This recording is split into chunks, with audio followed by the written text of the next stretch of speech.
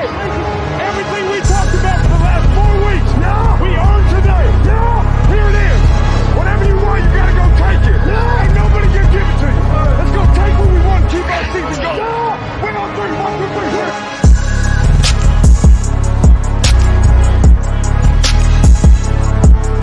This Vegas momentum. Carr, strong throw. Terrific grab. It's Darren. Time, set it once. He's going to go down. That was a back-way sack against the Broncos offense. It has held the Broncos.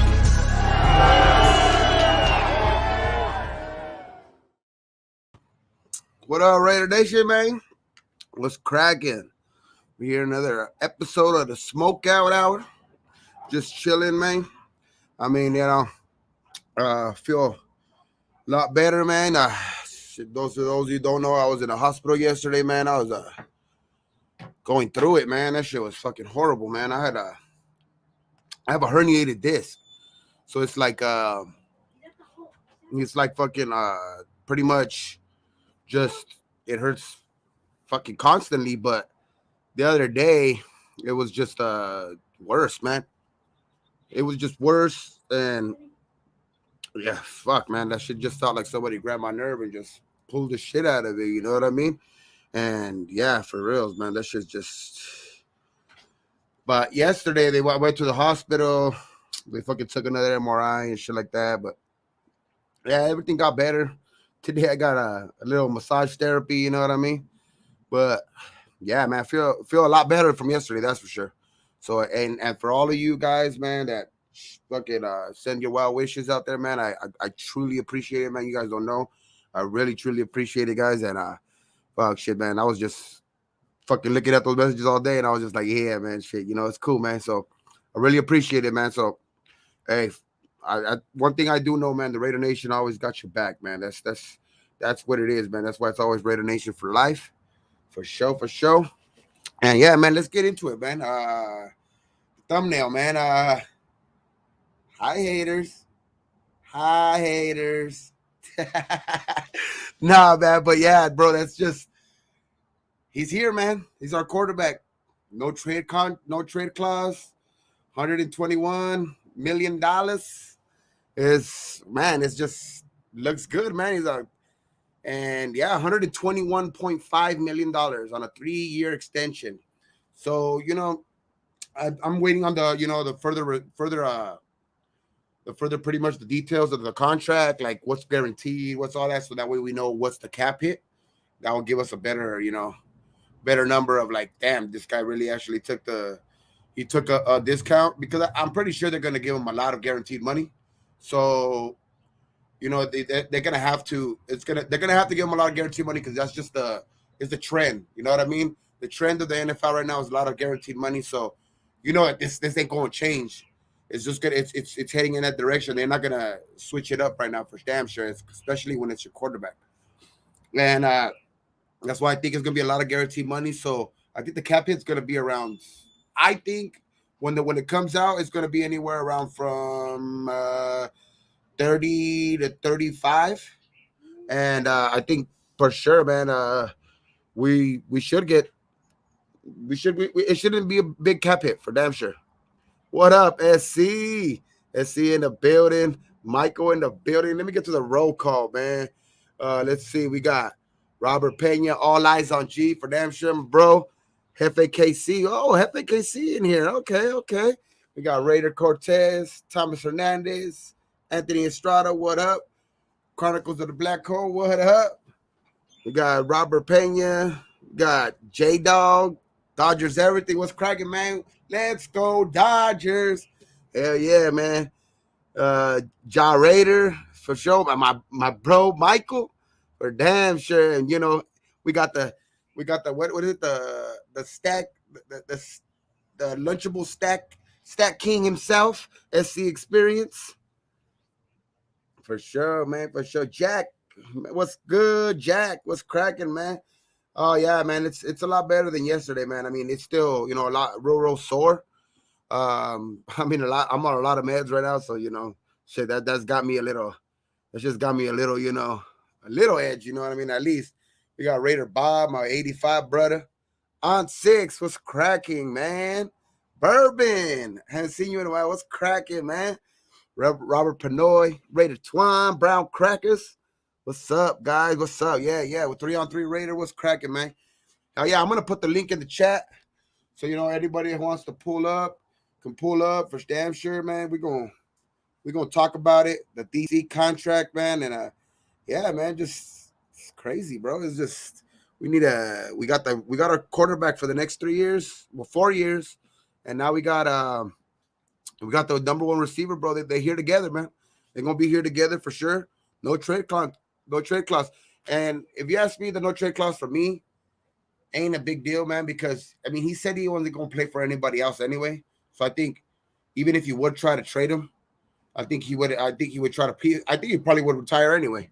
You know what I mean? So it's like I don't think the no trade clause to me is just like, yeah, you know what I mean? Oh, we got my brother Raph. Ooh, shit, that shit crazy. But my brother Raph in the building. What's up, man? Yeah, what's cracking, man? I'm gonna put the link in the chat real quick. Let me go to my StreamYard real quick. Put that shit in the chat for damn show. And yeah, guys, so shit, man. Hey, and if you haven't subscribed, like the video. If you haven't subscribe, man. Shit, we're gonna be bringing you more content from from the Raiders, man. We got Raiders stuff. We got shit. We got everything, man. We talk about food. We talk about life. We talk about and of course the Raiders. You know what I mean? And we're gonna bring you content from Vegas on the draft. So man, shit, we're gonna be lit, man, on this channel. That's for sure. Let me just put the chat. Let me put the link in the chat real quick.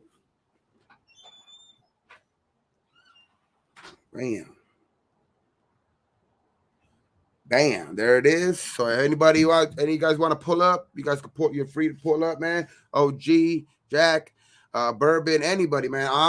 All of you guys, man. Anybody that's in the chat, you're more than free to join the chat, man. Let's talk about this Oakand extension.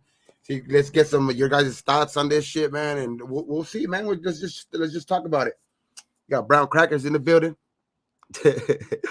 But yeah, guys, shit, man. Let's get it, man. Fucking, I think from now on, I think that's gonna have now his brother can't be saying, hey, fucking, he needs them to like show them that like that they're dedicated to him, bro. If this is not showing that they're more than dedicated to him, I don't know what else is, bro. Like this shit is crazy, man.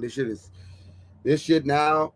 We got our quarterback for the next 4 years, our receiver, number one wide receiver for the next 3 years, so 3-4 years, baby.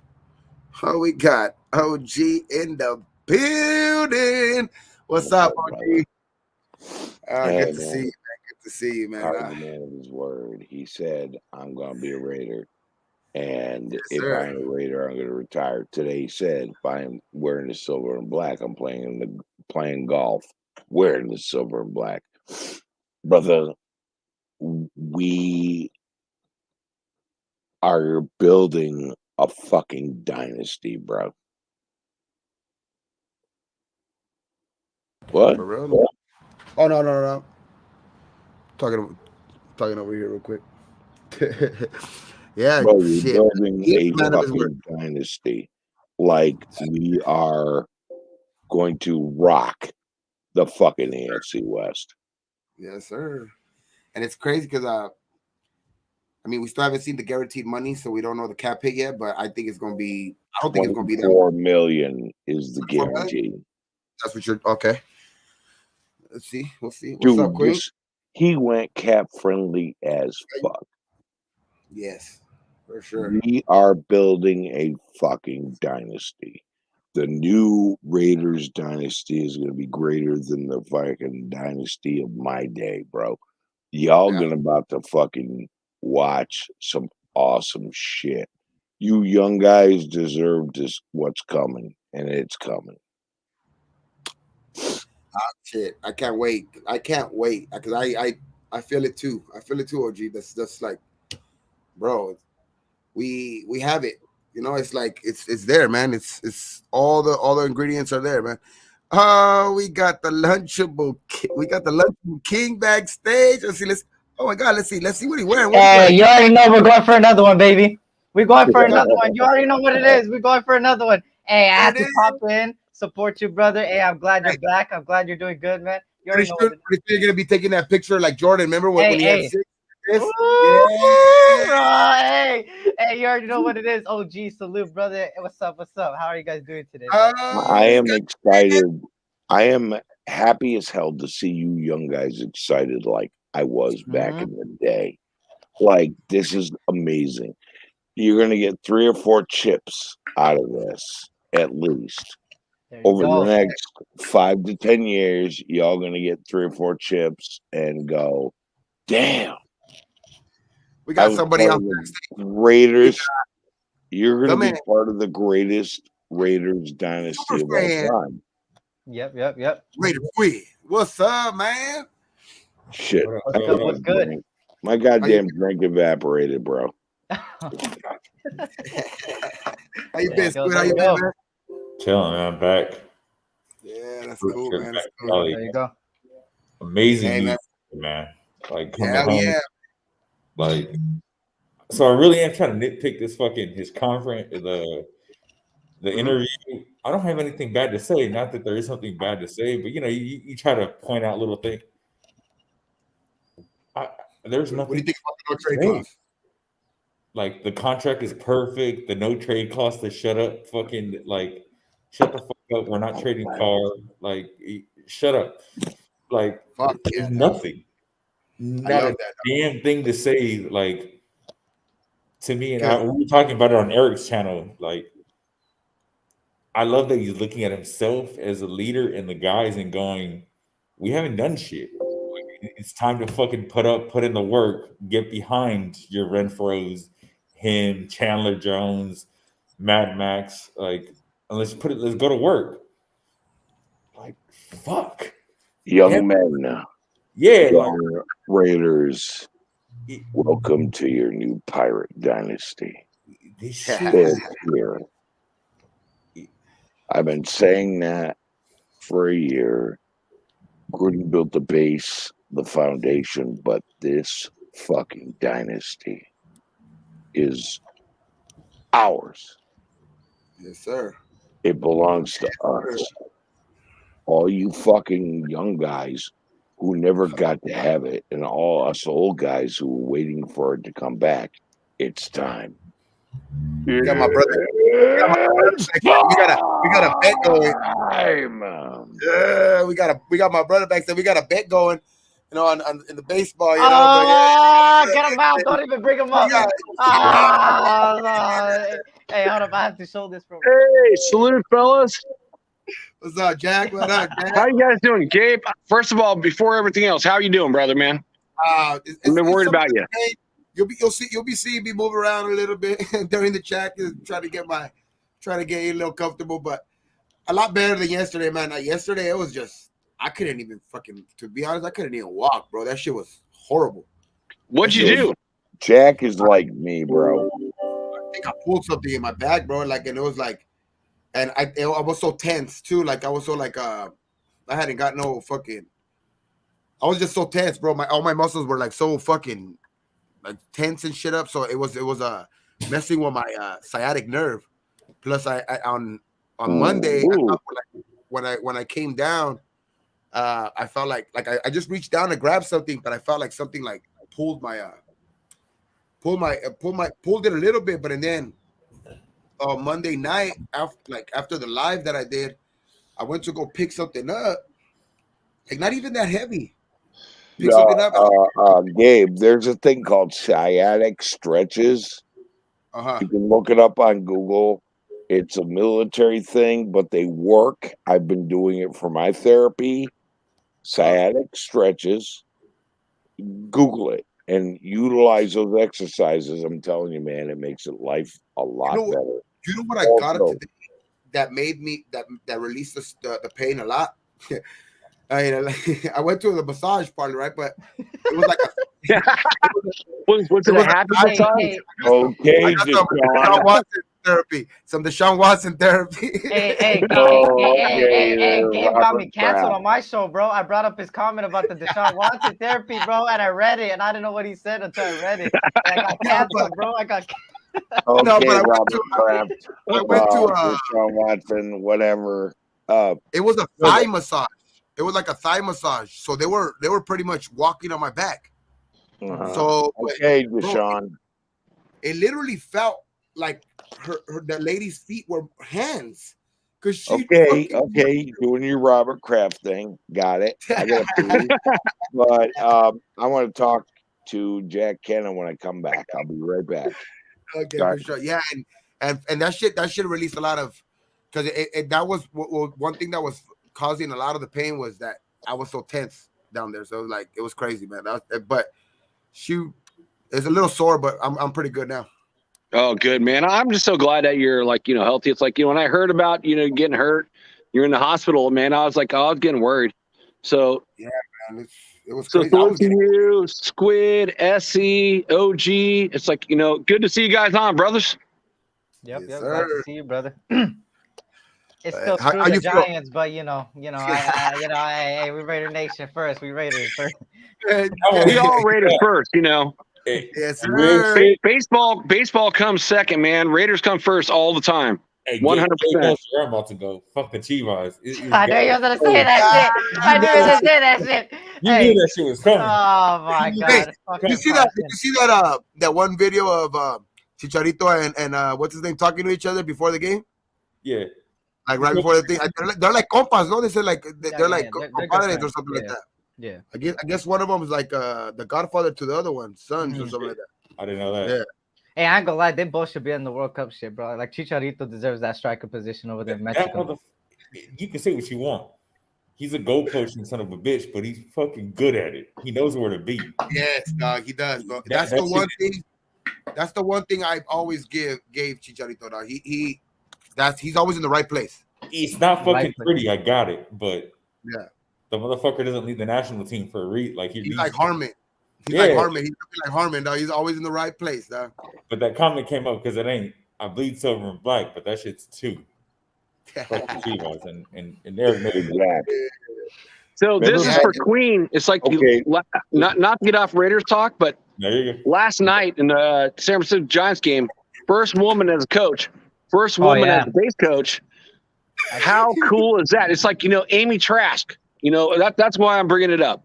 It's like Amy Trask as, the first woman in Raiders history, in the NFL and the San Francisco Giants League.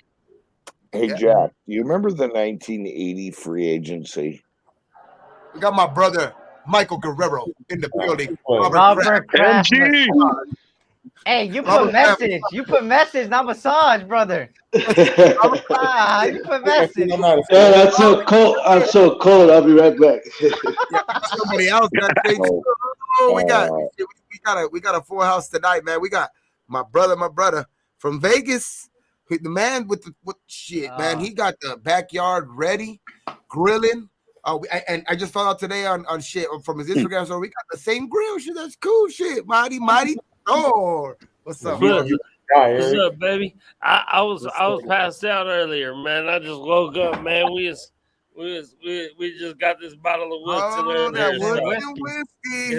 It's been one of them kind of days, baby. Thor, hey, man, how you feel?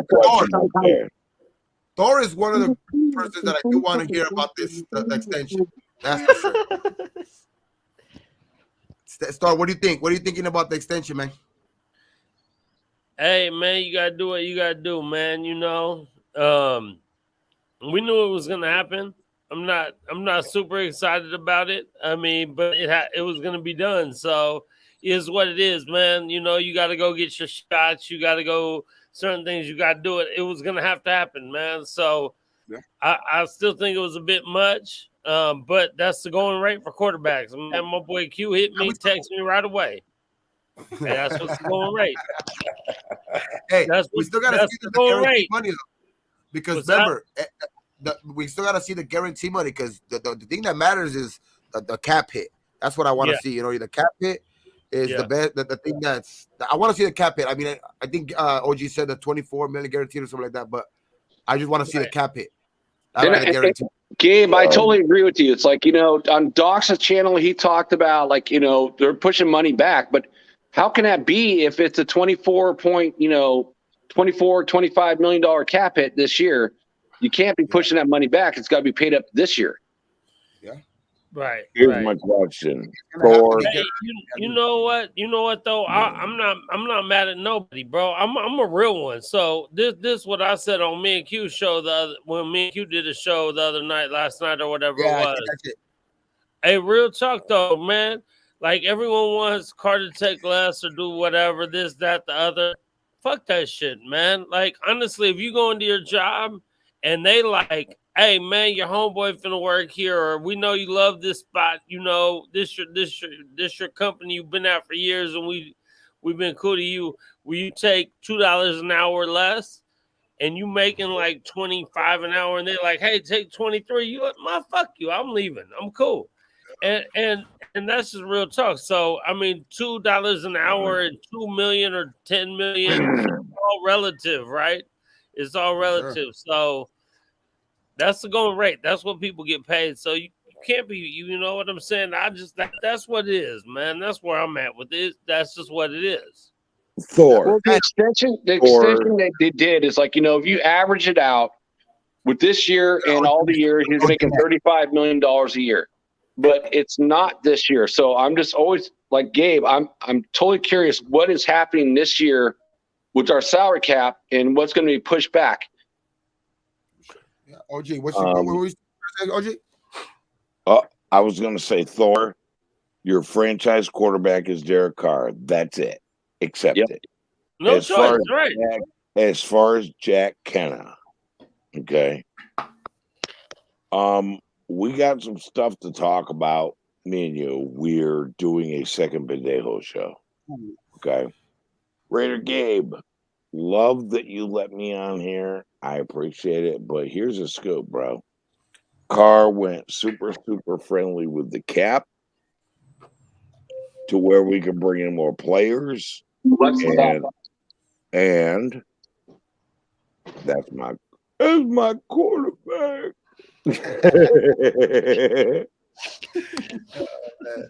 Can bring in the TO. I'm always a big fan of Thor's perspective because I mean I'm a little more supporter of Carr than Thor is. Everybody knows Thor. Like you said, Thor a real one. He's gonna tell you how he feels and how he thinks. But at the end of the day, Thor's the first one to tell you he's my quarterback, regardless of what. He's an honest man. Yeah. He said what he meant. Yep, he is. Like he said, he has a Carr jersey in his closet. You know? He still haven't done shit. In his interview, Carr said we have not done shit. Yeah, cool. What? In his interview, watch his interview, OG. He admitted that, yes. Hear me out, OG. He said that yes, we came through a lot last year. There was a lot of adversity. Got it. But we haven't hit all the goals we want to hit.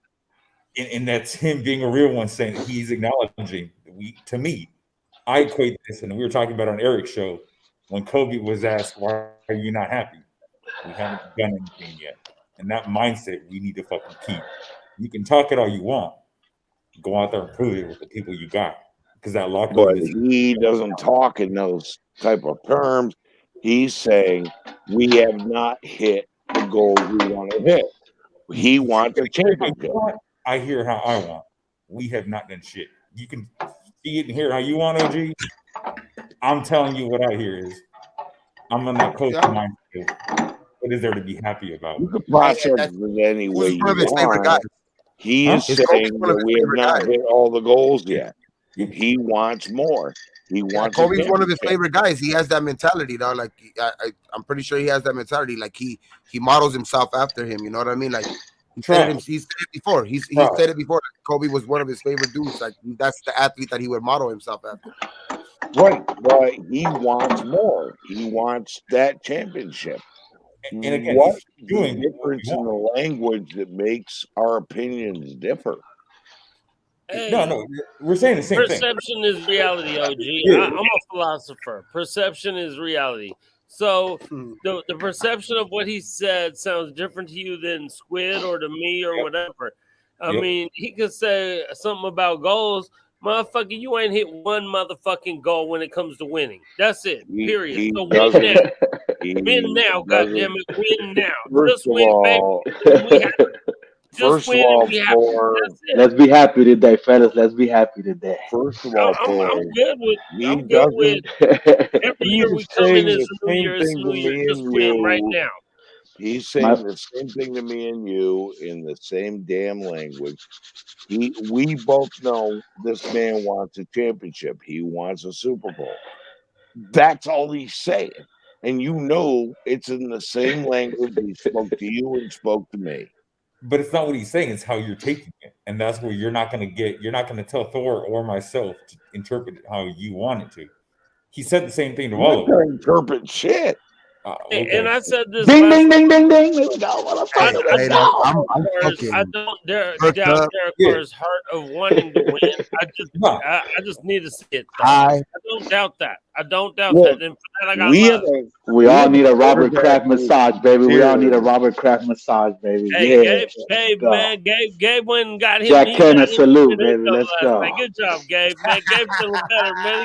Thor, what's up, man? Salute, man. Hey, Squid, what's up, man? He's saying the same thing to all of us. Let's be happy. Let's be happy today. Let's be happy today. You fucking change the name to massage instead of message. So Robert Pena said it best. Yeah, the first one to come in and the last one to leave. And I agree, brother. Like that picture. He's not saying the same. He's saying the same thing to all of us. Don't make it divisive. Make it inclusive, bro. Like unity. But why? I'm sorry. I'm with the unity. Why not? Because I'm gonna hear it how I want to. I'm a grown ass man. Yeah, of course. You can like everybody. What are you hearing? You know what I mean? Except for Eric. Wait, let's talk about something like a team that has unity and a team that's like put together and been together for a lot of years. A lot of you young guys don't know this, that a lot of the great teams of the Raiders, they played a lot of years together. They get cohesive. They learn each other. They know each other. That makes what a great team is. It's like that's what this team needs. They need the good players to stay together for a long time. So I'm hoping the next move is Renfro. I hope all you guys agree with me. Renfro is got to be our next move. Division is never a good move. Division. I mean, but you know, OG, family fights, man, and you know that. So OG, I'll answer the military question. Go ahead. In order to grow, we have to have debate. You know what I mean? So it's like that's that's why we all grow. You know what I mean? So it's like when you see stuff a certain way, like when you interpret stuff a certain way, it's just telling you their mindset. You know what I mean? Like their mindset. But when is division ever a good move in any sports and franchise? Let me know, because it does not exist. Necessarily, but it's more like he knows that he needs to do, like what you're saying, and he's saying is that like what we said earlier. We're saying the same thing, but it's just interpreted a different way. Right. We're saying the same Great thing. point, Gabe. Great point. We're building a fucking dynasty, for God's sake. I'm not disagreeing. But at the same time, what I wanted to say about this is that what I've seen from Derek Carr, and when I like to pinpoint things, the same thing as Squid. I like to pick out different things that you have to read between the lines. And what I like about Derek Carr so much is that he's a leader. And what I describe a leader is somebody that takes accountability and knows the realistic things of it. And that's exactly what Carr did in his press conference. And he took accountability and practically said, yeah, I know my goal is to win a championship, and I have not done yet. And a lot of people say I haven't won a playoff game, and I know that, and I'm sorry, but I want to bring it to the Raiders, and that's pretty much what he's saying. And he's taking accountability for not going to the next level yet. But can this man carry a team? He proved it last year. We had the worst fucking shit happen to this team with the firing of a head coach, with the I'm sorry, retirement. OG, would you not agree that last year was more of a team? Wait, let me get my point. No, yeah, but you wouldn't agree that the last year year was. Can I get my point out? Oh, go ahead. Calm down, OG. Calm down. Number one wide receiver, okay. With Henry Ruggs and the disaster he created, we lost Damon Arnott. Okay, we had a lot of bad shit happen that made it to the playoffs. Wait. Darren Waller was injured for a big part of our season. Big part, yeah. He carried the fucking team on his shoulders. All you Raider haters need to fucking wake the fuck up and go, maybe I blamed him for too much shit. Now we're on the right path. We're going somewhere. We're going to be a fucking dynasty. Lighten the fuck up. You calling a Raider hater, though? Kobe, was it 2-0 in the when that comment was made about what am I to be happy about? Eric, correct me if I'm wrong. He was up 2-0 in the NBA series when Kobe said the what do I have to be happy about? Yeah. A man on the verge of winning a championship, and he was asked, "Why are you not happy?" He was close to winning. It's a personal pride when you have that. I get you may not be a huge fucking Kobe fan, got it, but it's fucking. Let me Google this shit because I don't want to fuck up. For me to go. Hey, Squid, you know who's a big Kobe fan, right? DC is like, he loves Kobe. Yeah, he loves the Black Mamba. He's all about he wanted to do what he does, dude. Work hard. I wish he had championships like Kobe. Yeah, no. He doesn't, but he wants to be like him, so he's got the work ethic like him. I think that's what he's striving for. Yeah. And I think we're going to get there. And I think that's what he's striving for. And that's why he says, I think that's why Squid interprets it that way, because I think he's not satisfied with what he's done. I mean, but Raider Gabe is striving for the best happy ending massage. That doesn't mean he's going to go find it. I'm just saying. Derek Carr carried our. Hey, your face is glowing today, Gabe. For real, dog. Derek Carr carried this team last year. Okay? He did. He's 100% capable of a quarterback. Raider Twan. Yeah, of course. I totally agree with you. And everybody knows I'm probably you could call me a Carr fan, Carr lover, whatever you want to call me. Everybody knows that. I always defend Kardashian. Yeah, Kardashian, what they call it, right? That's that's how I am, right? I even bought a Carhartt hat just because it said Carhartt. Hey, Thor, put me in that same group, brother. I'm a Kardashian then too, because you know what? Because so here's the thing. Carried this fucking team. No. That's understandable. I totally 100% agree. But what we're basing our opinion on is what he said. Won a Super Bowl. He took accountability, and I love that from him. It's a positive thing where we're looking at it from. Nothing is negative what we're saying. We're saying we love how he took accountability and how he's a leader, and we know he's a leader. And now it's time. It's time to win a chip. And we're excited. So Eric and Jack, can I say Excited something? to win 4 or 5 chips. That's beautiful, and I love that you guys are Kardashians, but I'm not going to call you that because I think that's a whack term. I think Carr hater is a whack term. I think all that because I've talked to you guys and I've seen you guys, and you guys are Raider fans. You're call them Raider Dashians. Call them Raider Dashians. For real, man. I mean, fuck all the bullshit. Real talk. The fact that you want Carr to be great, just like I want Carr to be great, means that you're a Raider fan. Period, point blank. If that's our quarterback, if that's our starting quarterback, I got a million texts. I'm sure we all did. We got a million texts and calls and whatever. And I had a wild day of drinking and kicking. I got some people out here from the Bay and whatever. And I got the text, and you know what I said? No choice. It is what it is. That's exactly what was my reply.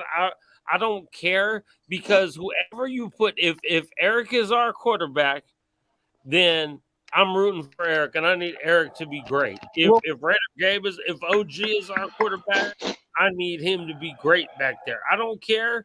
I just need that, and that's how it goes. So regardless, is the thing is people they can't separate the whether you like I love Josh Jacobs, but if he got to go, I understand. I love Darren Waller. If he got to go, if you're a Raider, you're a Raider. I get that. But Thor, I have a question for you. It's like besides Gannon, you go all the way back. It's been a lot of dry years. Oh, it has been. Yeah, QB. It has been.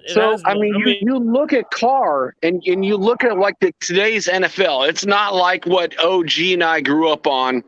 When you have one team and that team's going to be there for years and years and years, because you know the way that the contracts, the free agency is structured, it ain't going to happen. But this is a different NFL right now. So I mean, so Carr, I will say, is between a 10 and a 12 best quarterback probably in the league. He ain't top 8, I'll say that, but he's efficient and he's good. And you know what? He has games where he comes back from. He can do it, but you have to, like we've been talking about on every flipping show that's been on, you got to put the weapons around him because he's not Aaron Rodgers. He's not. So Russell it's like, Wilson. you know, now he's got the weapons to be there. So he's got the tools to play with. And you look at today's, like, you know, his announcement.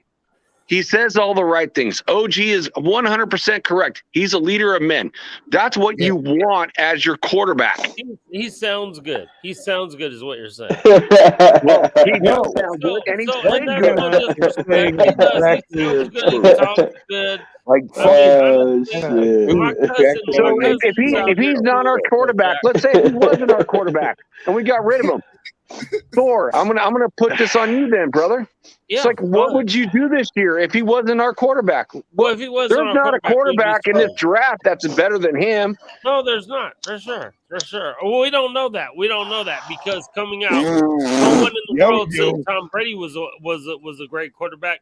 No one, because he went in the last round. He was whatever. So, 6th round. So through that, we don't know that. We don't know. We didn't know when Joe Burrow came out that. Oh, we all know about Joe Burrow.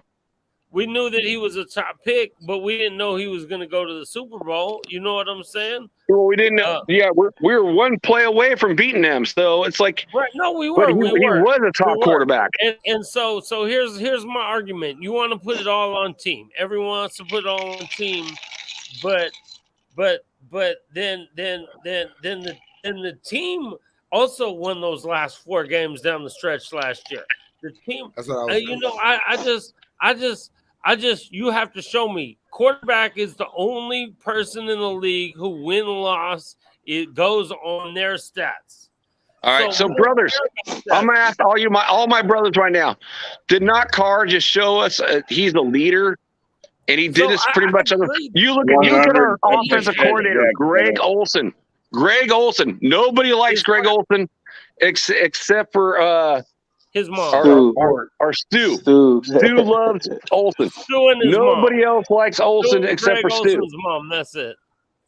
So Carr did all this. He put head coach, top wide receiver, DB off the team. He put the team on his back, and he got us to the playoffs. So you're going to tell me he's not a leader of men? It's like, come on. I'm sorry. I'm going to say this. Jack, why do you not have your own fucking show? Dude, you just showed that you should have your own goddamn show. Guys, because I'm just a fan. I love to support all of you guys that are in your channels. I know you partner up with me, bro, but goddamn, that was the strongest argument I've heard in a long time. That was a great argument. That was a great argument. And that's why I love Jack. And you know what? Another reason I love Jack, because we can sit here and talk, and when it comes down to it, Jack's a Raider fan. I'm a Raider fan. Yeah, but Jack don't fuck around with his argument. Like, he's straight up hardcore and right. This one thing about Raider Nation, we're a family. We're automatic. OG's my older, not quite as pretty as me, uncle, but that's okay. And Eric is my little brother. He's my little pretty brother. You know what I'm saying? Squid's my just brother. And we're all fam, you know what I'm saying? And with family, you can agree and disagree, but when it comes down to it, we all got the fam's back, and the Raiders is our fam. So So we all absolutely. got Yeah, and we stick together, but things, and we that's how it debate. should, really. It's And family. I love We all hang out together and debate. for that. I just can't agree with it. I mean, I can agree to some extent. I do. I love Derek Carr for the fact that I know he wants to be great for the Raiders, for the Raider Nation, for all that. I know he But wants. you're still kind of a Kardashian. So let me ask you one other question, fellas. Yeah. So besides Tom Brady, Carr did this in the first contract. Carr is doing this now in the second contract. He wants to make the deal to keep the players that he wants around him. Has any other quarterback really done that besides Tom Brady and Carr? Nope.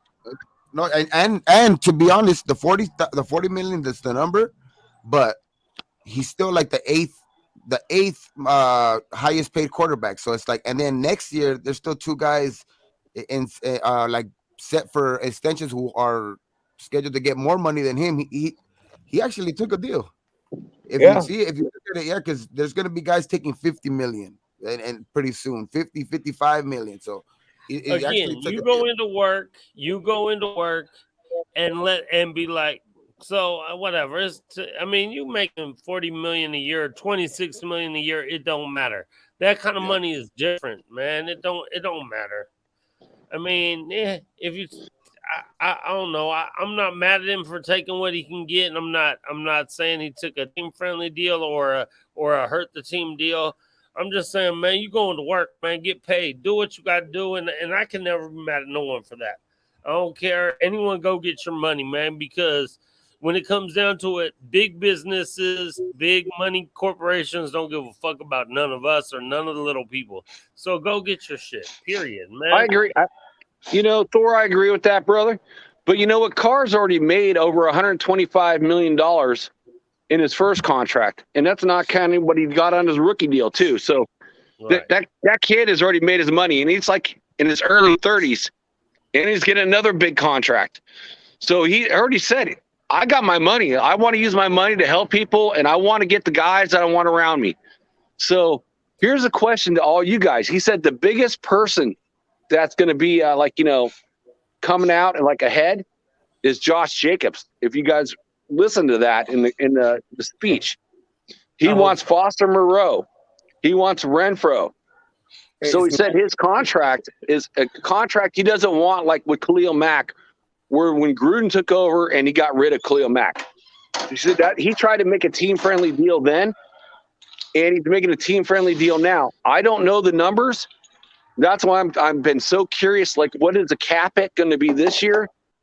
But I am looking forward to see what the true numbers actually look like. Does anybody even know? And everybody's making a big deal about. So you mentioned the Foster Monroe. Renfro is who he brought up a lot. I see it in the comments shows, and Graf touched it. Sure. He's not. People are taking that as a shot at Waller, and it's not that. Waller's just not up for a contract renewal. I think you touched on it perfectly. Where we're trying to, for that, we're fishing for shit that ain't there.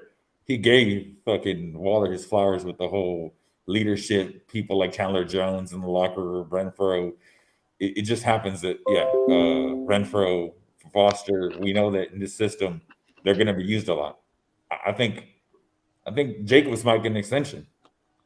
Josh Jacobs might be I wasn't expecting him to get an extension, but after DC's comments, maybe we're looking. I mean, DC probably knows some shit we don't.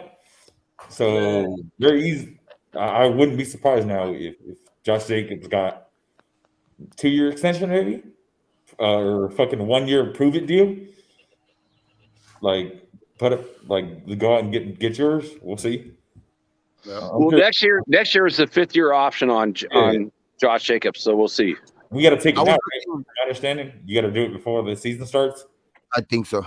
May 2nd, next month. Yeah, I was looking at a stat yesterday. I think they said on PFF that dude. I mean, it's a stat, you know what I mean. But Josh Jacobs, since he's been in the league, he's like 93.5 PFF rated, dog. Like, he like the 3rd or 4th best back in the league. That's crazy, man. I fucking, when I seen that shit, I was like, damn. we have to pick up his 5th-year option, like you said, before the season starts, or he's a what is it? Unrestricted free agent entering next year. Yeah. Yeah, right. So Jacobs' extension next year will be $8 million, is what it will be. Yeah, if they take the 5th-year option on him, it'll be $8 million. If they take the 5th-year option on Abram, it'll be 7.9. If they take the 5th-year option on Cleve Farrell, it'll be 11.5 million. The only one that's we can argue about all of them dudes. hey, I wouldn't pick up that 11.5 on Cleve, bro. No, definitely not. Not me. SP, I'm there, and Thor, I'm with you. I'm not picking up Cleve unless he just balls out like a mofo this year. Abram too, man. I'm not taking the 7.9. Hey, none of them, man, none of them. We'll see though. But I love Josh Jacobs because he runs hard. He runs hard. Josh Jacobs, like he runs hard. So he's healthy. But running back, he's healthy. Yeah, he's healthy. He's one of the best backs in this league, dog. Yeah, when he's healthy. Hey, Gabe, I agree. Josh Jacobs is the best player in the AFC West at running back. Eckler's not as good as Jacobs. I mean, he's the next number 2, but there's not a better running back in our division. I agree with when he's healthy. I agree.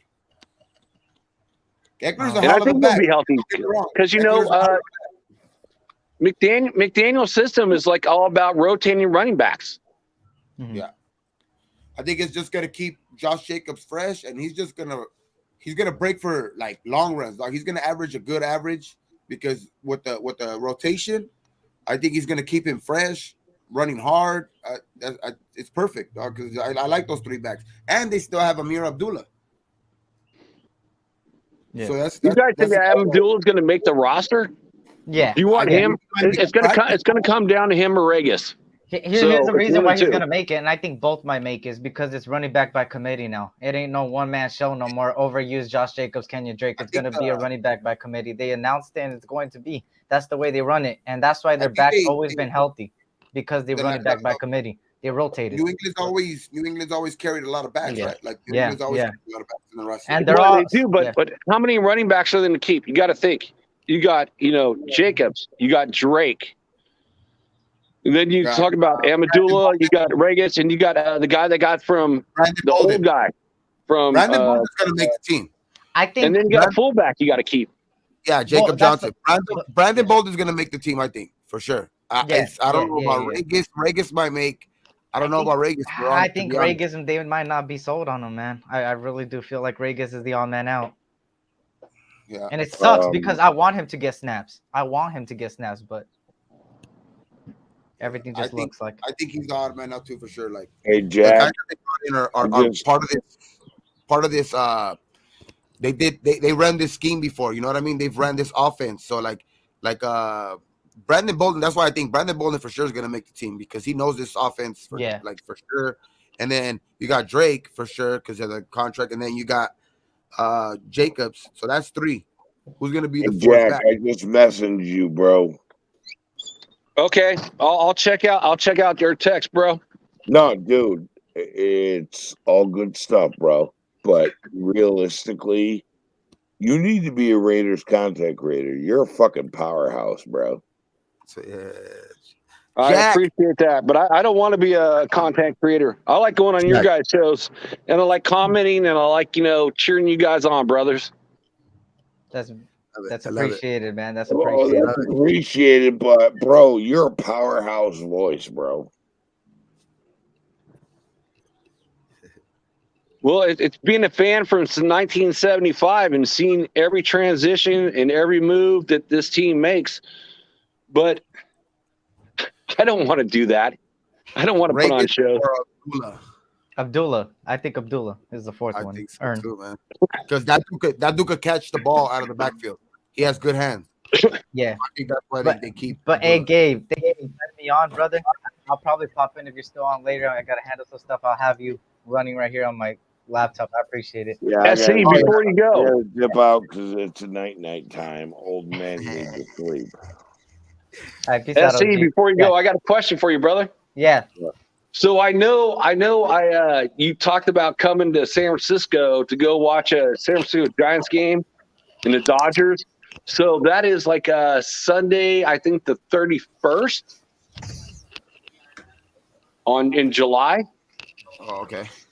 So I'm going to the San Francisco Giants game against the Cubs for Will Clark's retirement jersey. Okay. So are you going to be coming out the whole weekend and like going to that game and then come to the game afterwards or what? What I want to do is kind of be there for 2 games back to back. So when the Giants in San Francisco play, when San Francisco plays the Dodgers, it's usually a 3-game series. So when they play in there'll be a for Sunday 3 and a games, Monday and a Tuesday. So I would go to 2 out of the 3 games and then leave I would want to go that Sunday way. and Monday. Sunday and Monday would be the best. Yeah, and then leave probably right after Monday's game that way or we on can Tuesday get morning. Okay, I just had to ask since I'm going out there on Saturday, and you know the Dodgers are coming in Sunday, Monday, Tuesday. I was just curious. I didn't know if you had to work or whatever you're going to do. Yeah. But, well, I'll announce it once I go. By the way, I'm going to the Dodger game on Saturday. So if anybody's going to LA on Saturday, I'll be there at the game. And I'll hit up Gabe because Gabe wants to go to SF too. So I'll talk to Gabe behind the scenes and try to get shit figured out. yeah, if you guys come out on a Saturday, dude, let me know. Like the game before is going to be like a big game for the Giants. Will Clark's retirement jersey. Yeah. So if you guys come out, I don't know if you guys have to work on Mondays or or what, but if you guys going to be out there on a Saturday and then go like for the weekend. Let me know because I'm out there. For sure. All right, I'm gonna head on now. Jack, where you live at? Sacramento, 916. Okay. Yeah, bro. Love y'all, man. Much love. Great. Blessings. For sure. Okay. I'll be out there. I'll be in the Bay this weekend, man. I'll be out there. The A's home opener is Monday, so I'll be at the A's home opener. We'll be going live from the parking lot, old school Raiders style, damn near, So you an old school A's fan? All day, every day, born and raised, baby. A's are my first love, man. Nice. So if you go, remember like when they used to do the players of the century? Yeah. So like when Ricky Henderson got his 108 steal or 138 steal or something crazy like that. I was at that game. Yeah, I was there. I was at that game. I was at the game too. I was also at the movie game. Whatever one it was, 20. I was at 20. That was $1 Wednesday. I remember I drove up to the Calo with $10 and bought fucking 10 tickets that morning before that game that night, and went and was giving tickets out at the Oaks Card Club in Emeryville to a bunch of people I know. Just, hey, you want to go to this game tonight? We making history tonight. We was there. That was a wild one. Yeah, I was at that one for sure. That was at Ricky's. Like my phone died. Shit.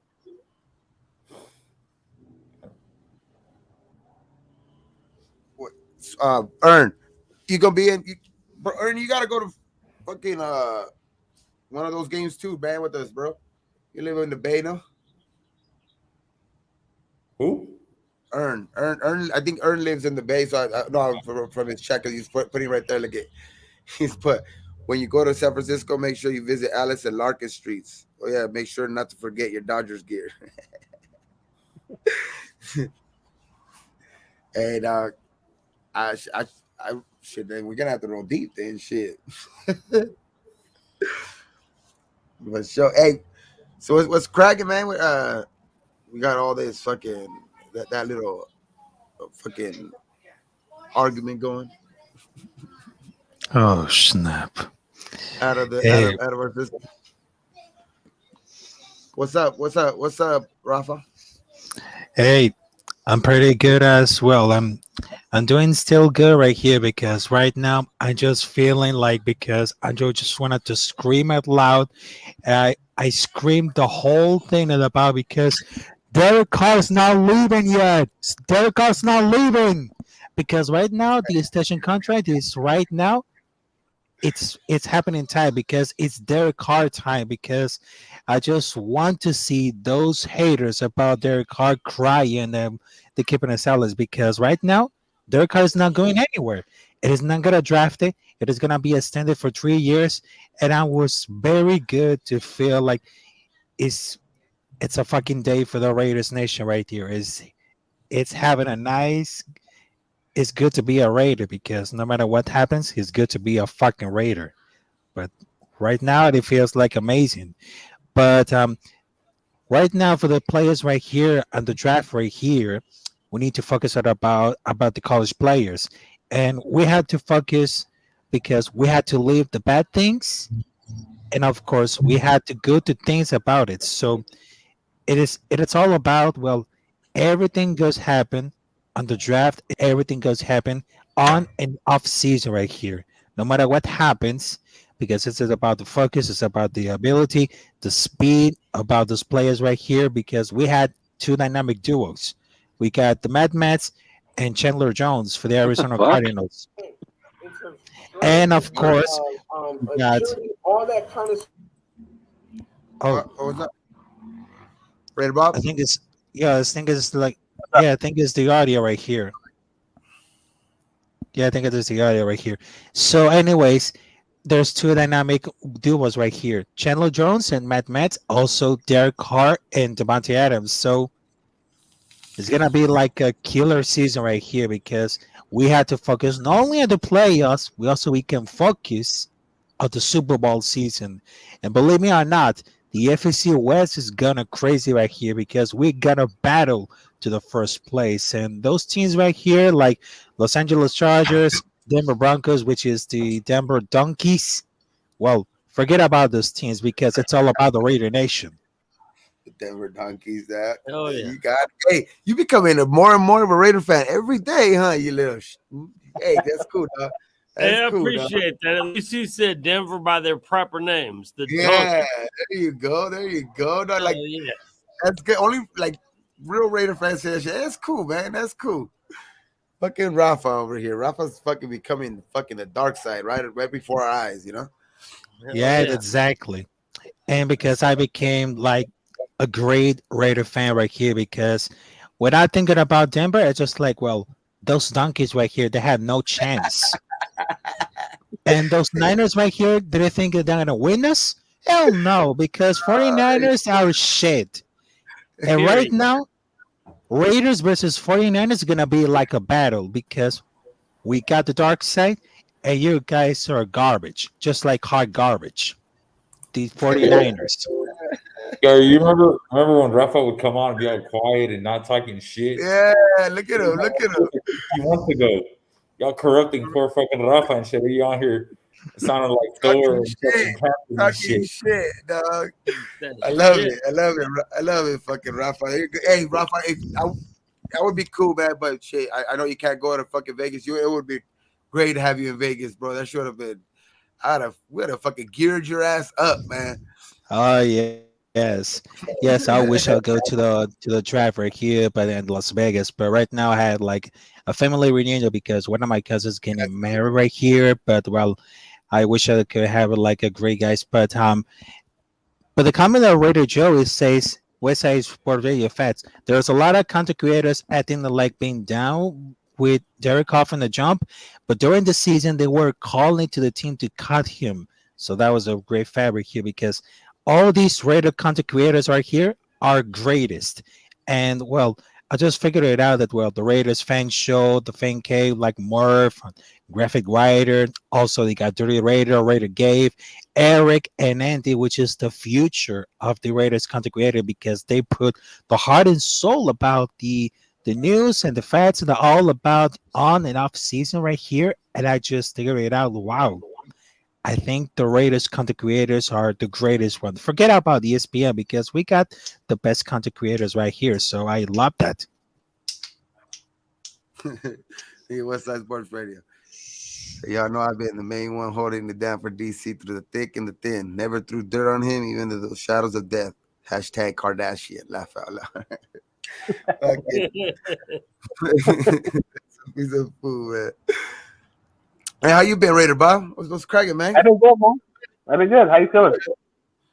Chilling, man. I'm fucking back is you know, I have to get up and stretch every now and then. You'll see me leave the screen real quick. I have to stretch and shit, but yeah, dog, it's a lot better than yesterday, dog. Yesterday was fucking horrible, dog. I couldn't even fucking stand up straight, dog. Like that shit was crazy. Hey, we got my brother backstage, man. We got him with the the Raiders, and then the other team behind him. I know that's Thor's team too, but yeah, he got the Raiders behind him. Yeah, Fade to Black. What's up? Let's go. Fade to Black. Big win What's up, today, Gabe? baby. Hey, Fade to Black. Go. Good to see you, brother. What's up, dog? What's up? Hey, how are you doing, Gabe? Yeah, a little bit better, bro. Yeah, like yesterday I was fucked up, bro. I was saying right now a little bit. It was just bad, dog. Like they had to give me like No. at first they gave me like Tordo shots. That shit wasn't working. Then they gave me morphine shots. That shit fucking worked like a little bit now, but it was a nerve pain, so it wasn't really taking no pain away. Cause that shit is nerve, dog. Like pain. The other pain shit is just it's like for like your muscles and shit like that, dog. But like the nerve pain is horrible. Yeah, dog. dude. I just got injured at work, man. They gave me some Tramadol, and I took a couple of those, man. I was like, man. Yeah. But I know you're going through probably some other shit. Yeah, they gave me some perks, but oh, okay. What's up, Thor? Hydro. I never taken those either before. Dog, Ready for that game next week, bro? Hell yeah. Hell yeah. Let's go. See my background, right? Go. Hey, Saturday Dubs is the first game 1 of the playoffs, and then Monday is home opener. Let's go, baby. I'll be out there. Let's go. I want to meet you there, bro. And Jack Kenna, man, love your old school knowledge. We're on the same page, brother. Hey, Fade, man, I'm so glad to be able to talk to you on the show, dude. A lot of chit chat in the chatter, dude. I'm privileged to meet you, brother. Oh, Kenna, I see you all over the place, man. And a lot of guys you bring up, I know about. You know, like they were talking about Todd Christensen the other day. I was like, man, I wore that jersey in high school. Todd Christensen was my guy. Hell yeah. He was the guy. Hell yeah. Yeah, they were on OG's channel and Cap and Jack. So yeah. Nice. Yeah, it's amazing. Our old school. You like OG has been talking about, which when we do our Dos Pandeo show again, he wants to have a couple shows like with me and Raider Joe.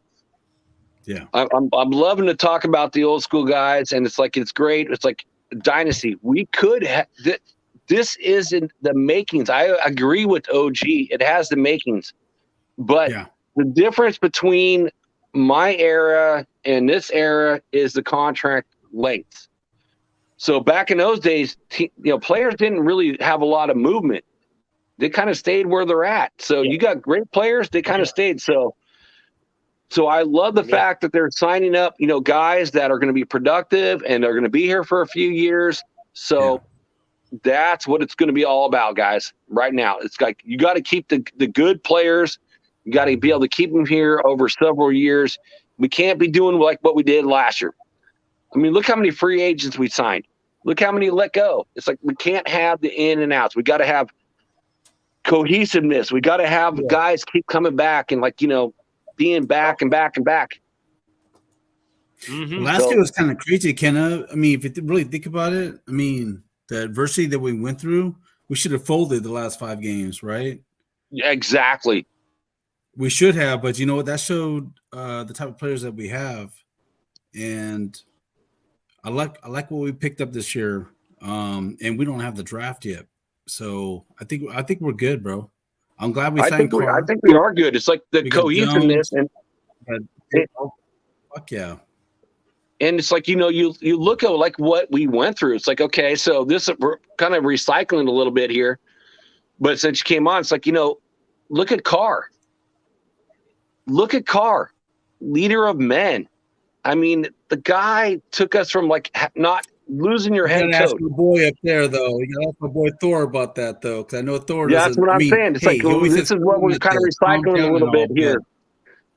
We lost our head coach. Thor's Greg Olson is our OC, and we lose Ruggs. We lose Arnett. It's like, and Carr leads us through this field of minefields, and he gets us to the playoffs. Yeah. Okay, so I got to get out of here in 5 minutes. I got to get out of here in 5 minutes. My boy just hit me. He's about to go live on our channel. But So I gotta go over him. I told him I'd jump on with him. But yes, I hear you. And again, I need Derek Carr to be great. My cousin was a pastor at Derek Carr's church in Fresno. He was out here a couple weeks ago, and he loves Derek Carr, and he talks about the great prayers and stuff they've had together and all kinds of stuff.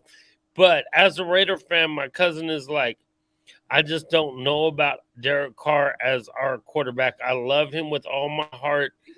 And that's one of the other reasons I'm like, my wife is a Raider fan because I raised her to be a Raider fan over 24 years, right? And she, when she sees Derek Carr out there, she's just like, I don't know about this dude. Old people I know are like, and they're like, it's not so. And again, I think it's from the injury, and I just don't know if you can turn that around. You want to give Derek Carr all the credit for the last 4 games of the year. I'm with you on give it to him because he's a quarterback. He gets the win-loss. But then at the same time, people want to make excuses for the other years. You can't have it both ways, to me. Until he wins us some playoff games, I'm not sold yet. That's all. But I want him to be great, and I want Derek Carr to be that dude, and I want Derek Carr to lead us to the next fucking 5 Super Bowls. Fuck the bullshit. Why? If I'm gonna ask, I'm gonna ask. Just keep winning them. Play till you're like Tom Brady and win the next 10. I don't care, and let's talk shit to everyone forever, and I'm good with that. But I gotta see it first. I gotta see them wins first. I gotta see it. I gotta see the playoff wins first before I start. Hey Thor, I think this season is the season where he'll prove to all of us whether he is definitely, a guy. Because we have the tools around him now. Yeah.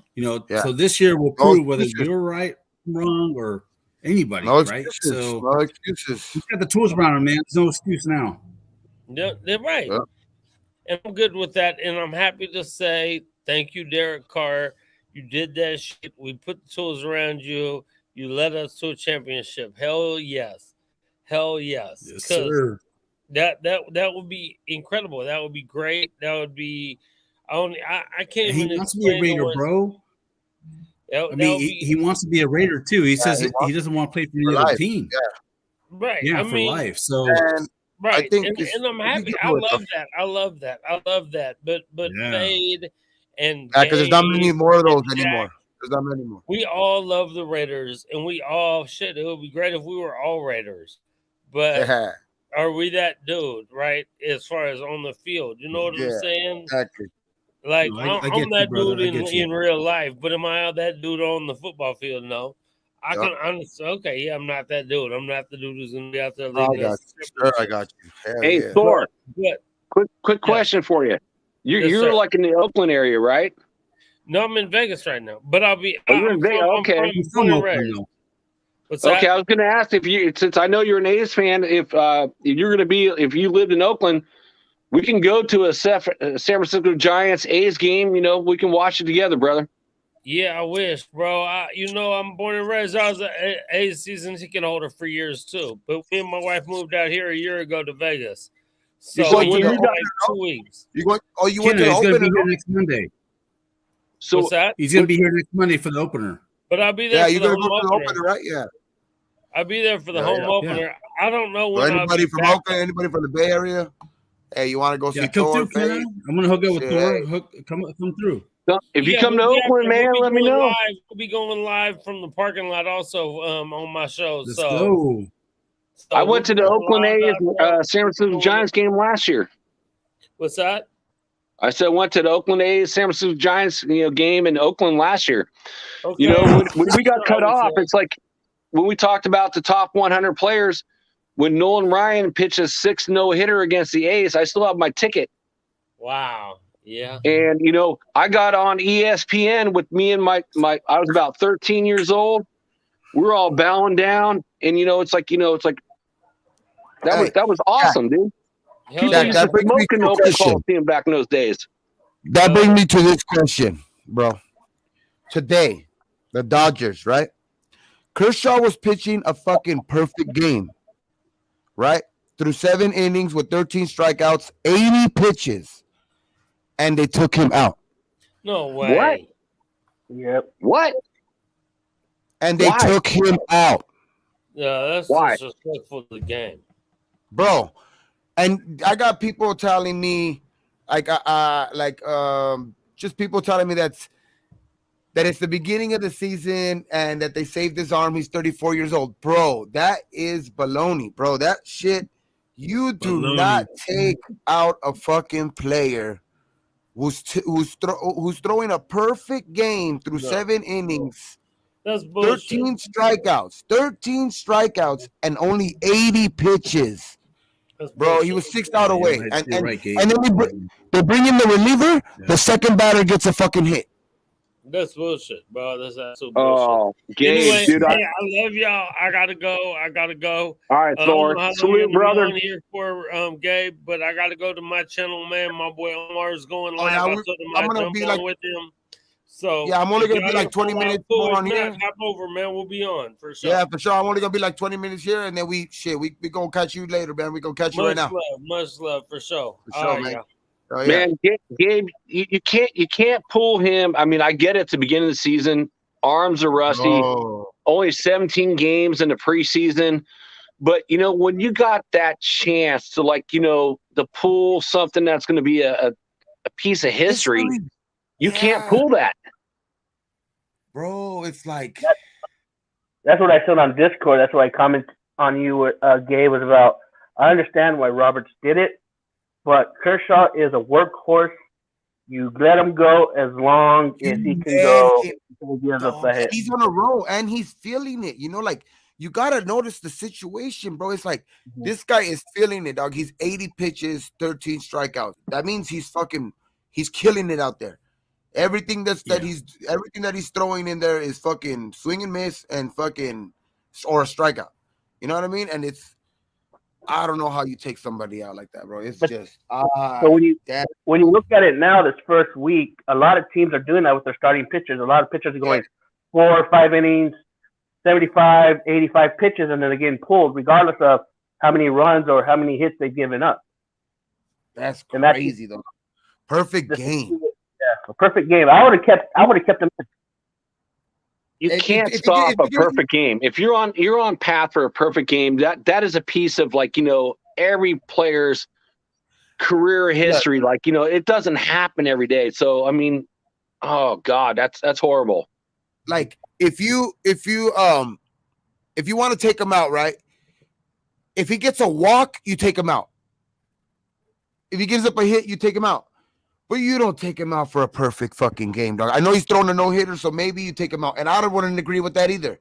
But if he gets up a walk, you would fucking, okay, he throw a no-hitter and it's early in the season. Let's just take him out and let's see if the bullpen can finish the no-hitter. Okay. But a perfect game, dog. It's like, no, you don't fucking take him out.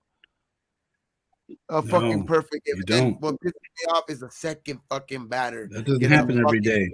He was dealing I was watching the game on my phone at work, and he was just straight dealing. His pitches were on. I mean, his pitches were nasty. Yeah, and he had the Twins guessing. They had no idea what he was throwing. He's going to hold that against Roberts for the rest of his life Roberts now. Is a fucking puppet, dog. Roberts is a puppet, bro. To me, he's a puppet for the guys upstairs with all that analytic shit, with all that bullshit.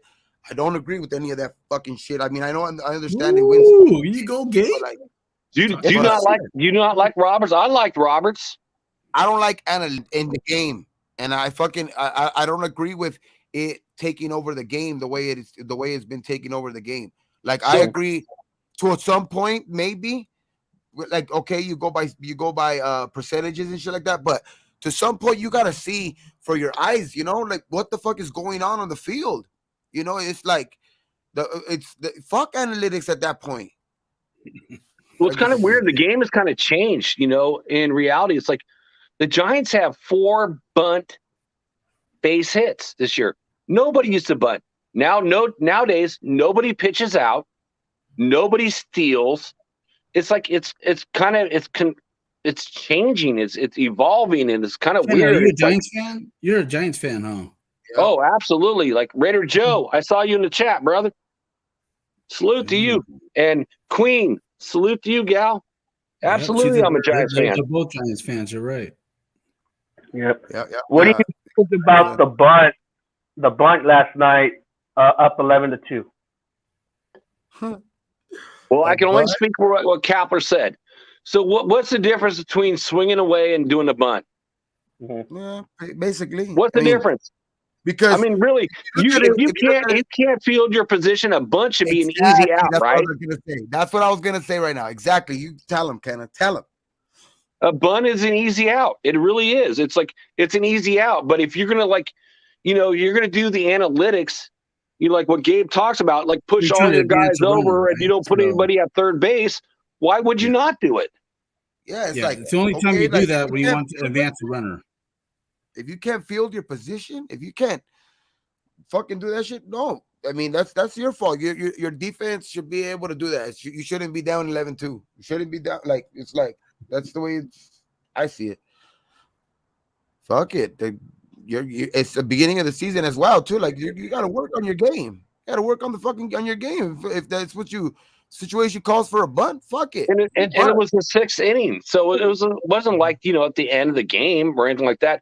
Yeah, I'm a baseball coach, so okay, I get the analytics. I get what the respect is. But if you're in a sixth inning and you're a pitcher and you can't field your position or be a catcher and get a bunt and you move your third baseman over to shortstop, well, why shouldn't you do it? Right. Yeah, I've been big on unexpected when it comes to stuff like that. What happened? I've always been a big person when it comes to. I expect the unexpected when it comes to situations like that. Yeah, bro, it's like you guys part of the should be game. Awake at all times, like they say. Yeah. Like even in boxing, protect yourself at all times. In baseball too, you should be fucking ready at all times, bro. Like there's no reason why you shouldn't be able to field your position. And so let's talk about something real quick, guys. So I respect, because we all respect Amy Trask, right? I have mad respect for Amy Trask. First woman doing her job in the NFL. So with that game, and because of all that type of stuff, our first base coach got kicked out because the third base coach over there called him a motherfucker. And, our first base coach retaliated against him. So the umpire saw that and kicked his ass out. And so the gal that was from Sacramento, so another 916 gal, so salute to you, girl, she became the first base coach. So first woman ever, being a first base coach. So salute to that. Salute to the women out there doing that. That's cool, man. That's fucking cool. Hell yeah, man. What does that have to do with Amy Trask, though? Well, just because she was the first woman that, in her position. Amy Trask was the first woman to ever be, in management in, the NFL. So, respect. Hey, rest in peace, Al Davis, man. He's done a lot for the organization, right? So you're right. Just don't talk about Libby. Oh, dude, don't fade to black, man. Don't get me started on Libby, dude. I hate that person. Oh my God. I hate it. I know, bro. I know. You know how much better this would have. Hey, I mean, this you see right you here. know how much better this would have been if they would have built a fucking stadium, a new stadium in Oakland, and this shit was in Oakland, bro. Oh my God, and this shit was happening in Oakland. Oh fuck, man. You don't understand. Agree, bro. guys. We lost the Warriors, the Raiders, and we'll probably lose the A's now and because to of Vegas, her, because of that. Yeah, fucking, I know. All the jobs that are lost. I don't want to say it. Well, dude, I don't even. That's a whole nother fucking show, dude. Yeah, it's that's we could do a whole show. We could do a whole show on roasting that lady. We should do a show on roasting Libby, dude. Yeah.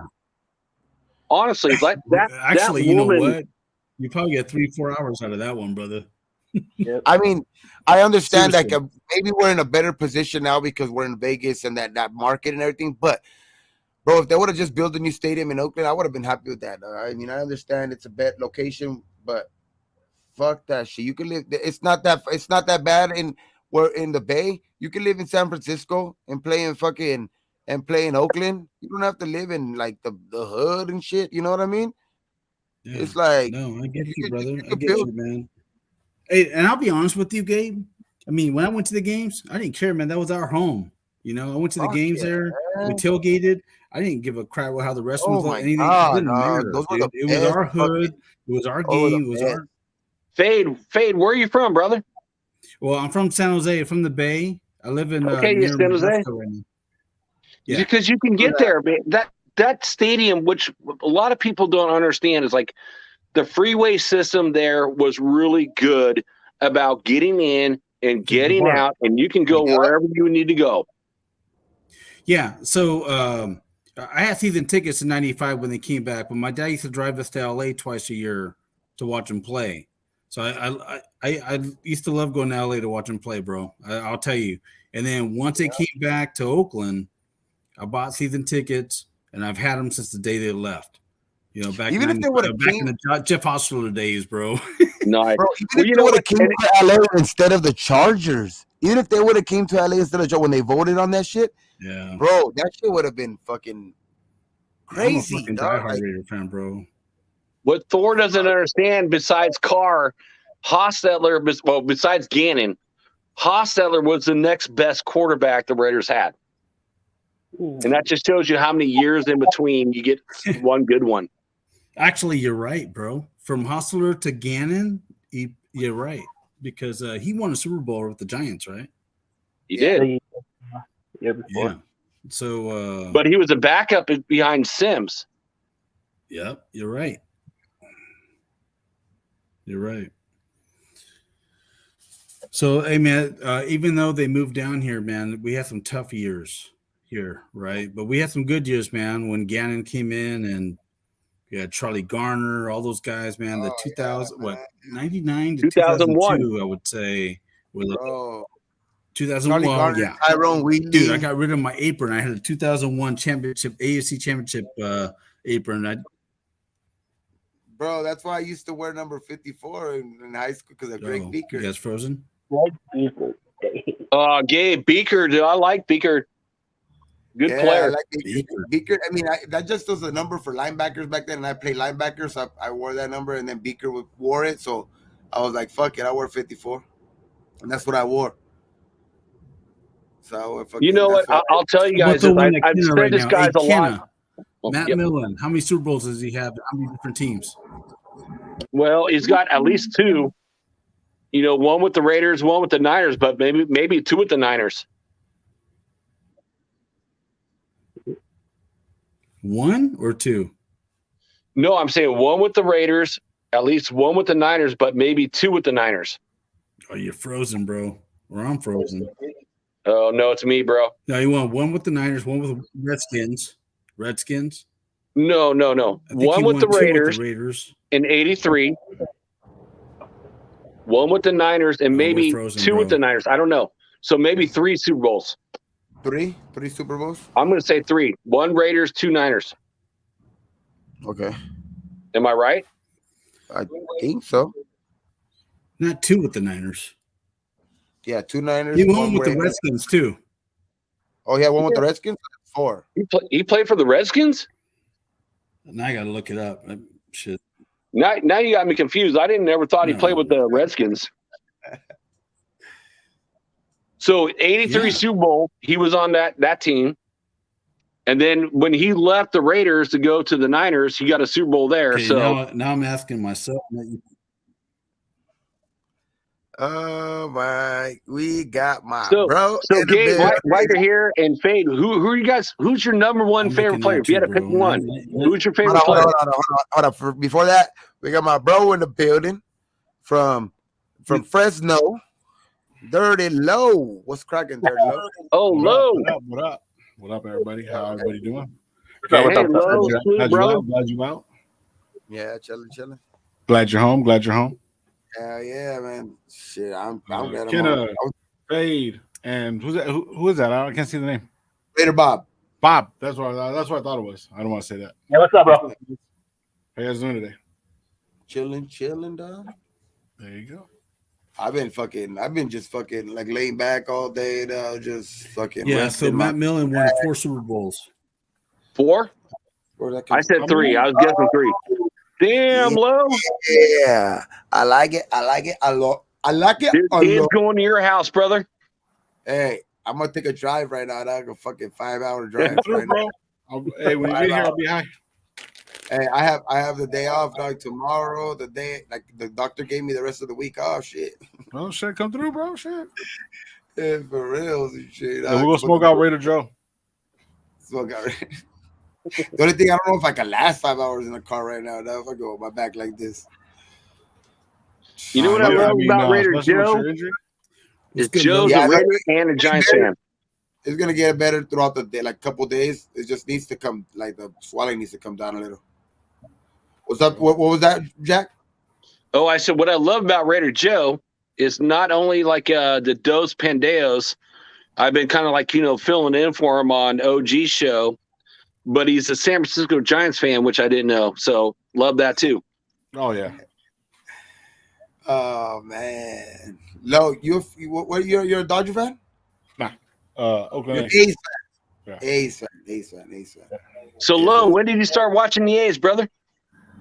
Ooh, around the time of the Bash Brothers.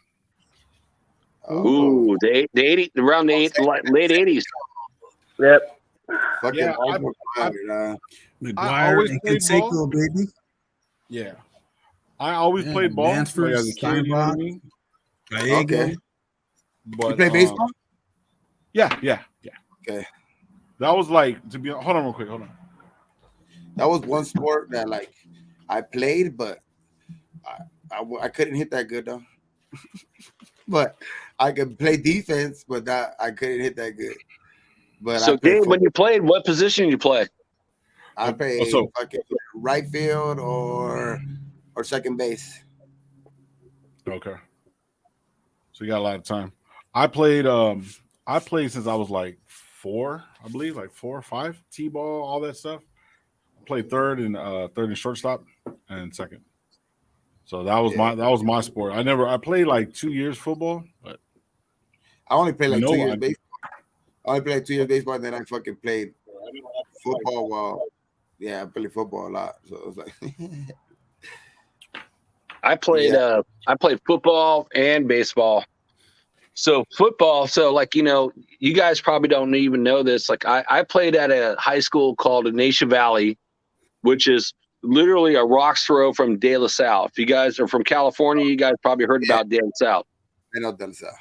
Yeah. So I played against Amani Toomer. They were undefeated pretty much all my childhood and shit. De La Salle, they're the fucking team. Yep. Those fools were always undefeated, pretty much. Really? I played against Amani Toomer, and I played against Aaron Taylor. I remember Amani Toomer for damn sure. Yeah. Well, he's an all-time New York Giants leading receiver. Yeah, he was good. Amani Toomer was looking good. I played against him, as a defensive back, and I played against Aaron Taylor at like going from defensive back to D end, going against Aaron Taylor, who went to Notre Dame, which is my favorite college. Never let up a sack in Notre Dame. And when I went against him, I'm like, I ran a 4.5 40. I'm gonna pass him up because I was not a starting defensive end. Mm-hmm. I was like, filling in. And boy, when that guy put his hands on me, I stopped like a brick wall, dude. I was done. He just shut my ass down. Him, E50. Oh, come on, Raider. Hey, Lo, what position you play at football, Lo? Running back. I was a running back. Running back? How tall are you? 5'9".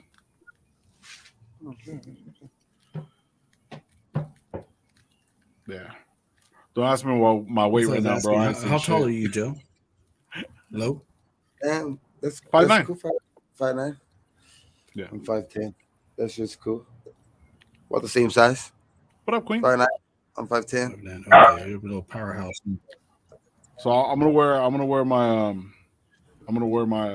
my Timbs around you, Gabe, so we can be same height. I wear just J's, dog. So okay, for sure. I got some Timbs. I don't wear just J's. I mean, I wear J's that day. Like I don't wear just J's. Yeah. Like every day. Fuck that. Too expensive, though. Fade, what'd you find out, brother? Fucking real. What did Raider Joe say? Shit, I'm just off camera. I'm just stretching. Don't be stretching on camera and shit. Like fuck, doing his yoga and shit. So how you been, dog? How you been? Chilling, dog? Smoking? What are you doing? Rolling one? Yeah. Queen's all over the place here. Damn. Yeah, that's why I was like, what the hell's going on? Yeah, man. I was smoking. I was chilling with Gravy. When I called you earlier, I called Joe, Raider Gabe earlier and telling him that me and Gravy were shooting out there. We're figuring it all out. I got to talk to him. Yes, sir. Hey, so we're gonna be there for a couple of days. I'm gonna make sure we fucking click. Oh no, we are. Yeah, for sure. Hell yeah, we can fucking for sure. Hell yeah. Because Gravy only wants to go for a day or two, and I'm like, all right, and we might end up taking my car, just driving out there, so we have a little bit more time. But yeah, but it's official. I'm going. Just got to figure out the logistics of it. Because I don't want to be fucking sitting there stranded or asking anybody for a ride and shit like that. You know what I mean? But then if we're gonna be right there, we'll probably stay at the Strat. You know what I mean? Oh, okay. I'm trying to get a fucking suite, bro, but all the suites are just fucking kings. You come to the bay, I got you, bro. Huh? What happened? What happened, Faye? I said, you come to the bay, I got you. Oh shit, yeah. I'm gonna come to the game. I'm gonna come to some baseball games. Oh, my number one draft pick in the building. Silent count. He's always trying to do the silent count, bro. Fuck, man. I would fucking. I don't know how my brother-in-law got that fucking it's like an apartment, dog. Like I was like, all right, cool, and it wasn't that expensive. Dog. It only came out to like $600 for like 3 days. Yeah, I see. Like you do the Airbnbs, they have like little fucking 1 bedroom, 2 bedrooms right there on the strip. You can just jump out. You're right there, bro. I found one. Yeah. I seen one. It's a trip. I was like, fuck yeah, shit. That's cheap. I was like, for those days, for draft day, that shit, I was like, fuck yeah. There's all kinds of shit going on that weekend, huh? Fuck yeah, dog. Because the fights that weekend too. The Shakur Stevenson versus Oscar Valdez. So they'll have all that shit blocked off at the bars. You have to pay to come watch it or some shit, right? Yeah, I'm coming. That's why I'm coming back home like Saturday morning. Yeah, because I'm gonna catch that fight like at my brother-in-law's house or my sister's. Oh, it's house. on Saturday. Okay, I'm tripping. Yeah, Saturday night. Like that's why I'm coming back on Saturday early in the morning. I'm gonna get some breakfast and then probably just shoot out there. Probably shoot out back home and fucking watch the fucking fights, though. Because that fight is gonna be good, that fight is gonna be real good. Yeah. Gabe, when you go out to Vegas, you should say, I want to hang out with the cheerleaders, bro. Get a massage. No. Whoa. No. I'm taking kill his ass. Well, you think about it. It's like you can't play in a flag football game. We're in the draft this weekend. A local man, Los Angeles man was Riverside man was actually. He just killed in his sleep. He was hanging from the Luxor. I don't know how he got up. He was killed in his sleep. He was killed in his sleep and hung. Hey, no, I got an axe back here. I got an axe back here. She'll get the axe, dog. She'll fucking easy. Anybody else in the chat going? Anybody else on the chat going? Huh? Jack, you're not going, are you? You're not going? No, I wish I can go. My wife booked a vacation to Hawaii, so I was going to go. Oh, and I was the one that's saying I would be hanging out with the cheerleaders all the time. You know, you guys can play. I'll hang out with the girls. But my wife booked a vacation, so happy wife, happy life, right? Yeah, I got you. Yes, sir. You know you know it. That's. So she's my queen. So You know, if you want to be happy, that's the way you gotta be, dog. But shit. I know SC's in the chat and stuff like that, but I heard that something that he might be going. I know. SC, confirm it, man. Confirm it. Are you going? Or what, dog? Because I don't know. You said you were going. Said he's going. He goes, I got my big boy pants on. I got my big boy pants on. I promise you guys, if we have this next year, I'll go. I was all looking into flights and everything else, but once the wife did that, I'm like, I can't do it because like, then I'm gonna hear shit for I can't tell you how long. Yeah, I seen critique what he said right there. Yeah. I mean, if I was married and that was happening, I would understand. You know what I mean? I get it. I would. Well, my kids are getting close to you, Lo. How old are you, brother? I will not disclose that information on the internet. Hey, that is my one that's 17. I have one that's 18. So my kids are getting ready to get out of the house. Empty nest. So. Oh yeah, it's that time. Yeah. I'm a little bit of mid-40s. So. Hey, what up, young dogs? Oh shit, Docs, what's up? It's cracking, man. Yeah, some of the rooms that me and Gravy were looking at were all around the Ahern. You know what I mean? I didn't even know where it was. And I pulled it up, and then we're like, my 916 brother Docs. Salute, brother. Salute. I'm gonna be pulling up to the Ahern for sure. Yeah, so that's where me and Gravy were talking about, like where we're gonna be at. We're gonna be somewhere around that area. Yeah. So it's either I think I'm gonna be there probably Thursday for sure. I'm gonna be there at the Ahern. You know, that's my birthday, so I'm gonna be at the Ahern. But even Friday, I'm gonna link up with you. Well, pause, but link up with you guys and fucking we'll go there and then we'll go again. Shit, fucking support. The fam, man. Fucking the fam. See, and the most important thing is that the cookies dispensary is right there. Right there, bro. There's 2 dispensaries right there. That's the first place I'm going. Maybe not planning fucking 13 like I originally planned, but if I'm driving, it's on. And I'm shit. Allegedly, we're gonna have a lot. So shit, I won't do nothing. I'll just meet up with you. Allegedly, we're gonna have a lot.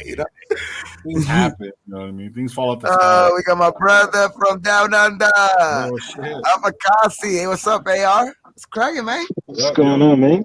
What's cracking, boys? How you been? AR. I'm all right. I'm just on the hop at the moment. Just driving off, doing some errands before I go back to work. But I saw you were on live and thought while I'm driving, I might pull up and just say a quick hello to the gang. So, what's cracking? Yeah, what's cracking? It's great, man. Great to hear from you, man. Great to see you, man. Just chilling, man. Talking about baseball. Dealing with this back issue, but we've been talking baseball. Started off with the Carr extension. What you think, man? It was inevitable. As soon as they did the whole trade with Devontae Adams, I knew it was a shoe-in. It was just a matter of time. Trade clause and everything. You know what I mean? It was just I love it. I love it. I like it. Yeah. So it showed everybody up that said, it's not gonna have. You can't talk about. Are you gonna get traded? Is he gonna get traded?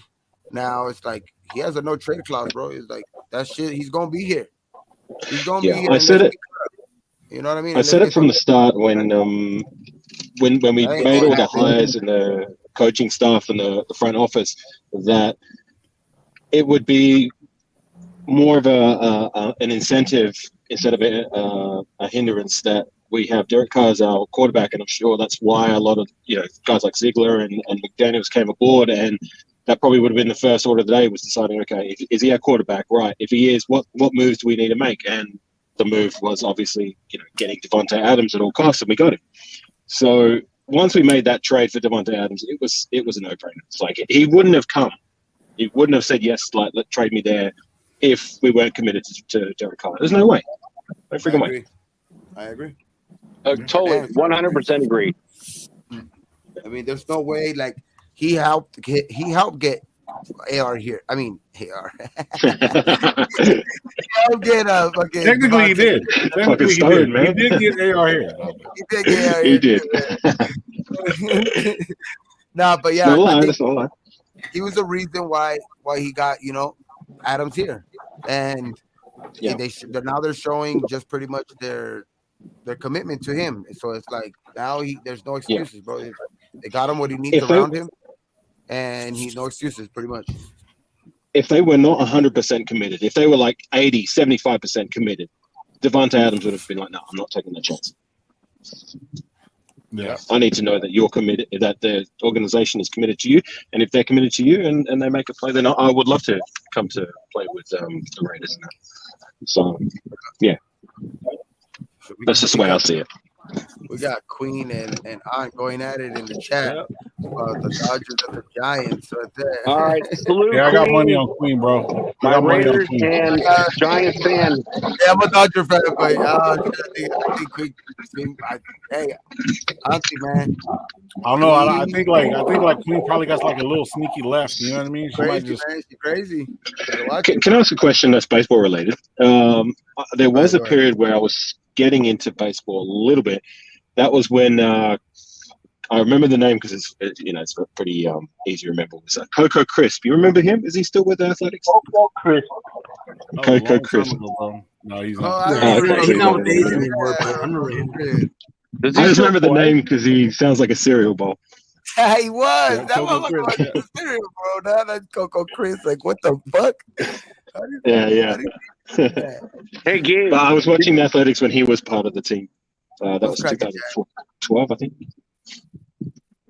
Did you see the post that I put on SB's channel? Like, if I lose to you on our bet, Queen will like put you on a timeout so you can't laugh at me. So what's the bet? I want to know the bet. She's a Giants fan, right?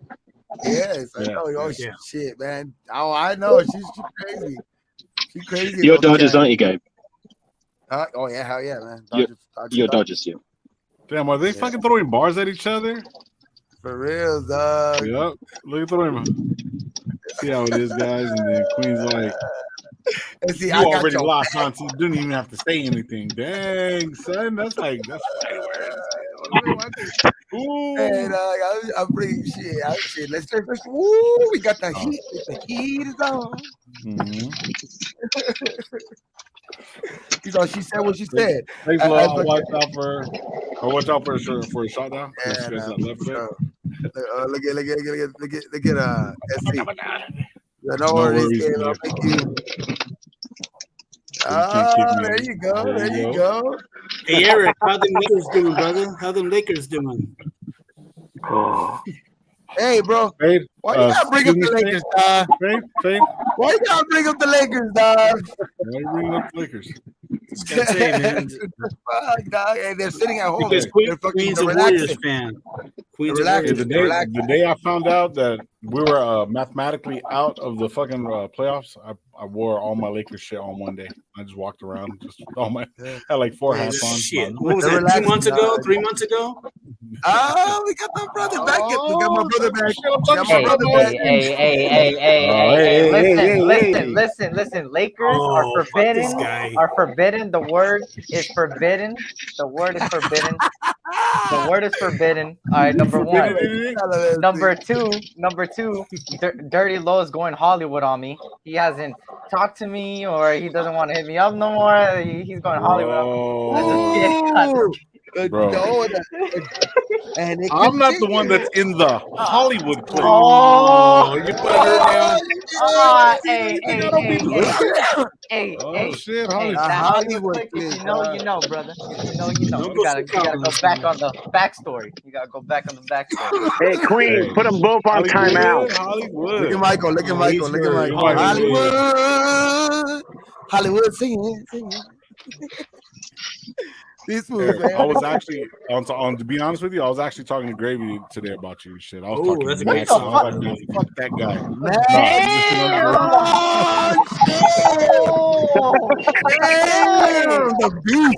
To your face, bro. To your face. Not even to your face. To your fucking your logo with no glasses on, bro. Has no glasses on there, bro. That's not it. What is that? I don't even know what that is, bro. Hold on. Dude! 420 hours getting violent, bro. I came over here to be all peaceful shit. You want to start? This guy woke up and chose violence. Oh, I chose violence. Hey, I ain't gonna lie, Dirty on me got settled this in Vegas, man. If I go, goddamn. There you go. I got the gloves, bro. I got the gloves. Bro, check this out, bro. Because of that, I'll let you put on all the gloves. I'll let you hit me, bro. That is excellent. I love that. I love that logo right there. Hey, I have to pull out. That is fucking straight up you right there, bro. All day. Hey. Oh, there you go. There you Little go. peanut head. Stormtrooper. I don't know about that. Yeah. Little peanut head. Oh shit! Oh shit! Hey, see, you better get him. You better get him. You better get him, dog. Get him. Wait, what did he say? Who said what? I said, I love that logo. He said he's a little peanut head, dog. He said it has a little peanut. Who said that? Dirty Low. Dirty Low? Hold on. Hey, you got me fucked up. Hold on. Hey, I'm taking a first class right now. I'm taking a first class. Hey, hold on. Hey, right here, airplane ticket, Fresno, California. Hey, bro, tell me when you get in. I'll come pick you up, bro. You fucking drive there, I'll pop your tires. Bro, when you see the tires, you're gonna be like, "Oh shit, these are dope, bro." I ain't gonna pop them. Shit, look at them. Hey, you can't even see me. Holy shit! Hold up. Hey, and then what I'm gonna do is, and I'm gonna be like, "Yeah, come through, bro. I got you." And then I'm gonna have fucking Queen right here waiting for you, so she can beat you up, bro.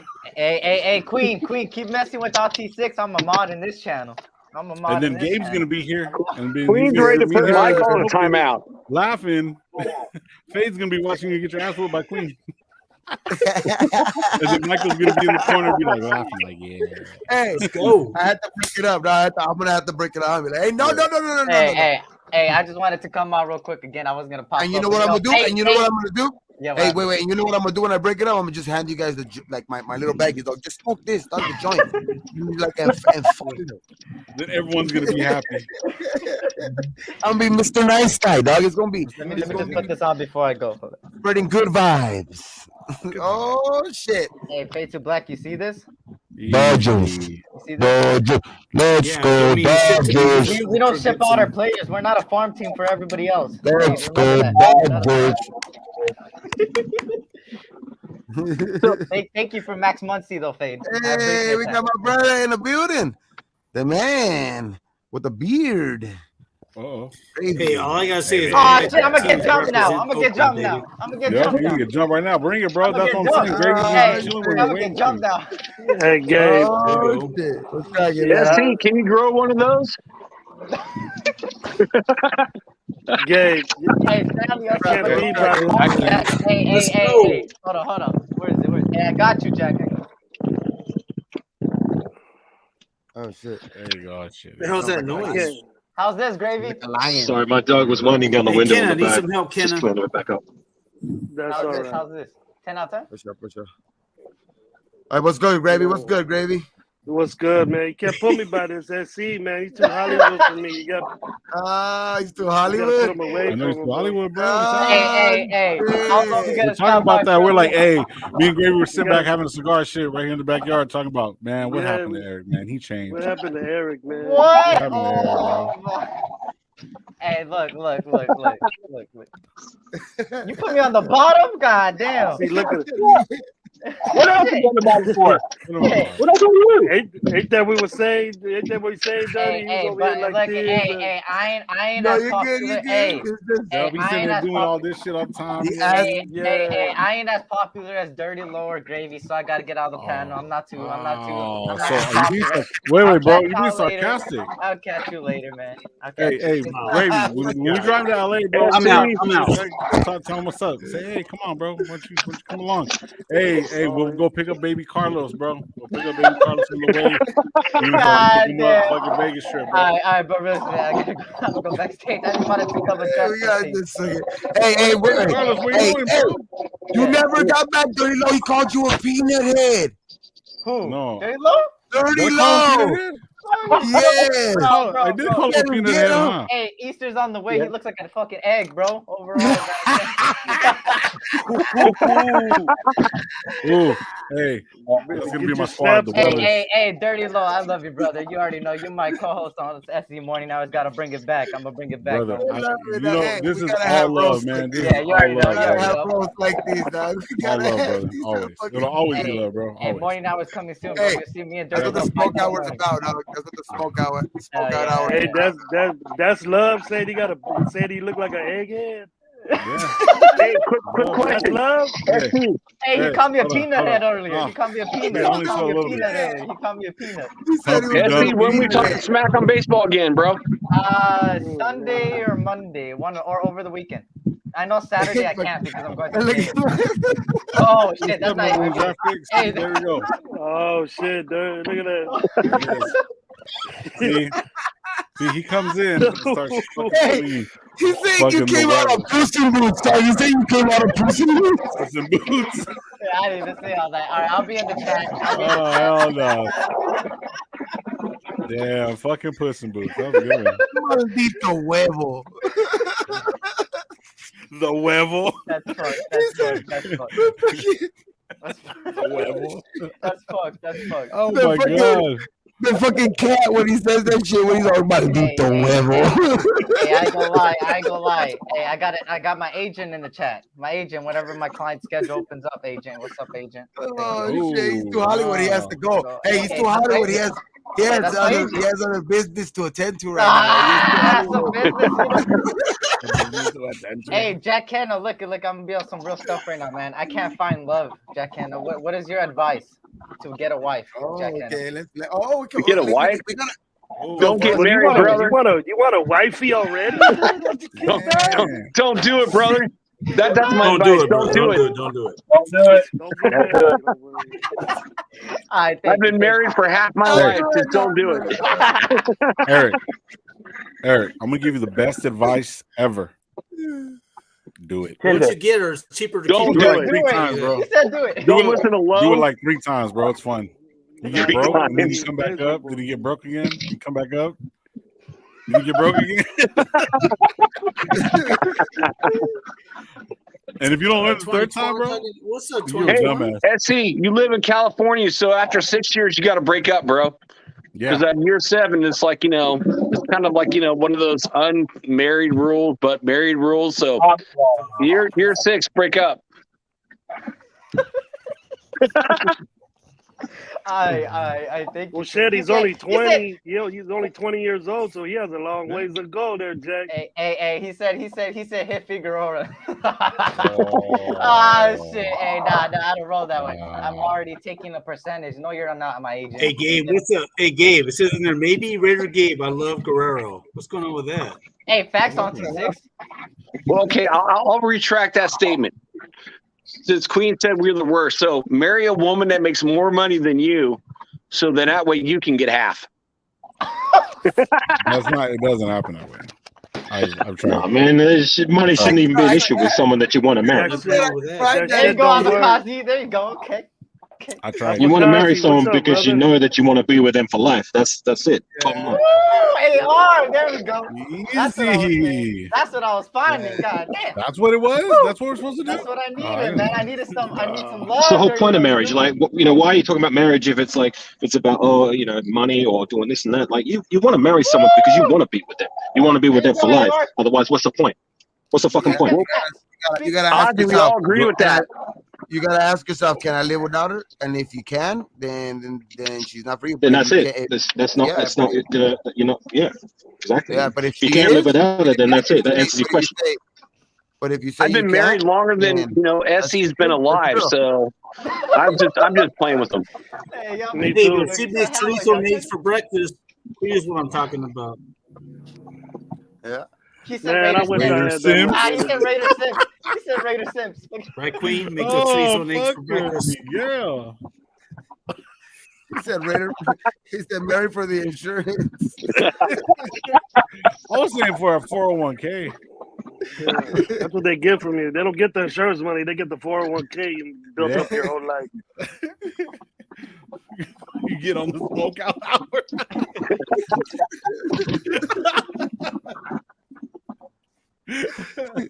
Hey, the smokeout hour now. Hey, That's what it is. There we go.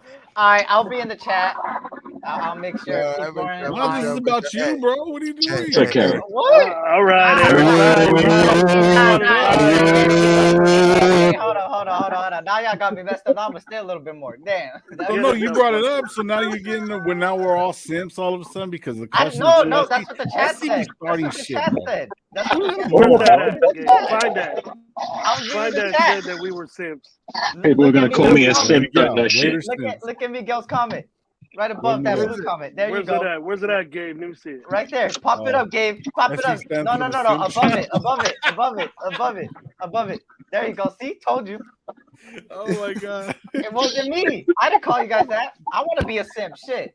God damn. What? I'm just kidding. You got to go. You want to be a simp. I'm just kidding. You even know what that is? Hey, gravy. Hey, I'm built different. I don't become a simp. I'm built different. Bro. Nah, Baby Carlos would have never said that. He can't even talk. Exactly. Exactly. Hey, that's either my brother-in-law or my nephew, dog, right there, Miguel. I don't know. Simp channel, goddamn. Take care, gang. I gotta get going. All right, peace out. Hey, all right, see you later, brother. See you later, Rob. Hey, thank you for that Dodgers everything. Yep. Oh, that's my nephew. He said, "What's up, Unc?" Simping. So let's talk about simping. What is simping exactly? I want to see what everybody has a different opinion. I don't even know. But you said you wanted to be one. You said you wanted to be gravy. I was just playing. Simping ain't easy. Damn. Hey, that's one of my favorite. Listen, trip out. That's one of my favorite songs right now by T-Pain. I forgot what the song's called. I'll pull it up. But simping ain't easy, right? I love that shit, right? And like I love the whole concept of that shit. Simping ain't easy, and I was like, all right, cool, all right. So, but the song's funny as fuck to me. So the question is, what is simping to everybody? That means you're not pushing P. shit. You're now pushing P. Here we go. Now he's getting back at simp is like a square. How can you say I want to be a simp and then be pushing P at the same time? It's the opposite of simp and player. Yeah, you're doing the opposite. It's hard being a pimp. You're square, man. Hey, it's hard to be a pimp, but it's hard to be a simp. To some people it is. So some people love to be simp. Some people it ain't. It is not hard. You can tell. You go places, you can tell who's a simp or not. You realize right off the bat. He's the guy with no. He's a guy with no game, buying all the chicks drinks, and then you end up with one of them girls because it means he got them drunk. In Spanish, it means mandilon. Mandilon, which is the simp. The same shit. Oh, motherfucker! Get the fuck out of here. The word simp didn't come from the ancient Mayans or some shit like that. No, in Spanish it means the same as simp. Like mandilon. But does it mean that? What does it mean? Mandilon. Queen just said there's nothing wrong with being a simp. I'm like, No. Okay, all right. It's an old school word. It's an old school word. Yeah, my bad. And there is nothing wrong with being a simp at a moment, right? But Old school. that's what I'm saying. What is a simp? You know what I mean? Because overall, if we really look at it, figure out to you and get no this. Wow. Nice. And then talking all that shit. I got game. I have. There you go. Gravy's running it. All right, I like it. Cat don't know. See, we're getting to the root of it. We get into the root of it, dog. See, that's what we're here for. That's what we're here for in the smokeout hour. That's what we're here for in the smokeout hour. Because we're trying to determine if SD's a simp or not, or if he's pushing P. You're trying to determine. Hey, you determined. Eric started this whole conversation, bro. It's all Eric's fault, bro. Ain't no pushing P and simping, man. Yeah, so we're not talking about pushing P because he said he wanted to be a simp, but he giving advice to be pushing P. So now we got to break it down. Hey. Well, no. What you got to do is just let Eric think that simping is cool. Just let him think it's cool, and then he'll find out the hard way, and then we'll say, "Yeah, we told you so." You know what I mean? We'll go like Red and Twine. We'll go like Red and Twine. It's simping like a guy, a guy sing or a girl sing. Come on, it's like, where is it coming from? I've never heard of that. Look at Headface. Look at Headface question. See? Yeah, my friend. I mean, not question, but That like from Casey Hefe. Ooh. That just hurt me. I was like, that hurt me. Look, Jack. Oh, damn, Queen. Damn, she's pressing me. God damn. She's all over you, bro. Queen's all over you, brother. All right, you got that right now. You got it right now. Who is it? Session. You go, Queen. Well, let me tell you. You better pull up the seats. Let me spit this game. You better say something, bro. RP. Y'all better take some notes in the chat. Hey, get your school books out. Hey, this shit backfired on me. Hey, this shit backfired on me, bro. This shit backfired on me. Shit, it sure the fuck did. Hey, it sure the fuck did, and we're all watching it. It's fucking you the one. Oh shit. Hey, I'm just... hey, Gabe. You can roll this back out and say, "I want to be a simp." Shit, didn't he say that? Didn't he say that? He thought it was badass. He said that shit. Hey, Brady, I know somebody in the fucking Sim City. Fuck. Oh, I said, I want to be a simp. I go, look at Red Twine. Somebody in the chat's gonna get that clip. Somebody in the chat's gonna get that clip, and they're gonna be like, "I want to be a simp." Hey, look. You got them receipts? Got the receipts. Look, I'm gonna say this, and you determine if I'm a simp or not. Okay.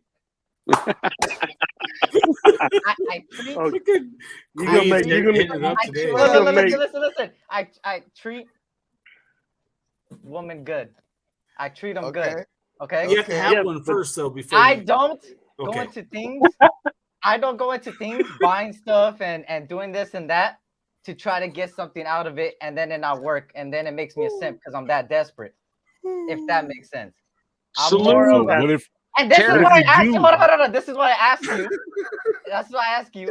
Hey, this how to be married. Look, I don't. Hold on. I'm gonna be honest with you right now, and you're gonna be like, "You're 20. Why the fuck you thinking that way?" But this is just the way I've been. I date to marry. I don't date just because. All right. There you go.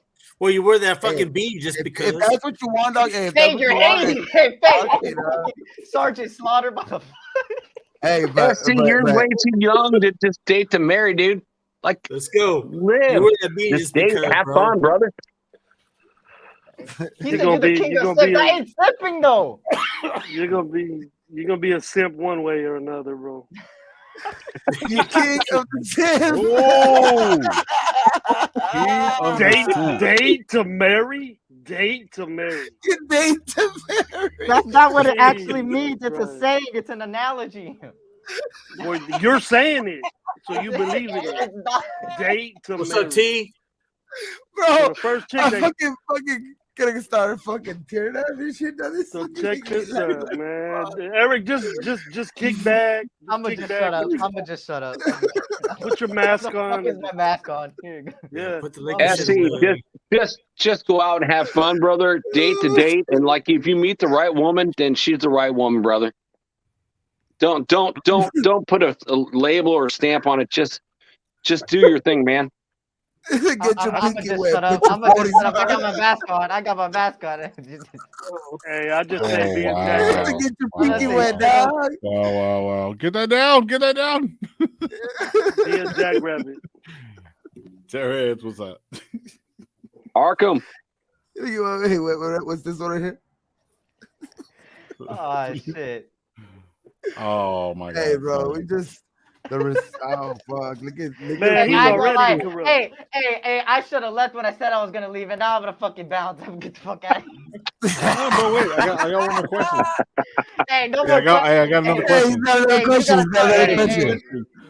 You can simp your ass out. Hold on. We got another question. We got another question for you. We got shoot it. So when are we doing the baseball roundup? Most likely Sunday, brother. I'll send you the link so you can pop in, man. For sure. I'm gonna bring back morning hours next week, so you already know how that goes. Oh, that's cool, bro. Hell yeah, dog. I'm a balance before I keep digging myself in a fucking hole for some reason. Before you go, what's good for this shit. Hey, Gravy, what's the Giants, Dodgers, and A's records? Oh my God, it's barely been 6 games, Jack. You're reaching. I'm just having fun with it, brother. Oh, I'm getting unsubscriptions already. Hey, I'm out of here. Oh my God, don't go nowhere, bro. It was just fine because we never actually got an answer. No, there's no fucking. I'm gonna shut up. I'm gonna just shut up, bro. I'm gonna just shut up. Unsubscribe for that for a minute, bro. Hey, unsubscribe for me too. Yeah, me too. Somebody come over here and unsubscribe, bro. I didn't want to see this guy. Now we're gonna tell everybody. Yeah, we was on the game show and SC just popped out and said, "Yeah, I want to be a sim." I didn't say that. I didn't come in here saying Yes, you did. Yes, you did, dude. It was a joke. Yes, it didn't sound like no joke. Hey, Eric, Gravy don't lie, brother. Gravy don't lie. I'll be in the comment section. I heard that shit. I heard it too. Hey, I'm in a fucking hole right now, bro. If anybody in the chat heard SC say that, say yes. Sample it, send it to someone. I didn't hear that. SC, I understand, brother. You're young. It's okay. Hey, thank you, Jack. Thank you, Jack. Love you, brother. Thank you. Peace out, y'all. Terrence, you didn't miss shit. Farrell, where are you, Farrell? Come on. Hey, hold on, wait. Terrence, you did not miss shit. Terrence. Hey, hold on, wait. We want you to wait. Hold on. Wait up. What happened? Oh. You never answered the question? Hey, I'm getting the fuck out, bro. I'm thinking about you never. Hey, see, Queen's with me though. Hey, answer Queen's fucking question. question. See, you never answered the question, though, dog. What category you fit in, dog? What category you fit in? What is it? Are you a simp or you a pimp? Are you a simp or you a pimp? You gotta know what each one is. Everybody needs to know right now, bro. You gotta know. Life is on the line. The chat You got wants to take to the know. last shot, bro. Last shot. What is it? Wait, why am I talking? I got a mask The on. nation wants to know, dog. My stoned Raider want to know. And you know what? You know what? Answer the fucking question. Hey, damn, Fade, what the fuck? SC, brother. I'm just saying, brother. She's asking you to fucking answer the question. Answer the question.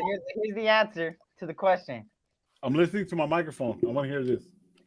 Look. You know, Lowe's recording this. Low. But see, we got like different definitions, and we haven't got to the core of the simp part. What do you consider a simp? Gravy, let me ask you. What do you consider a simp? Gravy. When you date to the marry? definition, huh? Get the fuck out of here. Damn, you breaking shit now. You getting all nervous. Fires. Nah. When you date to marry, dog. You gotta answer. That's Queen. That's Queen right there. You never held back on Queen. I'm on fucking trial, bro. Facts are. I'm on fucking trial. No, you gotta answer bro. Queen, bro. You ain't getting off this fucking channel till you answer that fucking question. You Let's ain't go, getting off this channel. She asked you a question. Hey, look. All right. Yeah, take that fucking mask off. Let's go. Hey, damn, man. What the fuck is wrong with you? Get him. Grown ass man, boy. Here's the answer. Hold on. Here's the answer. SC experience is a. Oh my God. This guy's killing me. I'm in Chris, dog. Looking at my kid, bro. What Opti6 said, I said it. I said it. Say you're looking at my kid, what bro. Look, pull up Opti6 comment because it helps me out a little. Put Opti6 comment. Hold on. Let me explain it. I said it helps. I said it not exactly. Hold up. Auntie 6. Oh my God, that's funny. Look. Fuck, bro. Me being put on the spot. Kept fucking answering this shit, bro. You gotta come. God damn. Hey, like, okay, check this out. Just wear it. Don't you be like, sip it and easy. Yeah, help me out, Low. Dude, check this out. I'll help you out. I'll jump off the boat first, bro. I'll tell you if I'm a simp. Okay, go. I'm a simp. Hey, I ain't gonna lie about you. I'm laughing out there. I'm a simp, bro. Hey, I'm a simp. at 36, I'm a simp, bro. I'm a simp. Look. Earlier, I said the answer, and none of you guys picked it up. You guys joked about it. It's exactly what Auntie Six said. I technically right now. We heard it, right? But you didn't actually say it. We want to hear you say it. There we go. I'm a simp too. Oh, there it is. There it is. I'm gonna fucking take a hit. You grown up. Hey, you know what? Hey, but you know what? You got a couple extra hairs on your chin today, bro. You grew up a little bit. I'm gonna today, send bro. you some beard oil for that one. Hey, come on. Shit, there you go, fuck, dog. There's the answer. You enjoyed top shelf category. Oh, yeah, That's we're all top fucking shelf. He's got, There we go. Gravy, he's got to grow hair first, though. He's got to grow hair There's first. the answer. There's the answer. Good. And Terrence, relax. There's the answer. See, we get high. 20 minutes we later. bring people to a higher level. We brought you There to the you next go. level of man. There we go. You heard it here. That's the answer. Gabe out on his channel, man. He got some hours in there. So when I call you a simp, bro, when I call you a simp and I say, don't get mad. Don't get mad. You're gonna be like, you know what? I am. Hey, I won't. I'll be like, yeah. You're like, yeah. Damn right. Hey. Hey, there we go. Hey, I won't be like that, Gravy. That's too much. Hey, I'm gonna put on the thumbnail. I'm gonna go back to this thumbnail. I'm gonna put simping ain't easy. Simping ain't easy. Hey, I need to change Hey, I gotta change SD, bro, because everybody's gonna make jokes out of the simp. Hey, you know what? I'm gonna play that song what the fuck is his name? T-Pain song, Sippin' Ain't Easy, bro. I'm telling you, that's gonna be our fucking. I'm gonna put it on everybody's fucking phone number that I got. I'm gonna put it Sippin' Ain't Easy. Hey, that shit comes oh shit! She bringing up that. Oh damn! You called her old. I'm not even saying. I'm gonna be a gentleman. She's not old. Dang. He answered. I answered it. You wanted the answer to the answer. Men. There's the answer. Simping You're never gonna hear the end of that, bro. So I'm not gonna hear the end of it. I know. But women love. She's gonna hold on. You don't talk shit like that, bro. Women love sin. Fade has been coming after me with a bunch of F words, Today F we bombs lost today. Odin. God damn, man, what the fuck did I do to you? No, nothing, bro. I love you, man. But don't fuck with Queen. Damn! Whoa! Chetos. He said today we lost a soldier, we lost him to Sim City. Oh shit. Yeah, you lost me, man. Hey, don't get mad. Don't get mad, Eric. Hey, Hey, Gravy, I could take jokes, man. You already know, man. You already know. It's all good. But you're gonna hear that word a lot get pointed at you. Oh shit! Look at Terrence. Oh shit! Terrence coming for fade. Terrence coming for fade. Oh, we got my brother backstage, man. Hey, man. Hey, shit. This you can fucking. Terrence, come on, brother. This guy is fucking channel growing. This guy has his channel growing. My brother, Pharaoh, NFL, man. This guy's. It's growing. It's growing. It's flowing. What's good with y'all, man? Bro, show your face, bro. Show your face. Man, we having a discussion. So I answered the question, so now I get to. I answered the question. I'm not gonna hear the end of it. Yeah. You can leave. That's what they tell us. That's what they tell all the simps when they go home by themselves. When they go home by themselves. Oh, shit.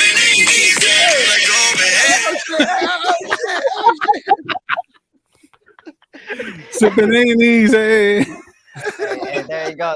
You heard it here. All right, you heard it here. I'll be in the comment section. I appreciate you. Keep it simping, Eric. That was fun. Keep it simping, Eric. Keep it simping.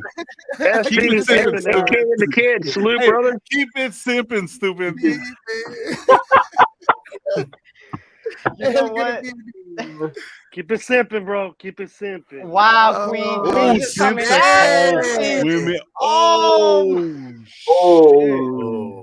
Hey, I'm telling you right now. How are you? How are you doing for real? I'll tell you, you ain't old. I got receipts. That's all I gotta say about the comment. I got receipts. Where they at? They in this phone right here, man. They're in this phone. What did I just walk into? Oh, some Hey, we were having a discussion earlier. Hey, let me tell you real quick. Let me break it down to you. Yeah, there you go. Go break it down, Gravy. SC is down for being a simp. He said he wants to be a simp. Yeah. Damn, man. Say it ain't so, SC. Say it ain't so. Hey, I answered it already, man. I answered. And he's enjoying the benefits. Yeah, it took him 30 minutes to answer that question. Look.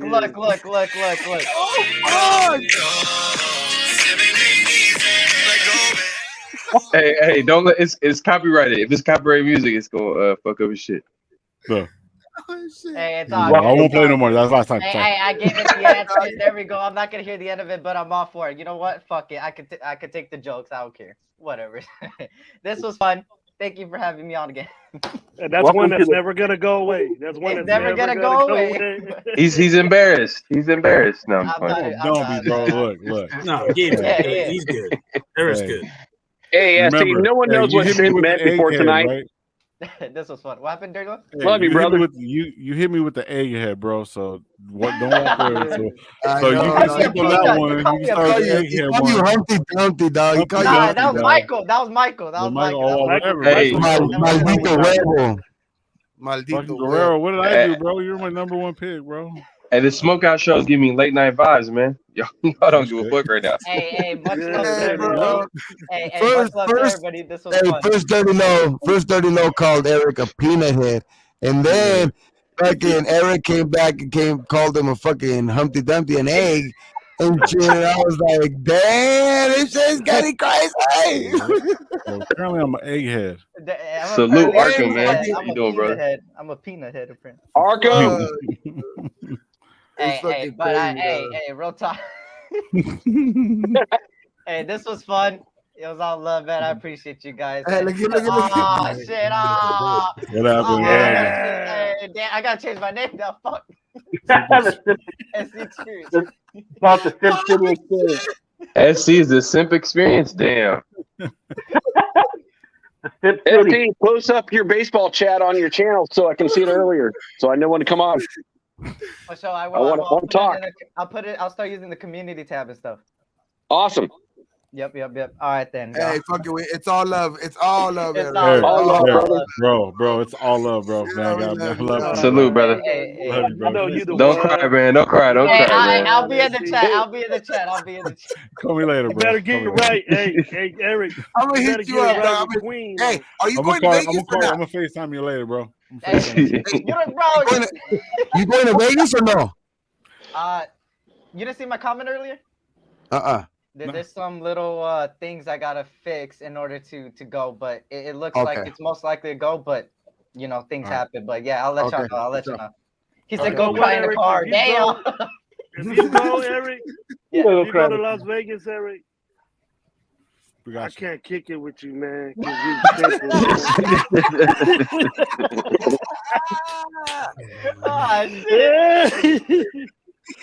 said by straight yourself, out, dog. He bro. said that shit's just straight You out, by dog. yourself.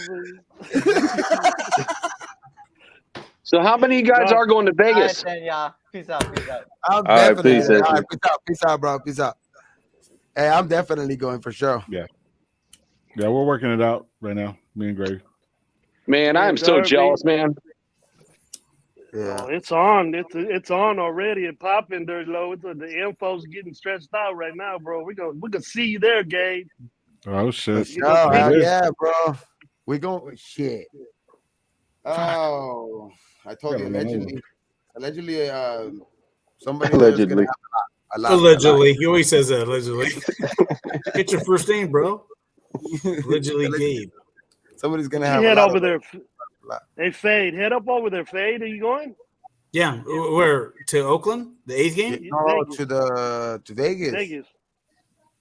You know what, man? I am. I will know within a week. I'll be there. I'm planning on going there because someone's got to take Dirty's spot to play the quarterback for the West Coast. So I'm thinking about doing that. I ain't playing for damn sure because that shit fucking. Because Dirty can't go, so I'll have to come down and QB. Oh shit! Watch out now. My back. I ain't talking shit though, but I can ball. Oh shit! Sorry. Oh, chingao. You okay, What's Lou? Damn. Lou got Oh, some that good hit him at? hard. Where's your service dog at? Supposed to be over there jumping around all over you. Damn.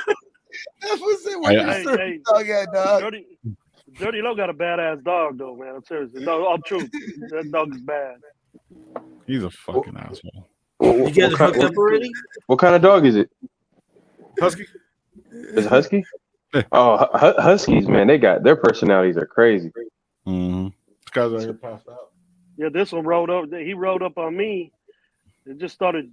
He probably smelled my other dogs, man. He wanted to play and everything, man. It was cool. Oh yeah, cool dog. I got a pit, and then yesterday I was at the hospital, right? So the fucking neighbor calls me and says that he got into his yard because I guess he fucking dug a hole and went into his yard because one of his dogs is in heat.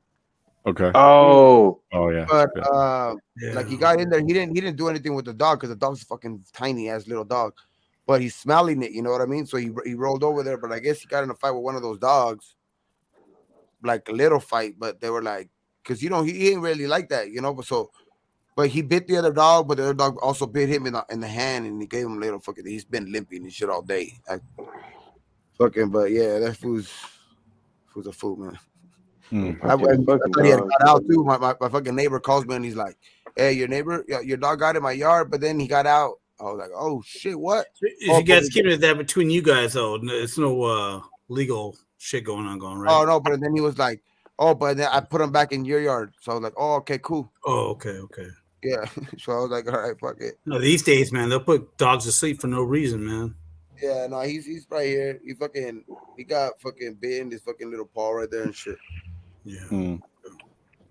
So your dog ain't no simp, bro. He smelled that, start digging holes to get to that. Well, hey, and it's like rock, dog. It's fucking rocks. Go through the gate. I got like all rocks in my backyard, and then I have like the patio all cement, right? So it's all rocks in the backyard. So he fucking dug rocks, dog. He didn't dig no fucking dirt. He got patience, bro. He patience for that smell. Motherfucker, dog. Hey, fellas. So, as being an insurance agent, put your liability at $1 million. It's hella cheap. It's like $8, $10, $12 a year, dude. Go to $1 million. Really? Damn. Absolutely. Chance with my old ass. What kind of insurance? She'll probably kill me off. Property and casualty. You know, it's like I do that for the military.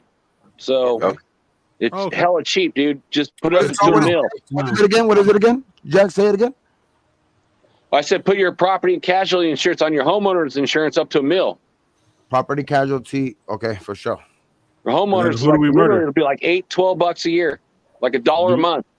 Do we murder somebody to get some money, or who do? And then when it's time to collect on that insurance, and when it's time to collect on that insurance, they're gonna go bankrupt for sure. For sure. Oh yeah, no. He's 8 months. 8 months? Oh, okay. Yeah, he's only 8 months. Yeah. And Gabe, you got a pit, man. Do it. If your insurance company lets it, dude, do it. Oh yeah, I got insurance in the house for him for sure, but I don't have the prop that I'm gonna put it up to $1 million.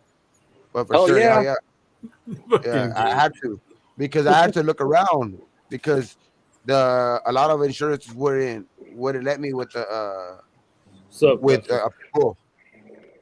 Damn, it's crazy, bro. They got something against pits, man. For reals, man. Thor, welcome back, brother. Right on, hey, Thor. Hey, for the 8th game, Thor, do I need to bring some cigars, or are you gonna bring them? We got to smoke one out there together, brother. Hey, Thor, man. For sure, we got to, bro. I'll do my best. I know Bevmo got some good stogies, so I'll probably run by Bevmo. I mean, I'm gonna get out there Saturday. We finna be chilling at my folks on Saturday, and then I don't really know. Sunday, I know I got to go mess with my mom. It's Easter for a little bit, and then I really don't. But so I'm gonna hopefully find time to go get some stuff from Bevmo, some stogies. But yeah, you might try to grab some, bro. Hey, Thor, man, those Oakand A's tailgates are like Raider tailgates. Not as much, but the same people though. Yeah, no, I know. I'm gonna be kicking. So we used to do our own tailgate when I was a season ticket holder before we moved out here. Yeah, for sure. And but my homeboy Elwood, I don't know if y'all know Elwood. If y'all don't know Elwood, up to no fucking good. Part of the Red Rasa. He used to be the Red Rasa cook. Back in the day, they do him and Larry Leon and them do the A's tailgate. It'd be off the hook. It'd be off the 66th Street exit on that side, the A lot, D lot, but it'd be usually right on the walk up part. It'd be right over there. So they doing it. So they always doing it. So I just hit Wood like, hey, we finna be in town. He like, hell yeah, let's go. Cause he was like, I'm gonna be coming out there for the draft. I'm gonna sleep on your little couch outside if I got to. I'm like, whatever, bro. We all good. So, it's all good, bro. Elwood and Leon, Larry Leon and them be doing it. The homeboy JoJo, it's going to be cracking, bro. So definitely come out, man. Definitely come out. That's it, brother. Right there between the A and D I want to meet with you, Thor. It'll be good. Oh, yeah. I'm going to be there on fucking Wednesday. Chilling Wednesday. I'm going to get there Wednesday afternoon for damn sure. Mm-hmm. You guys talking about the A's thing, but I'm talking about the draft. Okay, well, I'm gonna get that Wednesday. Hell yeah, we're talking about the A's, man. What you talking about? We're talking Oakland. No, I know. We're talking Oakland, but Gabe's talking about the guy's talking about for the draft Wednesday. It's on Wednesday. Hey, Gabe. Oh yeah. Hit me on the side or whatever. I'll send you my address, bro, and you know what I'm saying. Wednesday, it's on and cracking, bro. Yeah. Hell yeah, man.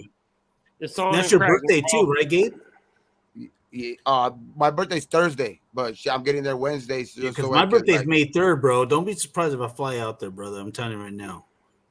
That's right. The same weekend. The same weekend, brother. Your birthday. Oh man, your birthday is Thursday, and you showing up on Wednesday. I love you, bro, and I hope you're okay to be alive on Thursday. I mean, you'll be alive, but I'm playing saying football. You might be playing football. Dead to the world. I think Thor wants a drink until you die. Somewhere in the world on Wednesday at about noon, it's your birthday. So you just have to realize that's your birthday right there. Thor, he's not playing football on Friday. You know he's not playing football. Hey, what's that? You know he's not playing football on Friday. Oh hell yeah! Ruckus said he's gonna be there too. Were you pissed, Thor? Ruckus, we're gonna be Ruckus. You gonna be at the game? The flag football game. I'm gonna be there for sure. Posted at the flag football game. I'm gonna be smoking a fat one on the sideline. Hey, me and Gabe are gonna be chilling on the sideline drinking. Who knows, dog? Who knows? I might go out for a play. I might go out for a play or two. Relax. Gabe, just chill, brother. Just hang out with the cheerleaders. You're like, yeah, I'm gonna come out and I'm gonna do one play, for the local hospital. And all of a sudden, the local hospital comes pick his ass up because it's fucking bad. Hey, you don't like. You don't. Hey, Dirty, you weren't here earlier, but I'm gonna tell you what Gabe is gonna be doing at the game on Friday. He's gonna have a little massage table and have some little brides come out and take care of them on the sideline while they playing. Hey, no, Gabe, that's dope. On your birthday, you for sure should get like a massage, bro. For sure. Find a dope ass spot in Vegas for sure. Is that Farrell? No, it's Billy Bob, his cousin. Billy Bob. They're very close. Hey, who's this one over here in the corner over here that hasn't said a word all night? Bob. I just heard Farrell corner on the bottom. Bob. What about Bob? The one under Farrell. Who's that? Bob. It's Raider Bob. Oh, okay. Oh, damn. The real Bob. Stand up. There you go. There you go. Farrell, you in the Bay, right? Yes, sir. You coming out on Monday? You said on Monday? On Monday. That is home opener. Big pause. What time? 18th, man. Come. No. What time is the game? Are you an Ace fan for one? It don't matter. I'm a casual fan at this point. I mean, growing up, yes, but I'm not gonna lie. Like A's has broke my heart so many times, bro. Like it's just. Hey, oh, really? And you're a Raiders fan? And you're a Raiders fan? But it's different. It's different. Born. The A's literally groom their best players and they trade them away and they don't sign them. Like that's fucking. What are you doing? Pharaoh, Like they never you're contradicting yourself, Pharaoh. I love you, brother, but you know what? Being a Raiders fan, we haven't won shit since we've been born. My bad. What's up with it, man? Damn. So, I was waiting out here knocking on the door. I wanted to see my game. Who the fuck? Hey, and nobody wants to see them weak ass. Hey, Thor, nobody wants to see them weak ass A's. It's garbage. Hey, we just took down Tampa. Hey, I'm from the town. I'm from the town. I don't fuck with the A's. They garbage. Hey, you better go somewhere with that. Hey, y'all, you go, hey, Nick, I'm a Yankee fan. Let them go when they go. I'm a Yankee fan. Yeah, you damn right. Yankee. I'm a Yankee fan. Oh, what? So you should have. So I guarantee you, 6 games this year. If you'd have bet the A's every game, you would win way more money than you lost. Period. Period. Like Pharrell said, y'all just a farm system. That's all the A's is. Okay. The A's go to the Yankees anyway. Say that if you a gambling man, because I'm gonna come at you with what you just told me. You a gambling man. So if you bet the A's for the last 10 years, every single game, you won way more money than you lost because you know why? We are underdog almost. We've been plus $1.90 at least every game this year, and we're 3-3. So that means you've won way more money than you lost. If you're a gambling man, plus $1.90, huge odds. Huge. It's still early. Hey, fellas, pause. You know, I will give the respect to the A's. You know, I watched the A's like, you know, before I even almost started watching for the Giants. And, you know, I've seen just as many A's games, and I've gone to many more A's games than I've gone to Giants games because it was easy to get to, you know, growing up in the East Bay and taking BART and going there. Man, you got to remember the players like Ricky Henderson, Mike Davis, Dave Henderson, you know, Lansford, Dave Henderson, Rick Carney is the last player that hit like 400 in the season. Don't fucking hate on Hey, Jack, let me ask you this, and let me ask this to all the A's fans on the panel. Have the A's changed ownership since then? Yeah, this year. Yep. Just got rid of our. No, but the classic teams that you had, like that you mentioned, the classic players, the teams back in the day. What was that the same ownership growing up with the Moneyball and all that shit? No, yeah, we had Billy Bean for years, bro. I mean, come Billy on. Ball. No. Billy Bean does not own the team. He's a GM. He had to figure out a way to fucking pick players and win because the ownership was cheap as hell. You didn't say ownership. He left after, right? Billy Bean. He just left this year. Let me explain something about the A's. Once the A's moved to Las Vegas and we have high revenue coming in with a brand new stadium, we're going to be devastating because we scout talent really good. We just have to let them go because we can't afford them. Once we have the money to pay them, we're going to be. That's right. Let them know. Yeah, they will.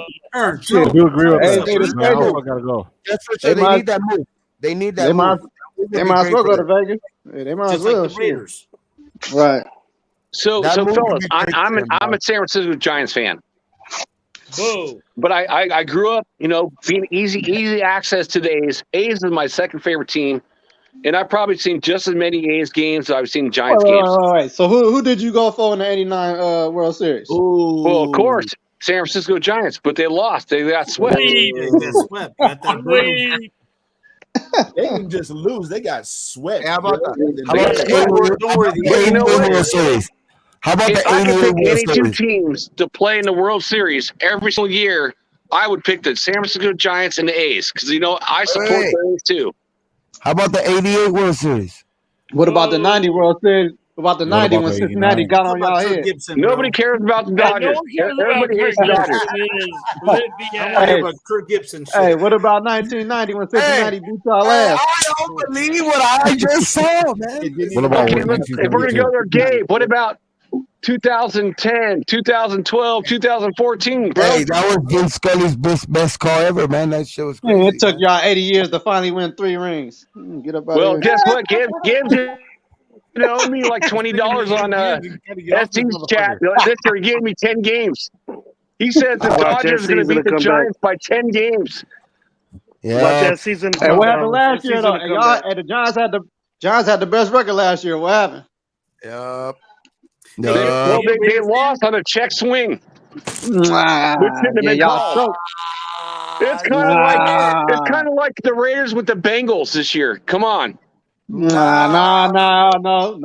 The Raiders didn't have the best record. Giants had the best record. There's a difference. Nah, the Raiders overachieved this year, bro. And y'all had home field. We overachieved. I'm just saying, stick to your town, bro. Based I don't off know if you're. everything I don't that know how you happened. become an Oakland fan, a New York fan, whatever. I stick to Oakland. Damn right. Yep. Hey, it don't matter No, where I you stick to from. I don't Oakland. mean you got to root for that. Hey, just because you from Oakland don't mean you got to root for that team. No, For it real. doesn't matter. I'm from the Bay, so what I'm Know trying what to I'm say saying? right now, Hey, I'm from the Bay too. I'm from East Oakland, born and raised, Okay, so man. how you become a Yankee fan? So when Where I you played at Babe now, Ruth, bro? when I played Babe Ruth in Oakland, the team I played for is New York Life.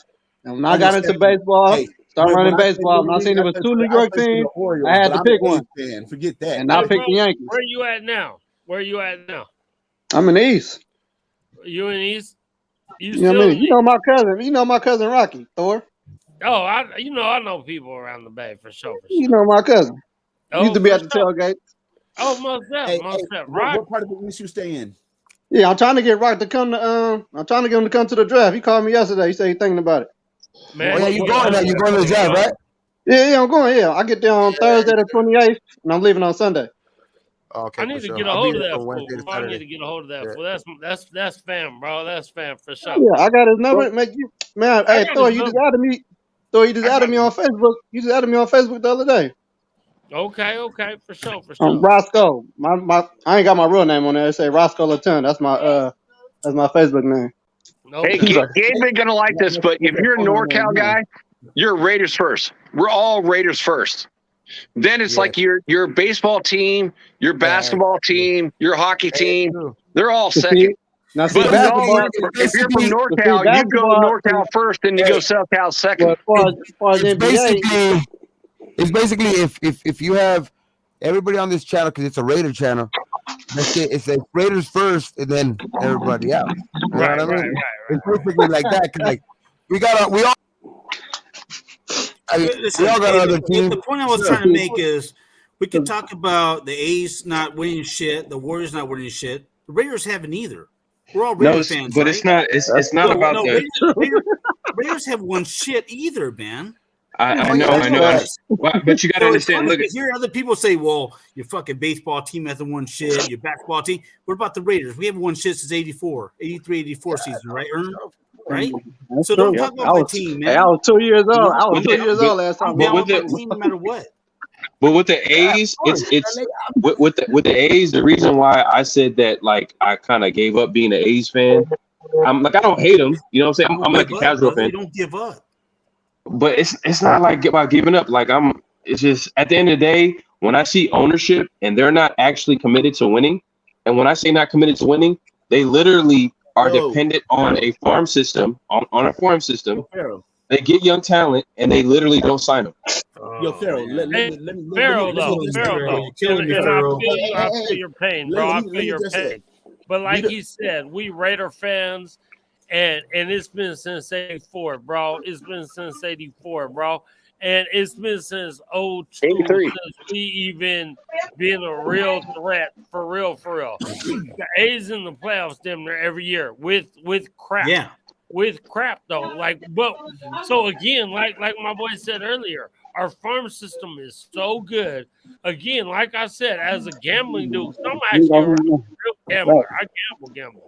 And so like I said, if you bet, and I try to not bet my A's, Raiders, Dubs, whatever, Cow Bears, I'll never bet them, but that's a different story. However, I can never bet against my team, but a lot of times I just throw them on. So I've been throwing the A's on all year. I mean, it's only been 6 games, but we're way ahead. We're always a big underdog. So if you count, if you understand gambling with the plus money in baseball, because as a gambler, I'm gonna let y'all know that when you bet, baseball is the best sport to bet by far. Yeah, And you can make way more money betting baseball than any other sport. Why? Betting the A's, honestly, it wins you money because every day. So disrespected because we get rid of all big name players, but yes, we still contend every fucking year. Every year. At least we're in the conversation all the time, bro. I know, but what's so frustrating is like, damn, if they combined that farm system with an ownership that actually want to invest in like their best players, they would win a World Series. Easy. Oh, for sure. Well, think of this, guys. What if the A's moved to Vegas like the Raiders did? Come on. That's probably what's going to happen. That's going to be the best move right now. It's going to happen. I mean, we'll see. Libby's going to lose him no matter too. what.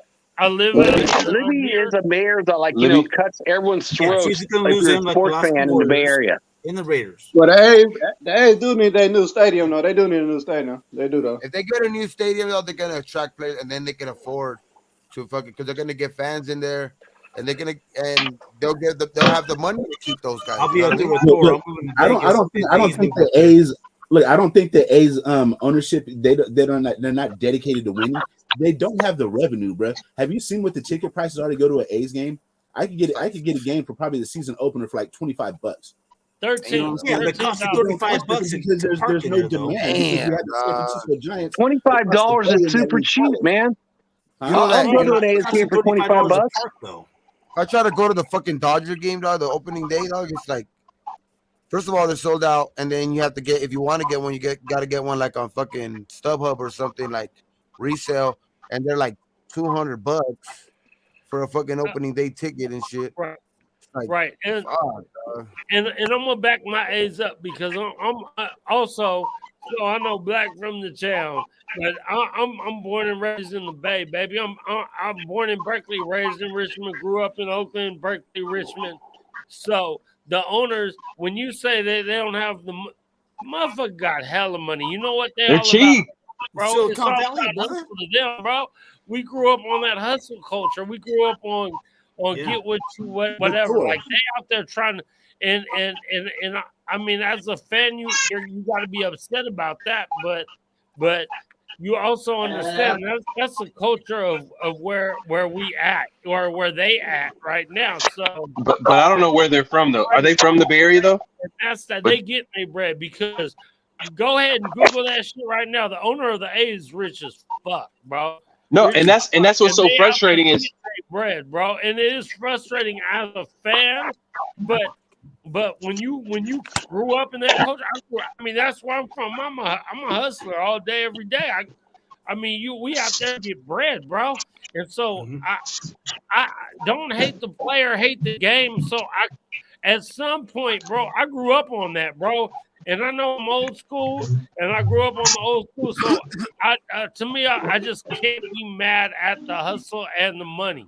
I just can't, bro. I mean, as a fan, sure. But as a dude, hate the city, man. Hate the city. That's why the Warriors left. That's why the Raiders left. That's the mayor, man. Libby Shaw. It's Libby. It's absolutely 100% Libby. I mean, come on. Maybe says she don't want to use the taxpayers' money and shit. Unless you live in Las Vegas, there's not one Raiders fan that want the Raiders to go and have that stadium where it could have been built here in Oakland, for all of us Northern California fans to go to that.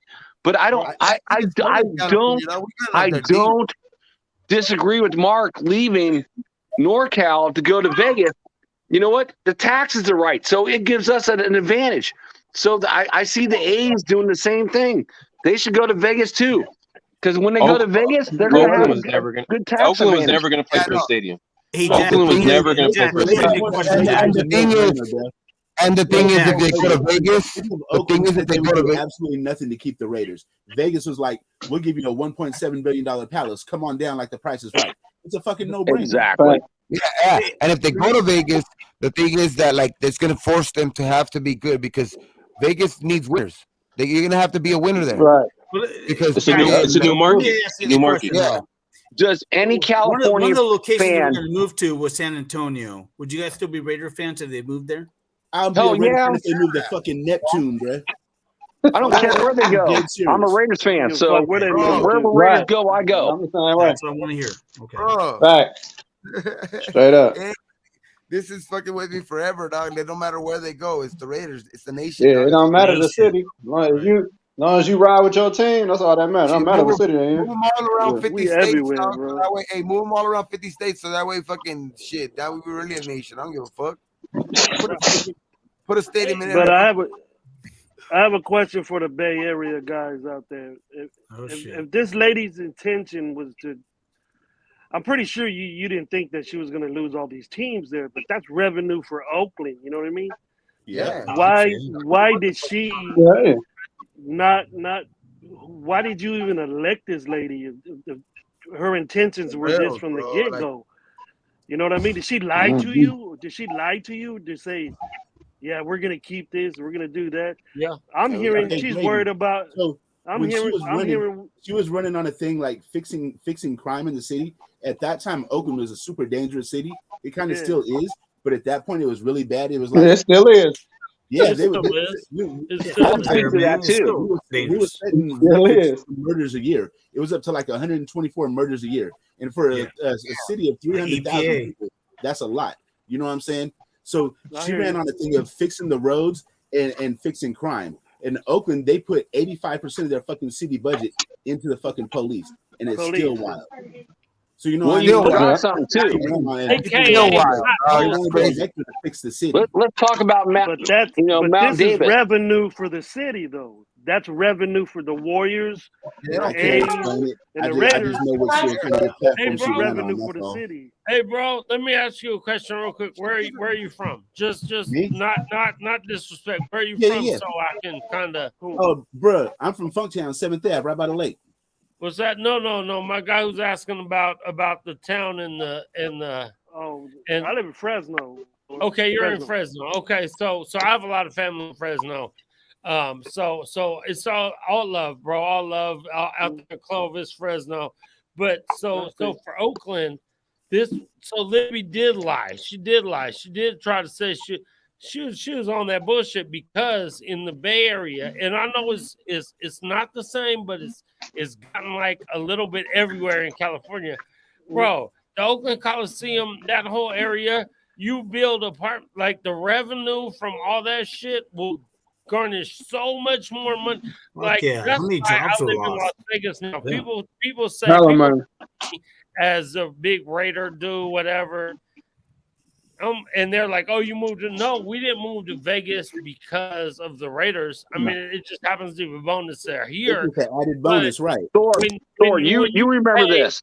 When you pay $3,000 a month for a one-bedroom apartment, or when people are selling houses for like one, like a 1,100 square foot run down, like it's gonna fall apart shack for like $800,000, you're like, oh, we can't do that shit. And understand, like when you're young and stuff too, you're more used to living in apartments.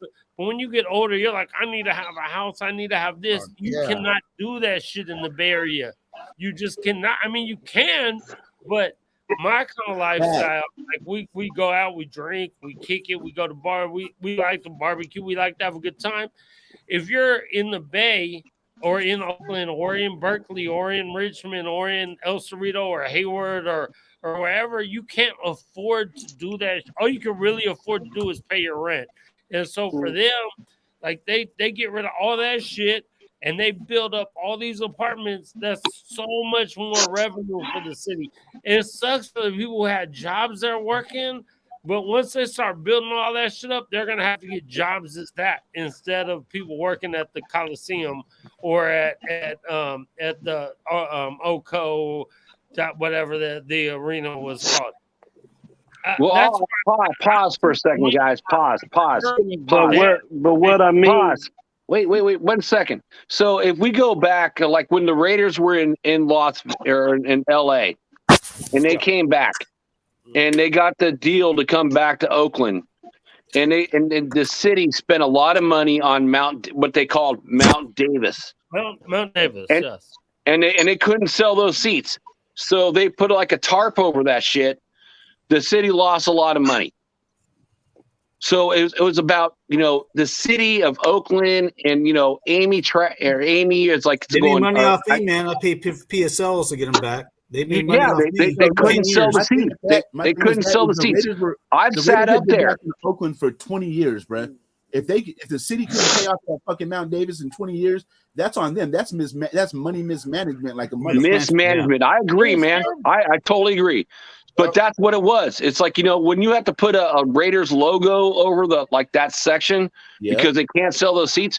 I remember back in the days when it used to be nothing but ivy, and like you're walking out to the BART station, it was like nothing but ivy and stuff like that. You're like a chain link fence and going out to there, but they couldn't sell those seats. They couldn't get the money for it. If you had a seat behind the home plate back in the day, you could see the fucking BART train go by out there. That was beautiful. When you could see the Oakland Hills back there, back before Mount Davis, the atrocity that was Mount Davis, we called it Mount St. Davis, but the atrocity with that shit, when they had, you could see the Oakland Hills, that shit was actually beautiful, bro. You could see the BART. Yeah.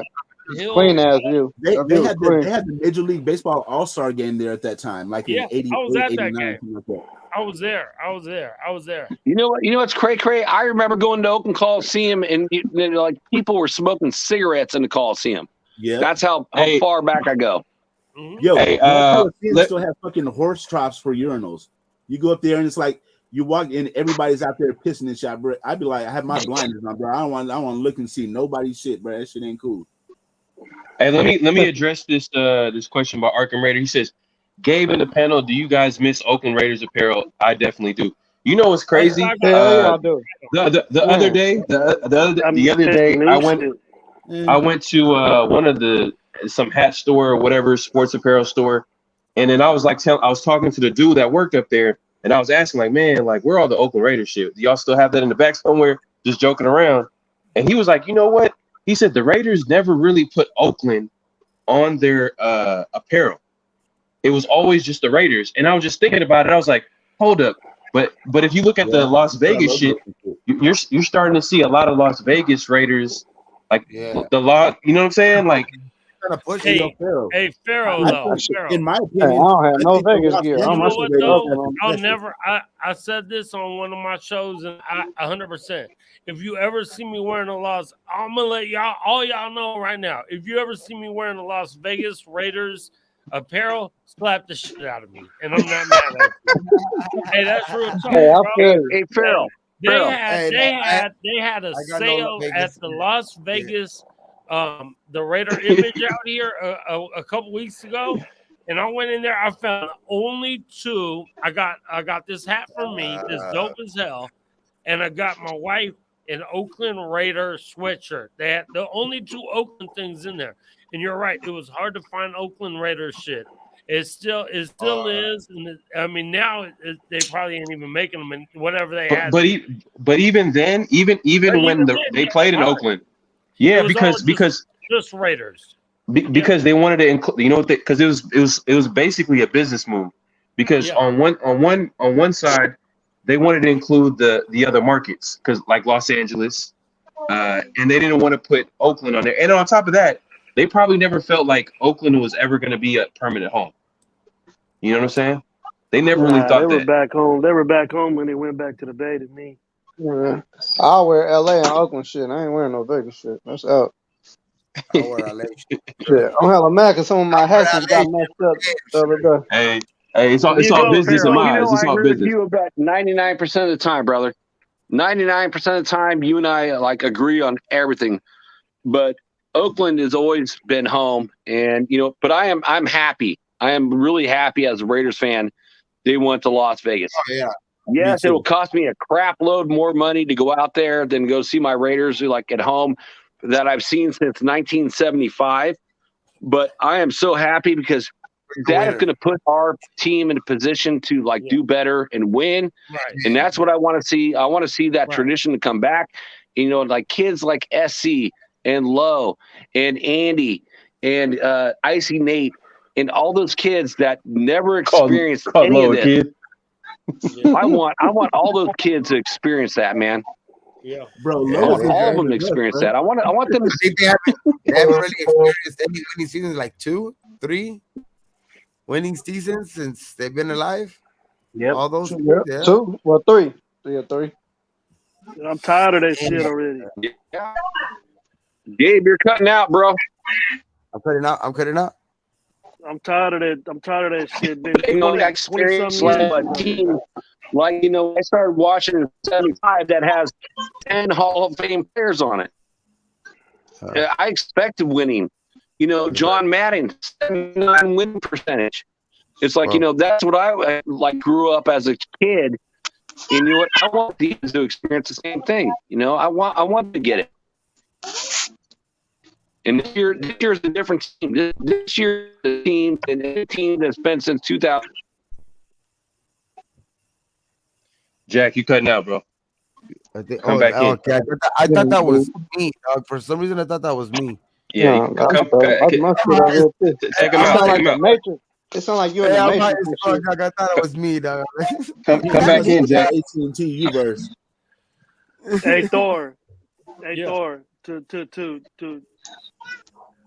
To add on to what you said, I know what it's like. I know what it's like to with the living conditions and stuff over there in the Bay, because we're putting a daughter through school up there, and it's whack, man. You got 5 girls living in 5 young ladies living in a 1-bedroom house. They got a bunk bed up, and you paying $3,000 a month, man.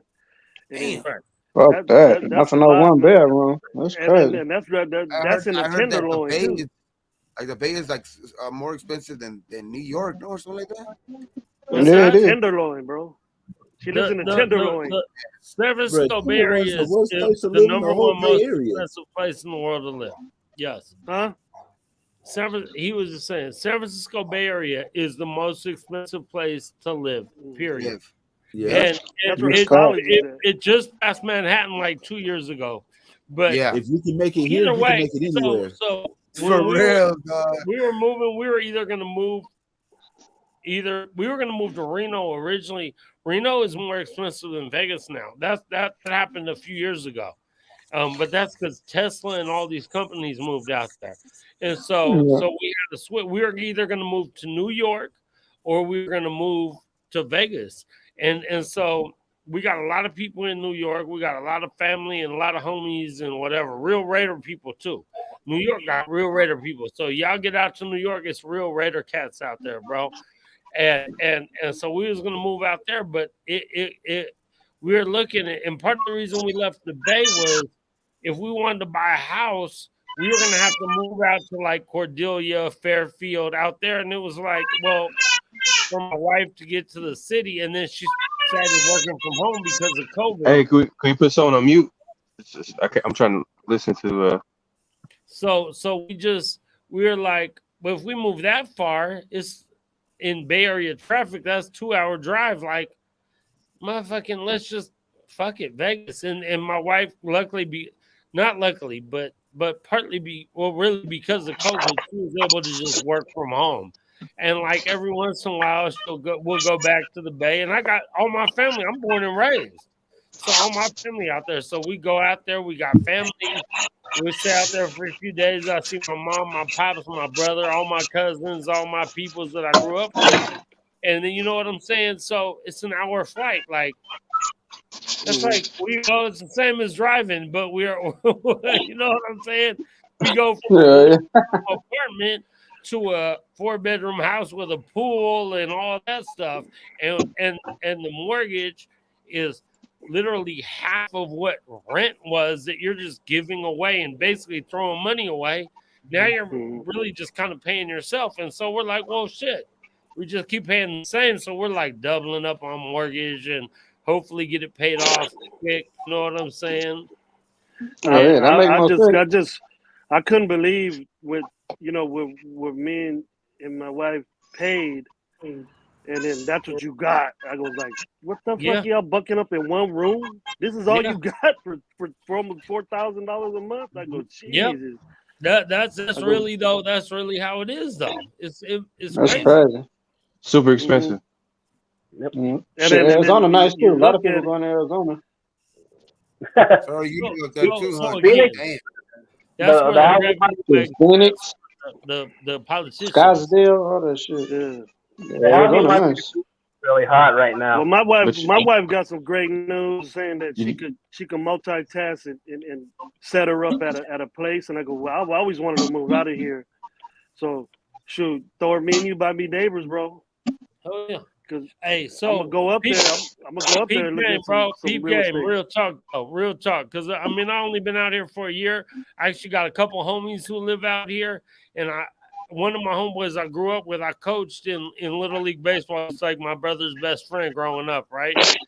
And so he lives literally 5 minutes from me, and we got out here, and he told me, he said, bro, don't go. So there's two places really to live out here. There's Summerlin and there's Henderson. Summerlin is really Las Vegas. It's just called. So if you're from Oakland, that's really just Oakland, but they call it a different name. If you go to Henderson, he was like, don't go to Henderson because we old school Vegas people call it Hendertucky because is that like Nevada or Nevada? Is iffy. So if you go to Hendertucky, it's like you might end up. So originally we were going to buy a house in Hendertucky. We didn't know, and one of my homeboys who was out here, my other homeboy who's from Alameda, he was like, "Let me drive by real quick." He was like, "Bro, the house is dope." But so y'all know, I drove by hella pickup trucks and American flags and all that shit. And my wife was like, scared the heck. No, we called right away, canceled that shit. And then we found this place like last second, and it was perfect because my folks live out here. This is more like you know, you see black people, Mexican people, you see more people out here. Out there, honestly, man, I have a Raiders question. I actually, for all you guys on the channel, I've been asking this question on every channel today. So with Carr's new contract, yeah, I heard 24.9 million guaranteed. Does anyone know like what is going to go against the cap this season? Not yet. Well, his 19.9 is already be on the book. What happened? His 19.9 number should already be on the book. It was $19.8 million this year. Is it going to 24 point, whatever, 8 or 9 million this year? Or I heard Doc say like that money can be moved beyond this year and like push it to later this year. I'm just curious what it is because that's going to be a big impact of like what we can do on signing free agents. Anyone know? Well, Jack, he's getting paid his 19 point whatever this year. It's a 3-year contract, so the years after that are going to hit the cap. It's going to be 23 million next year, and then 40, and then 40 again, or something like that. The other years after that. But this year he's going to get he got a signing bonus for signing. He got that. That's not against the cap. And then whatever it was with the 19 he was going to make this year is still going to be what's going to. And I don't think there was nothing against the cap this year, was it? It was nothing. I don't know. Is it the same as like Max? Like it's all just pushed forward, or Yeah, they're gonna push it forward. Yeah, the way the contract's set up, I think it's gonna be for next year and the years after that. But I don't think the details have officially come out though. They haven't officially come out. But if you look at it, Nah, you can probably come out next week. But you know all what I though? know From is ain't no more excuses. No more excuses for his ass. That's all I gotta say about Carr. He got No excuses. Then he got a big signing. But it's the truth. Question for Farrell. Question for Farrell. So I heard like this year is going to be 24.9 million guaranteed.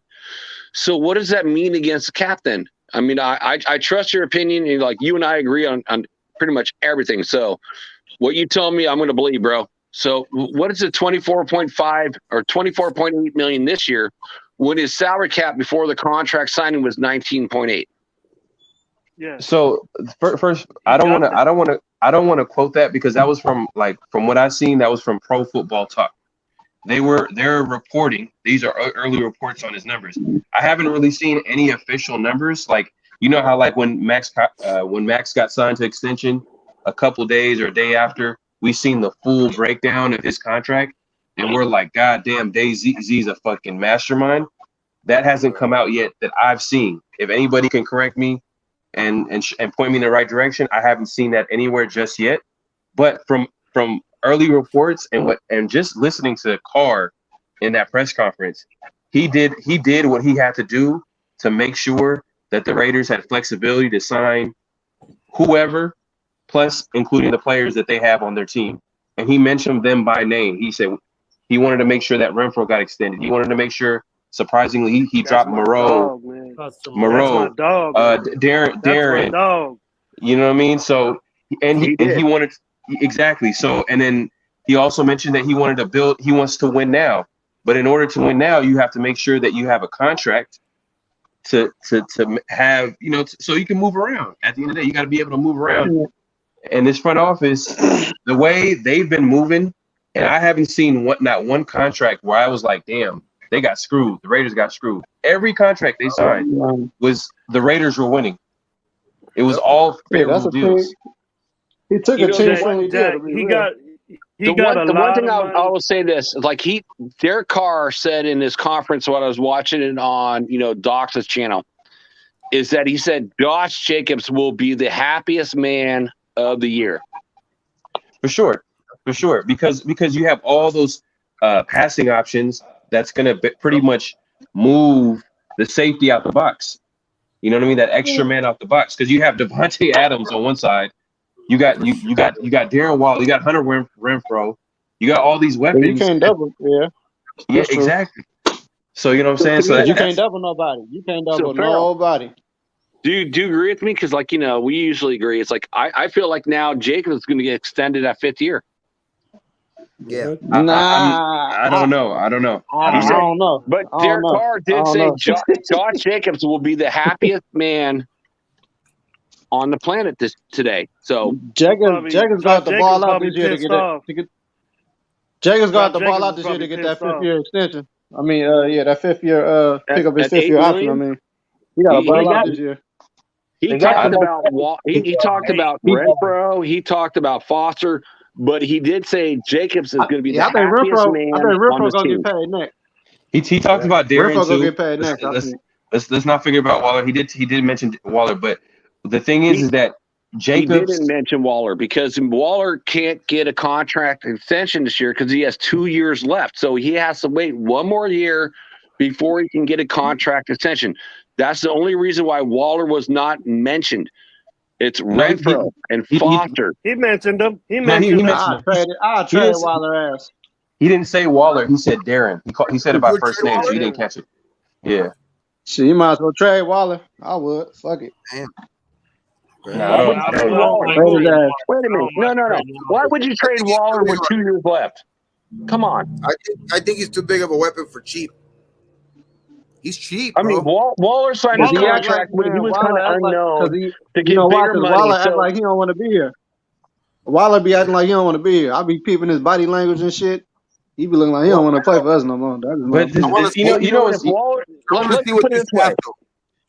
if Waller don't want to play, then he's going to only hurt his own stock value. Because he's got 2 years left. So you play him this year, and if he doesn't want to ball out and show out, then his trade value is going to go down, and his money is going to go down too. So okay. Let me ask this to the panel and everybody in the chat. Are you guys saying that Waller doesn't want to play for us? No. Were you guys saying this? Hold on. Let me finish this. Were you guys saying this when he had 100 catches, over 1,000 yards, 9 touchdowns? Nah, hell nah. Were you guys? Okay then. So then you guys were saying this when he got hurt. When he had a tough year, just like everybody on offense had a tough year. I felt like trade Waller. That's my thing. At the end of the day, I wouldn't trade Waller. He probably didn't even Rich Bisaccia. Say that again. I didn't catch that, bro. I said he probably didn't believe in Rich Bisaccia once he got hurt. He came back. He probably was like, that's why I think he got hurt last year.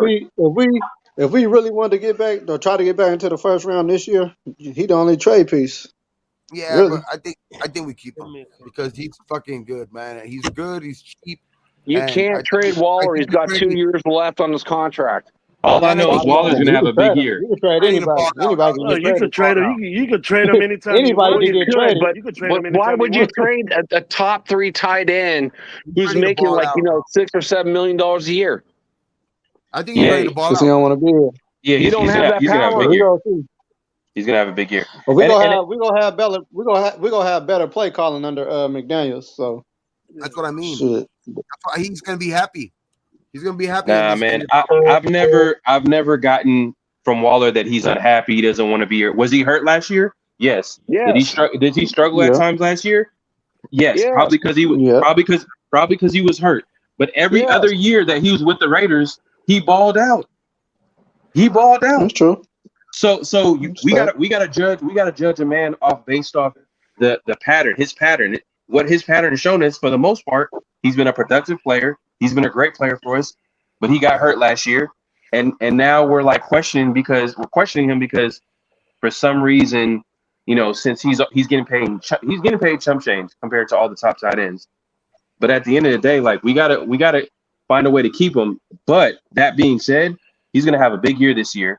After he has a big year this year, then we have leverage to trade him to the highest bidder, because it wouldn't make sense to trade him now where his value, so to speak, is low. You know what I'm saying?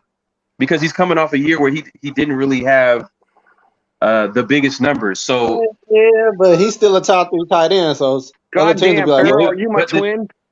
You know what I'm saying? They'd be like, he's a prospect. End, so he still got good trade value. But, I think, and I've said this before, and you guys will probably agree with me or disagree with me, that what Ruggs did, it affected Waller in a different way mentally, and than it was, because he's a recovering addict. Right. And when you see stuff like that come through the locker room, and you start opening doors to some of his demons, some of his stuff that he had in his life. And I've said this before, that I think that affected his play. He doesn't believe in medicines that will get you addicted. He believes in his sobriety. So he's not going to take stuff like that. So he naturally lets his body heal. That's what took too much time away from his gameplay. And mentally, if you're not into playing football at a pro level, at a Pro Bowl level, or when we say he's top 3 tight end, something bad's going to happen to you if your head ain't all in it. Right. So, and I think that affected him in that way this year. But to me, if you want to say that, let him have one more year and be trade bait. If the dude didn't want to be here, he would say, "Well, trade me." You could trade him anytime. First year contract, second year contract, third year contract. It doesn't matter. You could trade him anywhere, and then just get something for him. Be stupid, just like the Texans did, and got rid of D-Hop for a pack of flower seeds and a 6th round pick or something. Look how stupid they look. You know what I mean? Yeah. I don't want to lead the And that was team that Bill does that that. was Bill And O'Brien. and Bill O'Brien. Let's go back a little bit, fellas. Come on. Waller said, That's "Use me and abuse me until I can't go anymore." He said that earlier in the season. Exactly. Yeah, he's saying So that now he because didn't do he's that. saying that now because he know He McDaniel's didn't go do that. force feed his ass the ball. That's why he's saying that shit now. Yeah. You got to feed him. He needs to eat. You feed him, then he's gonna go off. He's gonna be happy. Okay. You know, if you McDaniel's really like them 2 tight end sets. if y'all really McDaniel's want to like them 2 know tight end sets. if y'all really want to know where Waller stands, you guys should check out an interview. Actually, Dirty Low, he's not here, but he actually put me on to this interview. If y'all ever heard of the Pivot podcast, it's Yeah, like that's what Ryan Clark. Darren Waller, Darren and Darren Waller was on the Pivot like a few weeks ago. It's a very good interview, and he talks about like the struggles of last year. How he still wants to be a Raider. He wants to have a great season. He talks about how like he's usually a very soft spoken kind of low key kind of guy. He doesn't want to cause any problems, but he knows he's that dude. He knows he's that guy, and I'm not gonna lie, man. I think he's gonna have a huge season next season. And Absolutely, he's gonna have a huge season. We gonna The see. Raiders But don't have to give him an extension. Like we all know, so you can't double him and Adams and Renfro. So somebody finna eat. So he's bound. He's bound to have a good year or something, a decent year. Somebody go eat. He's bound to. Well, the fact that he showed up to OTAs shut up a lot of the trade questions and all that. Yeah, he has to. He has to go to work, bro. Yeah, He has to go to work. Cause you gotta think the draft coming up. The draft in 2 weeks, so somebody gonna get traded. I ain't saying for Martin, but somebody around the league, somebody gonna get traded. Oh, okay. Hey, a question though. Out of all three, Waller, Renfro, Adams, who's gonna have the not? I don't want to say worst year, but worst year statistically, pretty much. Probably Renfro. I think it'll be Renfro. No, but it won't be bad. It won't be bad, but it's just out of all I of think them it's gonna three. be. I think Adams' numbers gonna be down because Carr gonna be on the force feed his ass the ball. Nah, but then his numbers will be up. It's not gonna be fall off the earth type stuff. I don't think it'll be. I think it'll be Devontae. If you want to know what I That's think, what I'm saying. It's gonna be I Adams. don't think It's gonna it'll be be. Adams. I don't think it'll be bad. I think it'll just be like really. It'll be like NFL standards. It'll be good, but No. But listen, but Gabe's question. But Gabe's question was who was out of them three who are going to have the worst season. Not to say they were going to have bad seasons, but who's out of them three who was going to have the worst. I'm gonna say Adams. You're saying Renfro is going to have better numbers than Adams? Well, it depends on what you think because Devontae Adams should. Right. I mean, he'll have better numbers than Renfro. I think. I would think. But, but that'll be worse on what they should have. You feel what I'm saying? It's like I'm not saying he'll have a worse season. I don't think any of them will have bad seasons per se. I just think that for the expectations, it's not even expectations. It's a lot of mouths to feed. You know what I'm saying? It's a lot of different weapons, and in my eyes, I think Adams is he's gonna be the number one dog. He's gonna be the top dog. He's the guy that's gonna be featured in that offense. And then after that, it's Waller, then Renfro. They're all gonna have good numbers. But I think Adams, just based off like the number of targets, because let's be honest here, who's gonna get the most targets on offense? Well, Adams. Okay, then. So if one player is getting the most targets, that means the likelihood of him getting better numbers is gonna be higher. Well, yeah, you know what I'm saying? No, I'm with you. I agree on that. I'm just saying, for me, on the expectation scale. What I'm thinking you're saying is like compared to his Green Bay years, right? Yeah. Well, I mean, yeah. Well, Adams had like 54% of all the throws, gone to him. So it's like, in Green Bay, it's going to be Adams. So like, if you're going to say a downgrade compared to last season, this will be easy for him. Yes, it's going to be Adams. Yeah, in that comparison, Who will have the most yards and touchdowns, I think, will be Devontae. However, who will have the most in expectation-wise, I think Devontae will have less than what people think. But He ain't gonna have no. Yeah, he ain't gonna have no 100 catches, nothing like that. He ain't getting no 100 catches. That ain't happening. You know what? I'd be proud if like each one of these guys had like 80, 90 catches a year next year.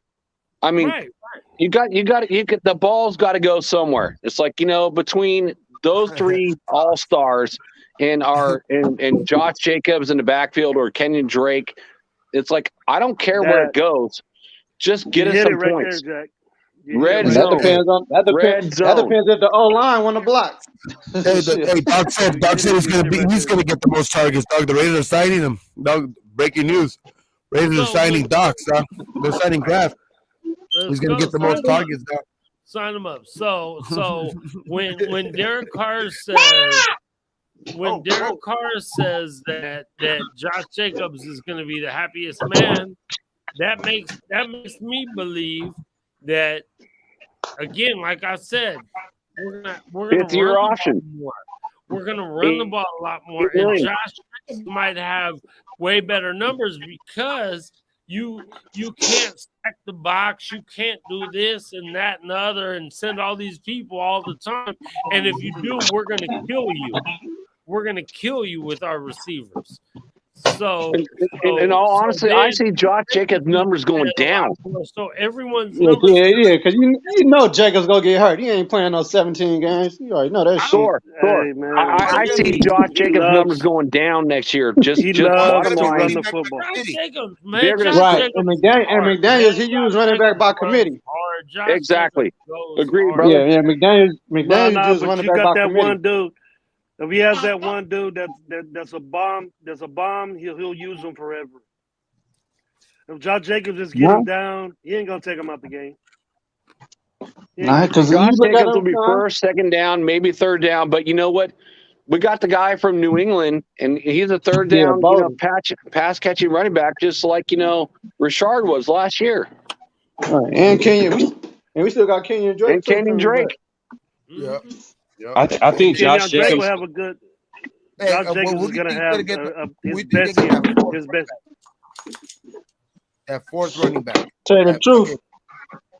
Because I'm more worried about our because it's gonna be between Regis, Amir Abdullah, and I think Abdullah gonna be like a kick returner. He gonna be on special teams. Abdullah. Yeah, I don't think Abdullah makes the team.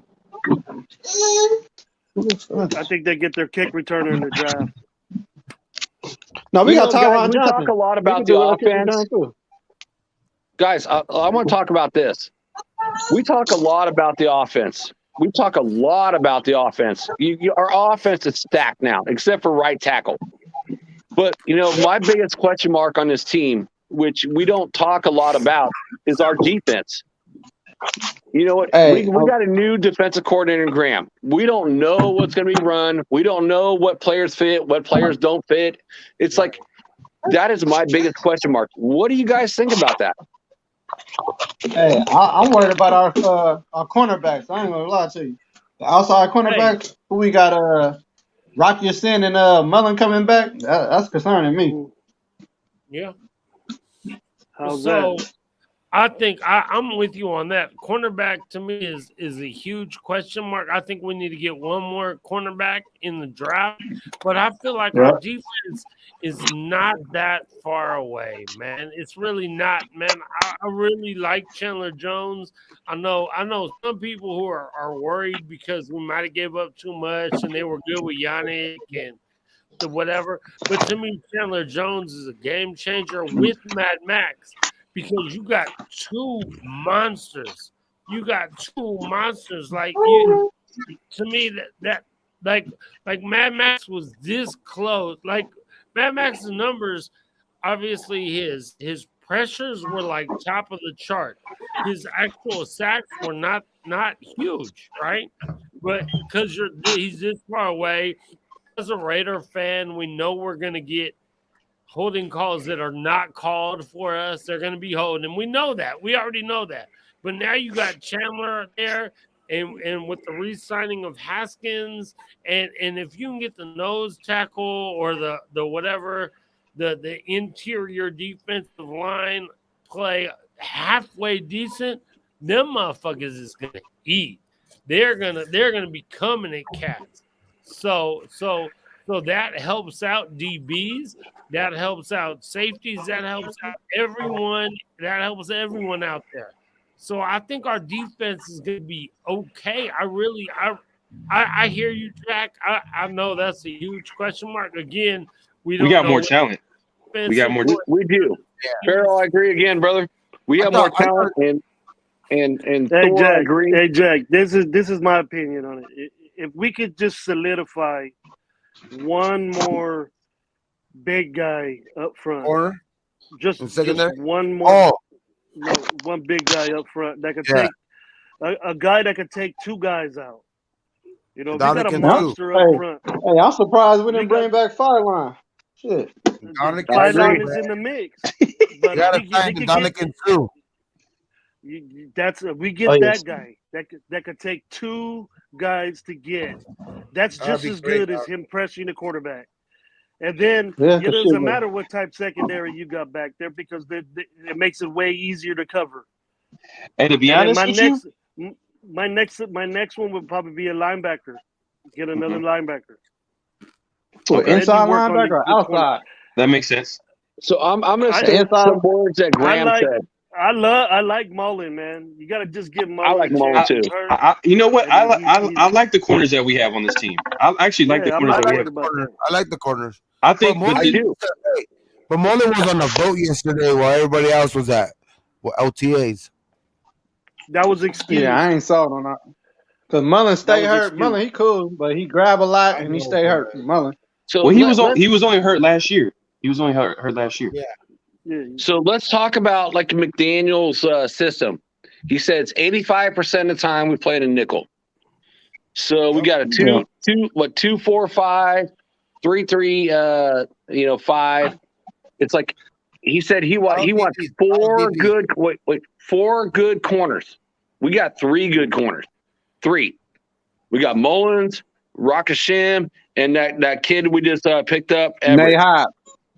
Well, no. We're not counting the slot. Dude. We're talking outside. No. Jack. We got the Nate Hobbs can play corner. Nate Hobbs Do any of you guys really want Hobbs to play outside when he's like super good at playing? Hey, Jack, he's gonna play outside. I'll put him out there. I'll put him outside. Let's see what he can do. Hey, no, but there's some truth to that. There's some truth to that because Patrick Graham. The thing is that Hobbs. If you heard McDaniel's in his one of his interviews, the Hobbs came up in one of his questions. They asked him about Hobbs, and he said that we're looking at Hobbs at every position in the secondary, and that meaning he could play on outside. And if you look at Farrell, I agree with you, brother. I think he could do it, but do you really want him to do that when you know he's like a stud on the slot? No, but not just that. Not just that. Even if you the nickel you have to play him there. You have to account for him there because it's the nickel, and you have to have the slot guy there. So you're gonna have more DBs there anyway. Yeah, so that's what I mean. You could even in dime, you could have all those 4 corners, and you have to have at least another guy to play the slot. You know what I mean? Both slot spots. So either way, if they play the nickel, that's what I'm saying. They want one more DB. So look at what the Raiders have brought in, guys. They brought in a whole bunch of cornerbacks, for their interviews. Oh yeah, but I think they have 4 good corners. 4 good corners. Hey, we not getting. I don't think we getting Stephon Gilmore. They said the Rams looking at him too. Oh, he might be close going there. I read that yesterday. What the fuck is that? Don't want him. Shit, dog.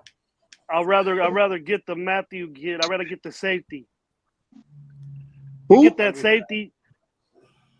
You get what that safety? You talking about? Honey Badger. You get Honey Badger back there, then we're set, bro. In the secondary, we don't need nothing now. Oh shit, my bro. Hey, what we gonna do with? What we gonna do with? Hey, what we gonna do with Abrams? Because I don't want to see that motherfucker in coverage. You get rid of him as fast as you can. Who? Make him be Abrams. No, I do not want to see him in coverage at all. That's Put him hella on punt funny, bro. return. Put him on punt. Let me Put tell punt you and something. kickoff. Let him be the We was wedge just version. on my show. He said We put him was on just punt on my return. show an hour and a half Oh, my ago, God. and we called him Abrams, and someone was like, "Man, you know his name Abram, right?" And then my other homeboy was like, "Oh man, Abrams is a Ebonic name. His name is Abram, but I figured we Hey, all call him Abrams, so." tell you the truth, this might be Abrams last year. Hey, this might be Abrams last year. I like his. So I like we his. talked I like about the way like he special hits. packages like 3-3-5, 2-4-5. Abrams going to play in all those things. Nah, hell nah, McDaniel's already hell said nah. 85% of those Whoa. players are going to go that. So why would you not put Abrams in there?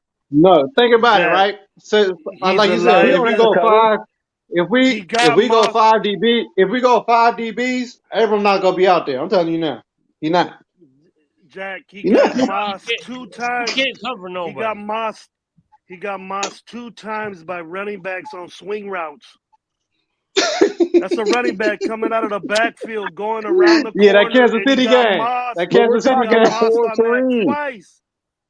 We're talking Gus Bradley system, which is a 4-3. What I'm saying is, when we go Doesn't five matter, DBs, dude. Abrams will It be on the doesn't bench. matter. If we go five If you DBs, he can't on the cover bench. a running back, if you can't cover a running back doing a swing route in the backfield twice, Man, we and they all moss you, know. We all know Abrams' best game was when we played Cleveland. He was balling that game. I'll give him that. He was balling. Yeah. But he was playing linebacker. He wasn't really playing strong safety that game. Man, I like Abrams' game though. I like his game. I know he got questioned in his. I know his coverage ability can be shaky at times, but man, that dude's like a missile. Man, this dude is like I dig that. I dig that style. He missed a I lot of love that, tackles man. too, though. He missed a lot of tackles. Hey, He over Farrell, pursued. shaky at times. Thank you, Farrell. I know. Can't cover nobody, but he could I hit know. the shit out if he connect. Like you said, he missed. But when he hit him up, Yeah, he missed a lot. Nah, man. Yeah, knocked you out. He knocks the guy out. He knocks himself out too. Breaks his shoulder. Right. You want to put him at linebacker? Yeah, I wouldn't put him at linebacker. Linebacker do that shit. He could possibly. At least you ain't got to worry about it. And linebacker, he could just play the the little deep side, little deep third. That ain't too bad for him. He could possibly play that Jabril Jabril Peppers role. That Jabril Peppers role. Yeah, Jabril Peppers, Jamal Adams, run him Jamal that Adams in the role. box. Exactly. Put him in the box. Exactly. Mm-hmm. That's right where he belongs, in that box, nowhere else. If he's on the field, someone will see that and said, put But he- whoever right there to have him cover him, and then they'll throw it to that guy and he'll let him go. Yeah, he a good blitzer also. He can blitz too. He a good blitzer. That's what he can do. But we don't blitz, so we got to see what the new defense. Well, no, Thor, that was last year. We don't blitz. This year, we're going to be blitzing all the time. I'll give you that, Jack. We didn't blitz at all last year, so that probably took a lot of his game away. Yeah, you know. But still, if you're a safety, man, you need to learn how to cover. You have to know how to cover. Yeah, I agree. It's in today's league, you got to cover. You got to cover. And even with sorry quarterbacks with weenie arms, you know, if you can't cover a running back, man. Especially in this division. Especially in this division where you're playing like literally a top 5 quarterback, top 10 quarterback every Like I said, That liability. This Abram last year, this Cleveland Farrell last year with us, they both gone after this year. Both them motherfuckers. I mean, it's possible they could come back. It's just on a cheaper deal. Who knows? Who knows? Nah, I'm cool. Hey, I'm cool. They can go. That's why we know you from the town, bro. We like this fucking motherfucker. This is it. They got to go. They're the motherfuckers. They gotta go. Yeah, for sure. Hey, I got to ask you guys this question. So when they drafted Farrell, did your guys' jaw just drop? The guy right there for sure. What'd you say about Farrell? Say it again, Jack. So when we watched the draft, we all watched the draft. When they drafted Farrell, did you guys jaw just drop after not drafting Allen? Oh my God, dude. I was blown away. Hey, yes, hey, man, I wanted Josh Allen. He was right. No, actually, no, I wanted Bush, Devin Bush. That's what I wanted. That's what I wanted. I want We could Allen. have had Devin Bush. And he We went could have right had Bush. We after could him. have had didn't Josh he? Allen. Yep, he went number 5. Right after him. Oh Hey, and my I God, don't hate on Farrell. I don't hate on Farrell. He was just drafted too early. I think we could have got him in the second round, whatever.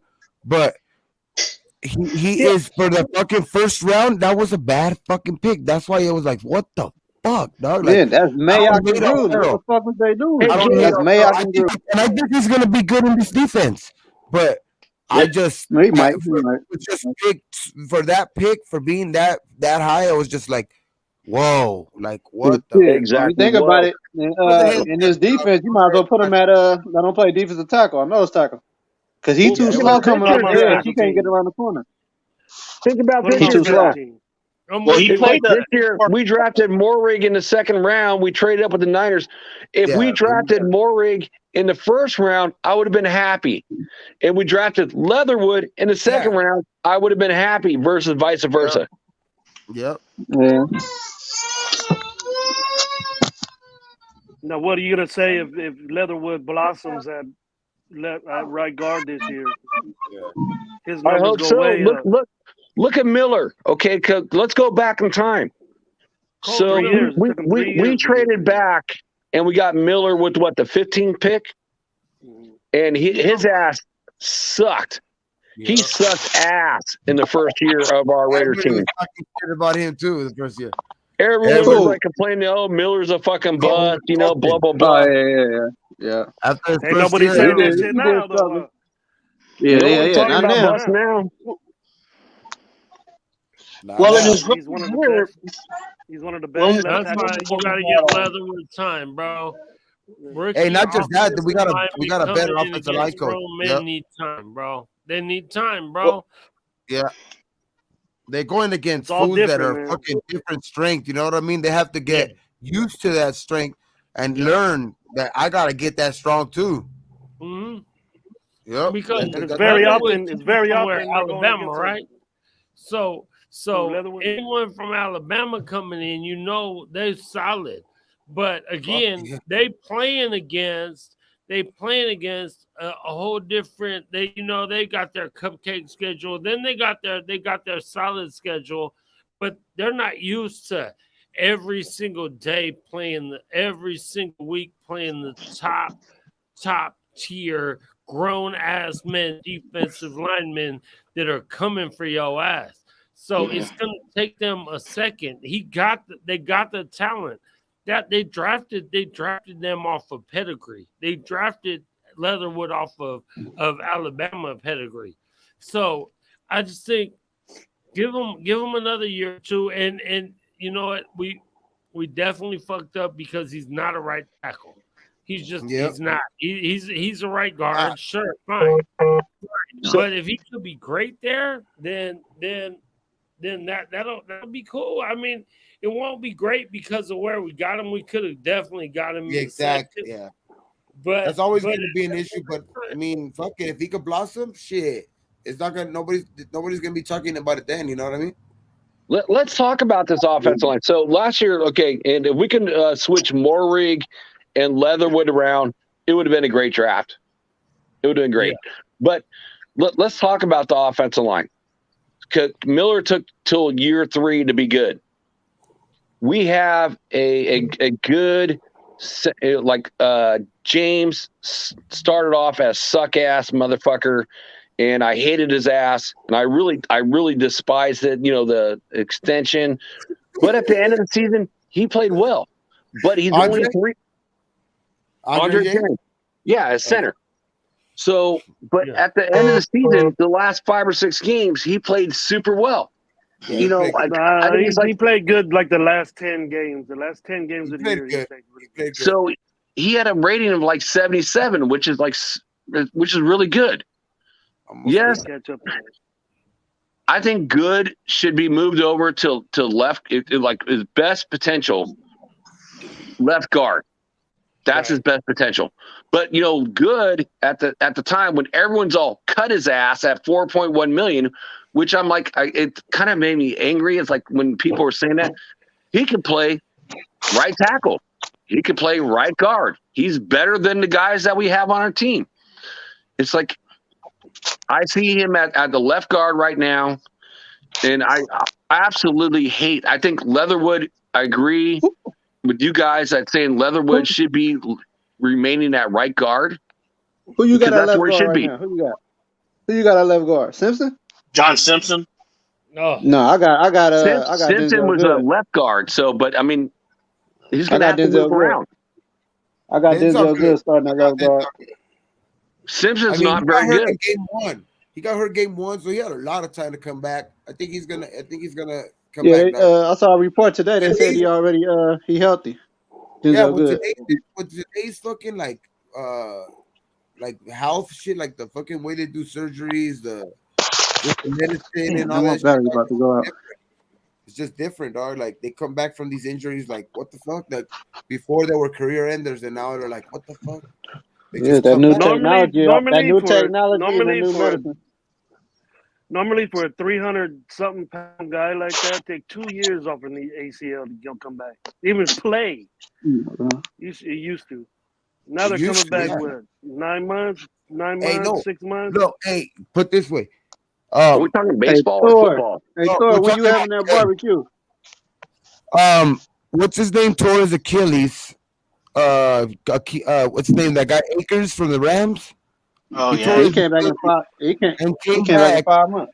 In week fucking like 17 and shit. Like, what the fuck? Yeah. I gotta get my phone from the dog. They take care of their bodies nowadays. It ain't like those. For real. They take care of their bodies now. Before, if you had a fucking torn Achilles, that basically was like, that's it. Your career's done, and that was it. Now, what the fuck? It's like this guy came back like what the like nothing. Mm-hmm. And you see it every day. All these guys coming back from ACL injuries, like quick. It's crazy, man. The thing is, too, Gabe, is that what's next for him is he's gonna have a lot of calf injuries. He's gonna have a lot of that's it pertains to your body, man. How you take care of it and stuff. That's what happened with Incognito. He had that Achilles injury, and then all of a sudden his calves were just his calves don't get no work. Your calves don't get no work. You don't have no movement, no blood supply to them. Has he officially retired? Incognito? I don't know. He retired like before the season started. Yeah. So, it is what it is. He retired but got paid a year ago. Yeah. Bastard. That motherfucker, man. For real, dog. Hey, fucking and then they were just like teasing, like, hey, oh yeah, he's gonna come back at week 5. Oh no, I guess he fucking hurt himself again. Bro. He's coming back week 8. Oh, They played with us all season for this guy. The last time I seen him was on Hard Knocks, man. That's the last time I seen Incognito. That was like 2-3 years ago. For real, bro. Like what That's the for real, fuck? for real. He's a fucking fool, dog. Yeah. But I think Denzel Good will start. And then you're gonna have Parker at the because they said they believe in Parker. You got Illuminor. You got Illuminor at right time. That was my next thing. Is like Illuminor or Parker. I see Parker as a swing tackle. The offensive line coach was talking about like he believes in Parker. He just thinks it was a coaching thing. Mm-hmm. So I don't know, man. Okay, but let's talk about that for a half a second. I remember watching all the YouTubers. I'm just a Raiders fan. Oh, our offensive line coach is a fucking guru. He's a guru. And then we get rid of all our good players. Now he's a piece of shit. Is it really? Is it the scheme? Come on, we were going from like a zone blocking scheme to a power blocking scheme. So I actually see you went from power to zone. We're going from zone to power now. Yeah, now we're going. But to be honest, last season we went from power to zone. So Leatherwood, I see as a power blocking, type player, which, let's go back to James, which I mentioned a minute ago. The guy's only 300 pounds. He's not a power blocking center. At 300 pounds, you're not a power blocking center. The weight room though, He gets you see, help. I seen him in the weight room. He is in the weight room. That's for damn sure. I seen that shit. Like he's looking. Well, I he's hope. looking like he's dedicated. I've never seen somebody bust up. I never seen that anybody motherfucker bust got up to the eat a middle lot and of get caught. burritos. So it's like let's go back to what you just said about a Luminor versus Parker. I see Parker as more of a swing, like a backup. I see a Luminor like taking over like Parker's position because you know what? That's what they did in New England. Yeah, true. Yeah. Luminor is a great right tackle. Great right tackle for us. And we could get one in the draft. We could get You're saying he's a great right tackle? Not great. He's a great right tackle for us, for what we do, for what what we're getting, the gap play that we're gonna have. He's perfect for that. I think we need. He has long arms. He has long arms. He has long range. His back step is good still. He can take care of any pass rusher. Never had no problems with the Luminor doing that. But when Parker was in there, you seen him go around him on that side because he don't have the good footwork, or maybe he just wasn't a good right tackle. But Gravy, is this fair to say? Is this fair to say? Would you and everybody on the panel and everybody in the chat, would you guys feel more comfortable if we added someone in the draft on the O-line? Yeah. Boom. Yes. That's all I'm saying. I want That's to all I'm draft saying. all O-line. I want to draft. If we draft all O-line, I'm happy. Hey, Farrell. Just me, bro. I don't even want to draft a right tackle unless it's a backup. I want us to sign the guy from Buffalo. Yeah. You know what I mean? Get somebody who's proven and somebody that can protect Carr. And if we're talking about getting guys down the field, we need that. That is the biggest weakness on this entire team. That and left guard. I think left guard's a weakness too. Well, I think left guard, you put Good in there. I think Good will be good enough. But right tackle is the biggest weakness on this team. You guys disagree? Well, to be honest, though, like where we're drafting at, our first picks in the third round, you can find a good guard. Draft. I'm talking about free agency. He's talking about spending money, spending money. I feel like there are better players at other positions in free agency. If we're gonna go spend money in free agency, why not go get I don't think like they're a guy gonna do like that, Jack. Yeah, I'm not sure if they're gonna do that. But in the draft, though, I feel like we can draft a good guard in the later rounds. We've done it before. You know what I mean? Gabe Jackson, he was drafted in the third, fourth round. You know what I'm saying? So it's possible to draft a good player in the O-line. I would say as a guard. I don't know if we can find a tackle that can start right away. But those guys get. That's why Luminor and Parker are there for right tackle. You can put Good at left guard because he has a lot of range. He has a lot. He can move everywhere, and that's good to have. But the thing is with the draft, though, what I hope they do is that a lot of the creators that I'm hearing are saying, well, we get this guy Dice, we get this guy, the other big guys that are there. Look and see where they play at.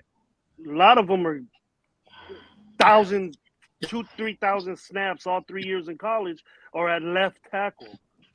We have a left tackle. We need to find the best right tackle that's played there since college to be at that position, that knows the hand movements, that knows the leg movements, the range, and to not get beat. You can't. It's very tough for tackles to switch to one other side. It's not easy, bro. Yeah. You know that. If you played ball before, if you coached ball before, there's a big difference between those both sides. The footwork. And yeah, footwork is different because it's changed. You got one foot up, the other one's up now. So that's different for the guy. Yeah. They need to look at a guy that's played right tackle, right guard, or played, the guard spots because they're easier because you have help, but basically did all their snaps in college at right tackle. So he knows that. You could groom him up. Maybe in the later rounds, in the fifth or something like that, you get a good tackle that plays right tackle. Then your problem will be sold up. Yeah. To me. Welcome, man. Welcome. Don't you guys think? Good point, Thor. I have a question. No, that's gravy. That was gravy. Gravy. That was actually gravy. That's gravy. That was a good point, Thor. So No, here's it's gravy. my It's gravy, bro. here's my question. Credit, brother. Take the credit, gravy. Let's take the players we have on this team right now. Just let's say we don't do anything. What is our offensive line going to look like? Who is playing that right tackle position? Who would you want out there? Come on. Put this offensive line together if we get nobody. Illuminor, right tackle. You're starting from the Illuminor, right tackle down. Yeah. Leatherwood, James, Simpson or Good. And we got to let them smash that out. But I'm good with both of them at guard. And then what's his With name? Simpson On the left side. Simpson are good at left guard. Simpson's kind of questionable, man. Like I don't know, man. I don't know if he's questionable. I would rather get Good. I'd rather start Good over Simpson for sure. Yeah, I'd rather start Good too. Physically wise, I would put Good. But physically Simpson has it, but it's just like I don't know if he's cut out to be a starter. You know what I'm saying? Like he just makes too many mistakes. Too many. He does a lot of bonehead stuff, dude. He does a lot of offside penalties and stuff. And that's what kind of intrigues me about the offensive line going from the zone blocking scheme to a power blocking scheme, because I see Leatherwood as being a better power blocking offensive lineman than a zone blocking. But I go back to last year and I see Good being better than a Lumador or Parker. So it's like, what spot, Jack? At what spot? It's like at even right tackle. Good. I mean, honestly, I would prefer Good being a left guard in a more natural position.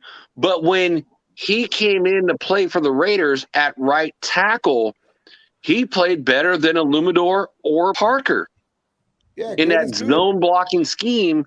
But we're going from a zone blocking scheme to a power blocking scheme. So it kind of throws me off. Like, we got this mix of players and we've seen them all, but where do we put them? Well, the way the way to manipulate the zone blocking scheme, Jack, is to have your front line have movement. Like every time that you see a zone running team, there's thousands of plays you can run from it, but the defensive line is always moving somewhere. They're moving in. You'll see the tackle moved into another gap. There's always movement out there, so that kind of messes up, because the zone scheme is making a lineman go to one side.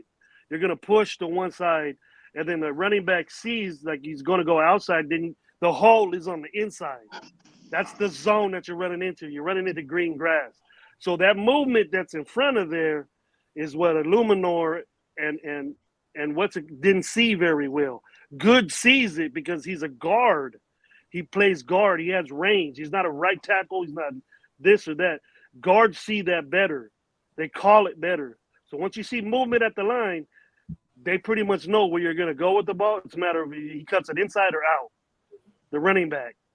So that's what the running back, that's the way we used to have situations where we said James would get the ball and he would run outside. And we'd say, man, you ain't even fast. You lose 2 yards. Why you running outside? Because he didn't see that gap to cut back inside. That wasn't open. Yeah. There's a few times, I'm not going to lie, it was a few games this year where like Drake and Jacob struggled early on in the season because they kept, I don't know if they didn't trust the O-line. They kept missing holes.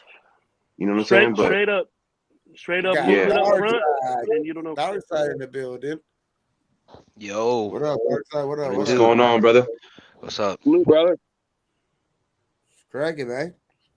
How to do over there, man?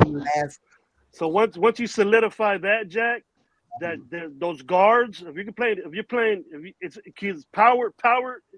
What coaches call it is a gap. You have a gap, an A gap, B gap, C gap. You go outside, right? From the center on down. You have 1 hole, 2 hole, 3 hole, like that. Okay, you're not going to be man on man. You're going to have calls and movements where you're double teaming people and you're opening up a hole. and he goes to the second level, gets the linebacker. That's a pro style gap Pro play set. football.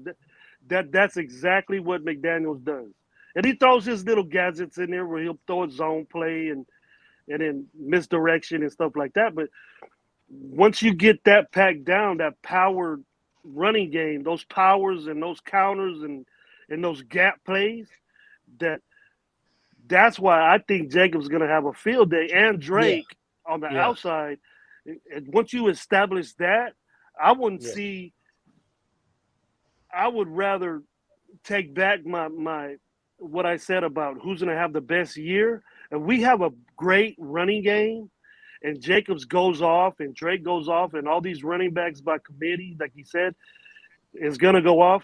He won't even need to throw to these cats. They're just doing it just for fun, just for stat packing. You know what I mean?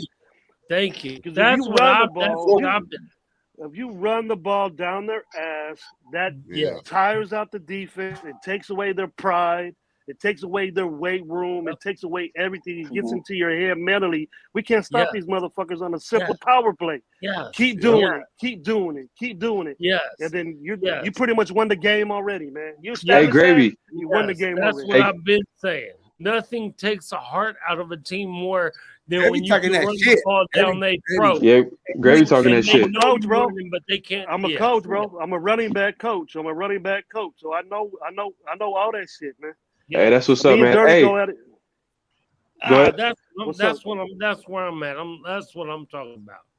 That's why It don't matter what. It don't matter who you got playing running back. You open up the holes for him. Shit, I could run through there, man. If I could get 5 yards a pop, he'll stick with it, bro. He'll stick with it. So I mean, so you don't think Josh Jacobs' skill set doesn't fit the zone's running scheme just because he's a shifty runner and he has vision?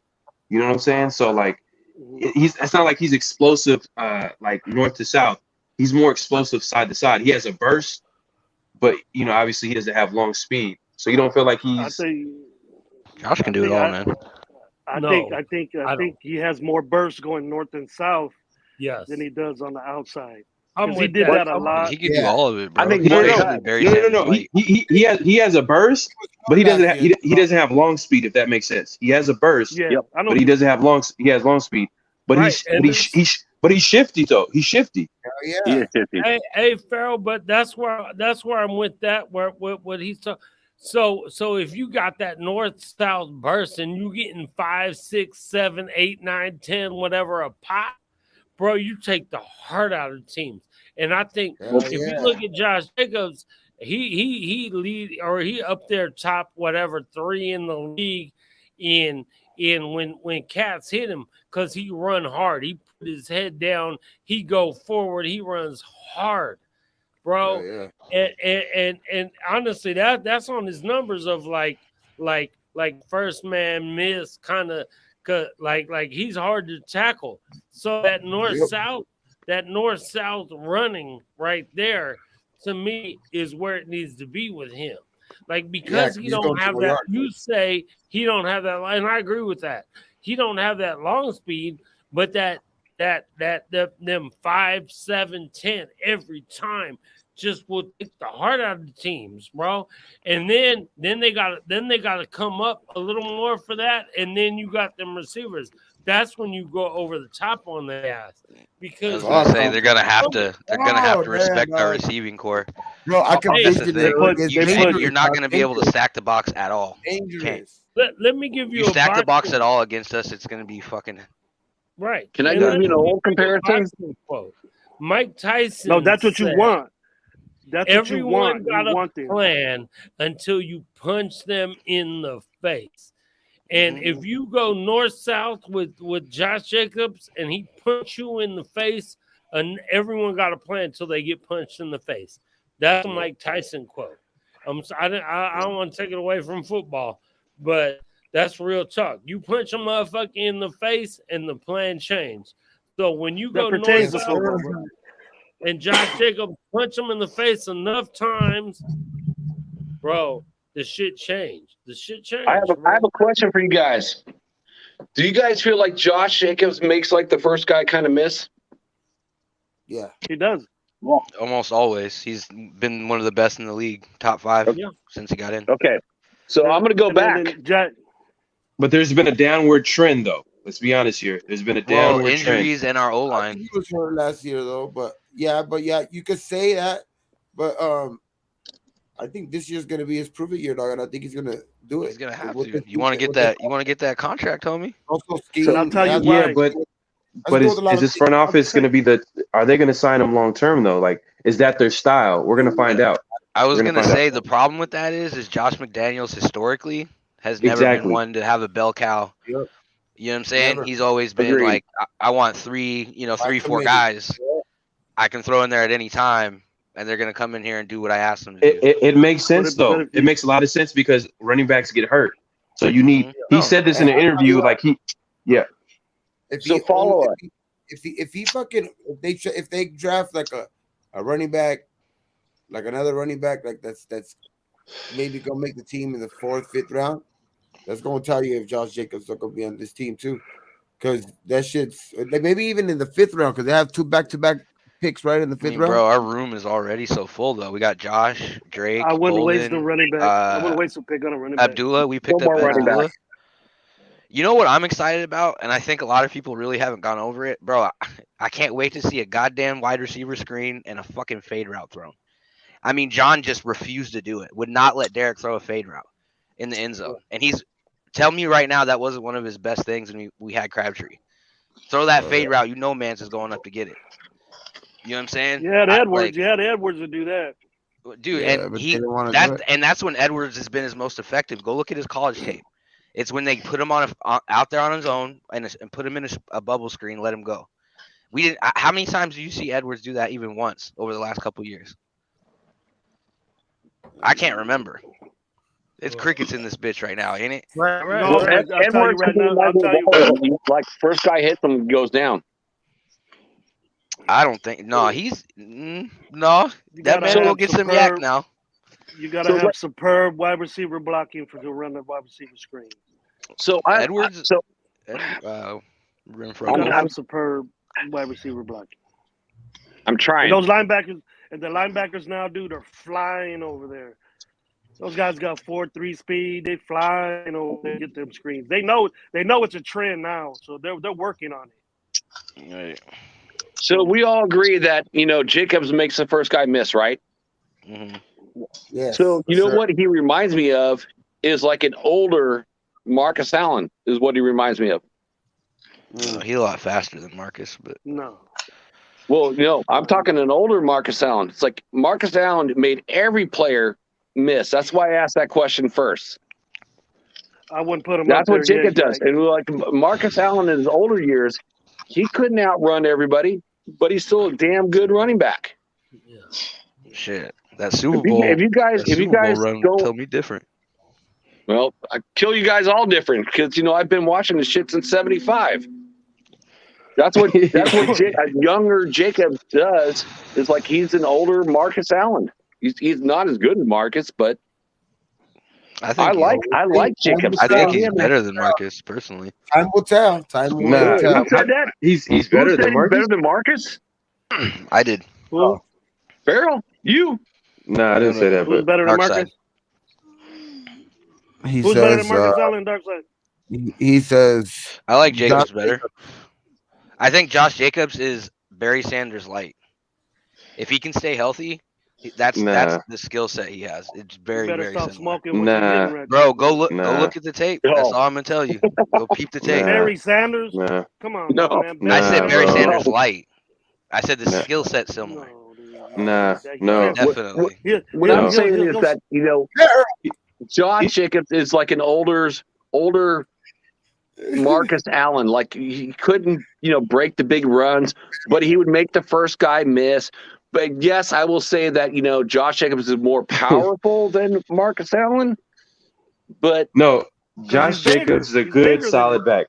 He's a good solid back. He's not a great back, but he's a good he's solid been back. top 5 since he's gotten into the league, bro. The thing though. But he has no long speed. I'm sorry. If you can't take it to the house, bro, that's Marcus a huge Allen one for had me, bro. long speed in the beginning of his career. But I mean, the thing is, Jerome though, Bettis that didn't have long everyone speed. He is was a beast. bigger and faster. But Jerome Bettis was like 25, 30 pounds heavier than Jacobs. I'm just saying, there's a lot of great backs out there that he averages Marcus over Allen, 4 yards a carry. Marcus Allen, Jacobs about what, 225? Right in that range, yeah. And Marcus probably about 215. Yeah, Yeah, you but said they're Marcus very Allen. different You running said backs. Marcus Allen had him by weight. I think they're a lot different. I think Marcus Allen was a long strider. I think he was a lot like 2 or 3 inches taller than Jacobs.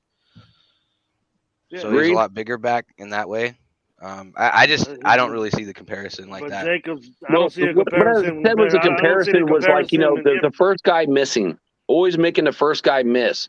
Marcus Allen was always make the first guy miss. Jacobs makes the first guy miss, or he'd power through them. But you couldn't break the long one. Charlie Gardner always made the first guy miss. Charlie Gardner was like a scat back. I mean, he was fast. That guy was fucking awesome, dude. I missed that Tyrone Wheatley, Charlie Gardner combo. That was fucking lethal, boy. That's what you can compare.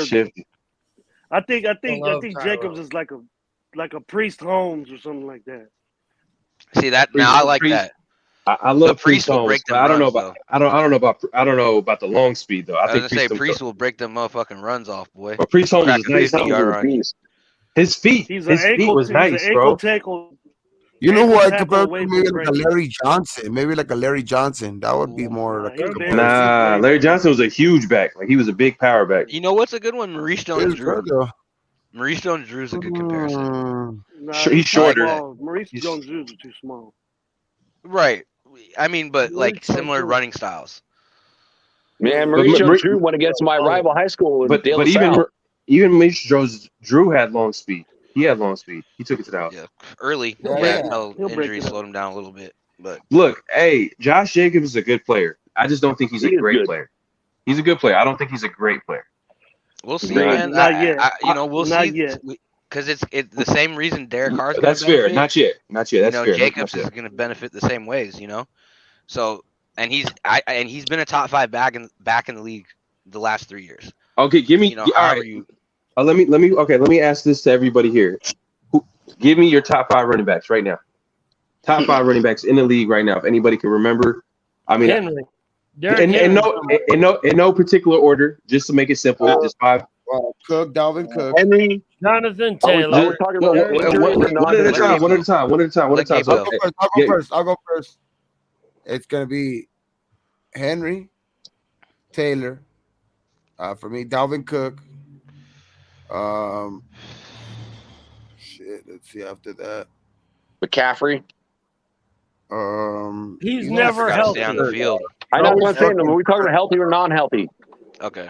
I would say, I mean, anybody like that. But you have to stay. You have to think about it. You have to. So you said. I'm gonna give you I a don't beast. consider him a top back. I don't consider him a top back because he's never healthy. You know what I mean? Right. So, but I'm gonna give you another beast who's never healthy. Najee Harris. Alvin Kamara. He only had 1 year. He got 1 year. Kamara. I'll put Kamara in there. 5'4". Kamara ain't playing no more. And then, yeah, huh? Mm-hmm. I think he's still playing for last year.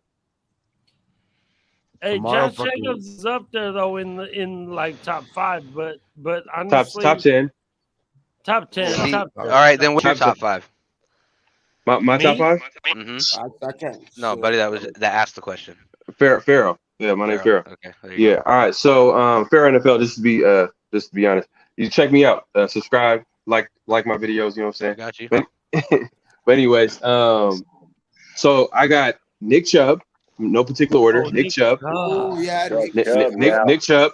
Jonathan Taylor to me is probably currently the best running back in the league. You can make an argument the guy in Tennessee is that guy, but his injury might not. Yeah, Henry's in my top 5. Kamara's in my top 5. You think so? Dalvin Cook is in my top 5 too. Dalvin Cook's in my top 5. I love McCaffrey, but the dude his health is just like it kills him, bro. It takes him out. But I would go with Josh, Henry, Taylor, Cook and Chubb. What about Joe Mixon? Kamara? You're taking him over Kamara? Kamara's not going to be playing. What do you mean? Joe He got bro. You didn't hear about all that shit that happened in Vegas? Oh damn! Oh, you just trying to make your list off some technicality. Well, he's not going to play. I can't take a guy that's not playing. I'm talking about strictly football, bro. I'm talking about football. Who played? The season hasn't started yet. You know what I'm saying? Don't sleep on Najee. Don't sleep on We're Najee. going on last year. We're going on last year's. I appreciate you all eyes, bro. I appreciate that. Billy Bob. He don't have the body of work yet though, Thor. He don't have the body of work I know, but he got 1 year in though. That's what I'm saying. He got 1 year in though. Don't sleep on that. Don't sleep on that fool. Don't sleep on. You see what he did to Abram? You see what he did to Abram? Damn. You know what's funny? Oh, This yeah, year's draft, there's no good running backs really coming out. No one's talking about any running back that's coming out that's going to be any good. Worse. Fuck. I'm like, I haven't heard one quarterback's name. I'm like, No, what not is quarterback, this? running back. No, I know. Running I backs know. are I was horrible. There's some good backs. There's some good backs. I like Dalvin Cook's brother. Is there any running back that anyone's even talking about, like in the first or second round? Not one. Sure there's some. I don't know. I you know what, man? I've kind of checked out when I found out we traded our first and second. So I've been focusing on the later rounds. Yeah. Hey, y'all. That's true. Hey, Gabe, Pharaoh, Jack, everyone in here, man. I got to get up out of here. I love y'all, man. Raider Nation all day. Much love.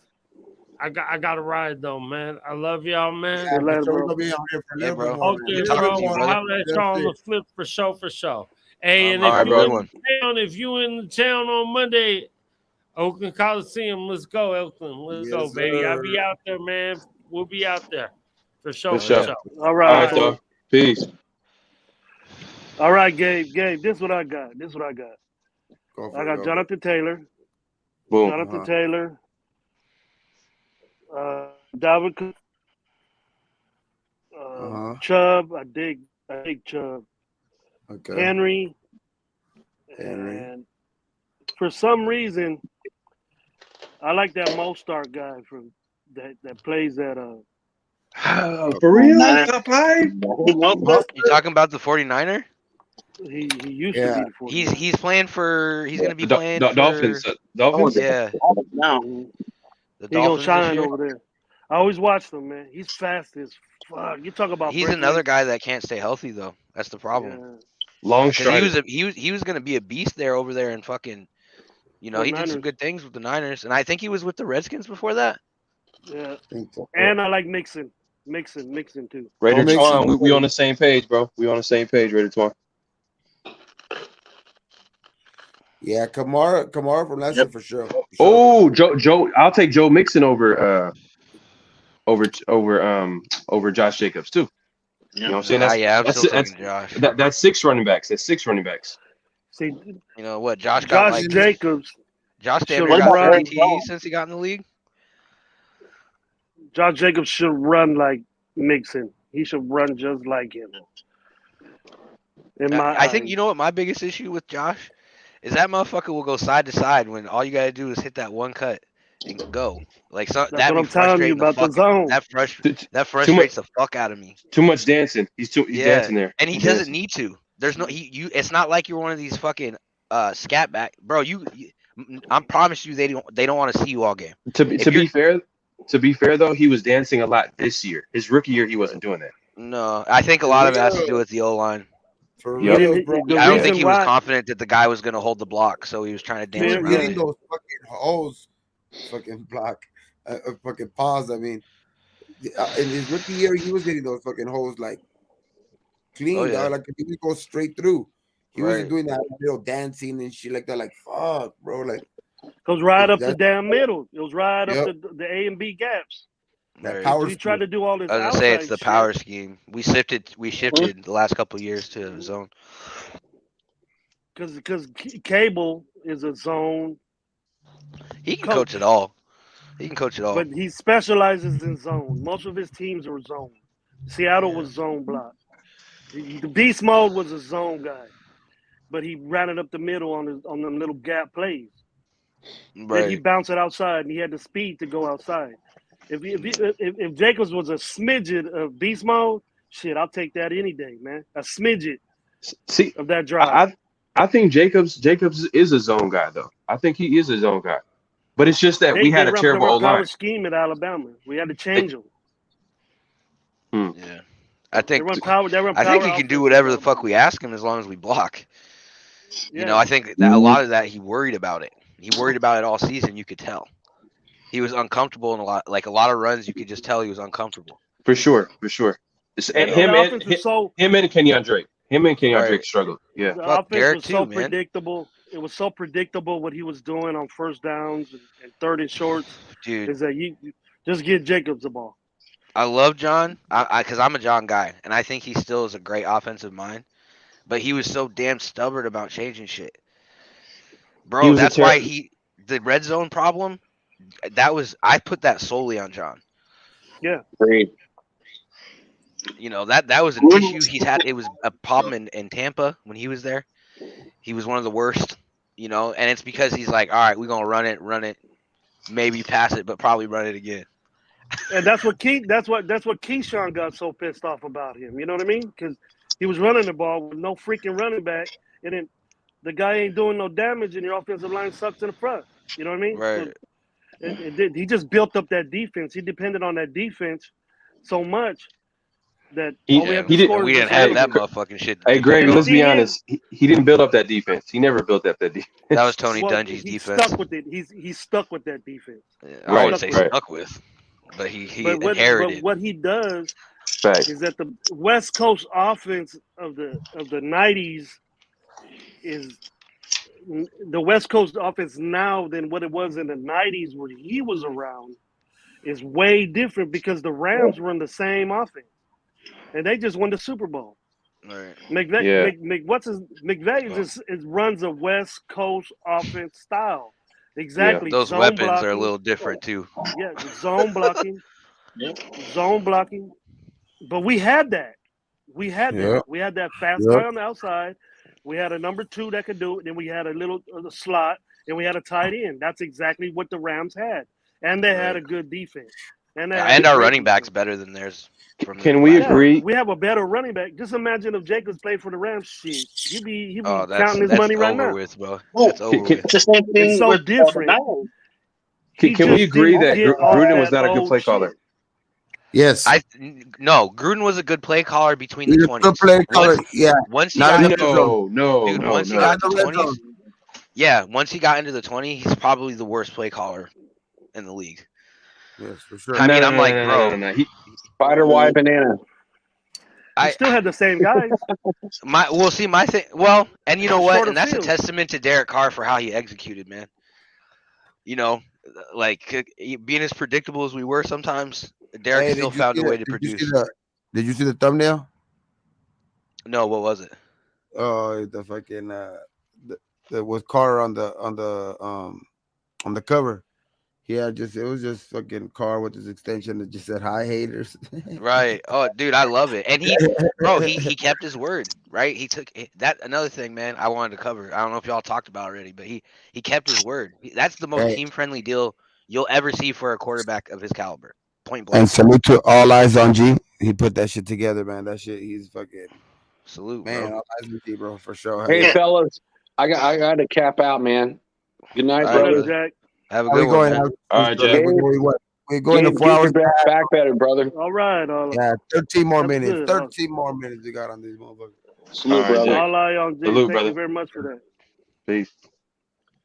But hey, man, the reason why did you hear Farrell? I'm sorry. Did you hear my boy speaking today on his shit, man? About that dude, he's saying, "Well, why you in my pockets and shit like that? Do I tell you to go to work and not get paid?"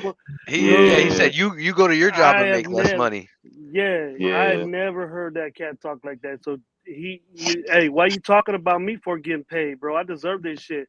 And then he got it, man. And where was the lies though? He didn't lie too. There's no lie. He's being honest, and it was the truth. It's the truth. Yeah. Right. And that's the thing, though. He signed the most team-friendly deal. I mean, bro, I don't think people realize. You know, we He should all be said that popping he bottles wanted to right get now. people. Well, the Yeah. thing is, people saw $40 million a year and flipped out. Right. Taking a picture of it. Which is really dumb because you got to add this year to the extension. It's part of the contract. Like 35, which is makes him the eighth highest paid quarterback. But then give it years, he'll be in mid level. Bro, and by the time his contract ends, those guys, Herbert and them, are going to be making 50, 60 million a fucking year. Yeah, they're going to be asking for it. And they're going to bring them teams down. They're going to bring their teams down with them. Well, I mean, the cap's going to be going up so much. We'll see how that, Carr we'll knows see. that. But we're going to be able our cap too, and we're going to be able to get way more players because Carr's locked in. Right, bro. I'm telling you, we're going to re-sign. We about to re-sign Renfro. He's about to get an extension. We about to go probably fuck with Moreau, get him an extension. You know what I'm saying? Bro, when this cap goes up, our defense is gonna get so much better because I think they're gonna put money in where it needs to be. Right. Because they know this regime knows, and it's gonna we're gonna get those star players at those positions as well, dog. Like once the cap goes up and all that shit. Matthew, I think we're waiting for Matthew.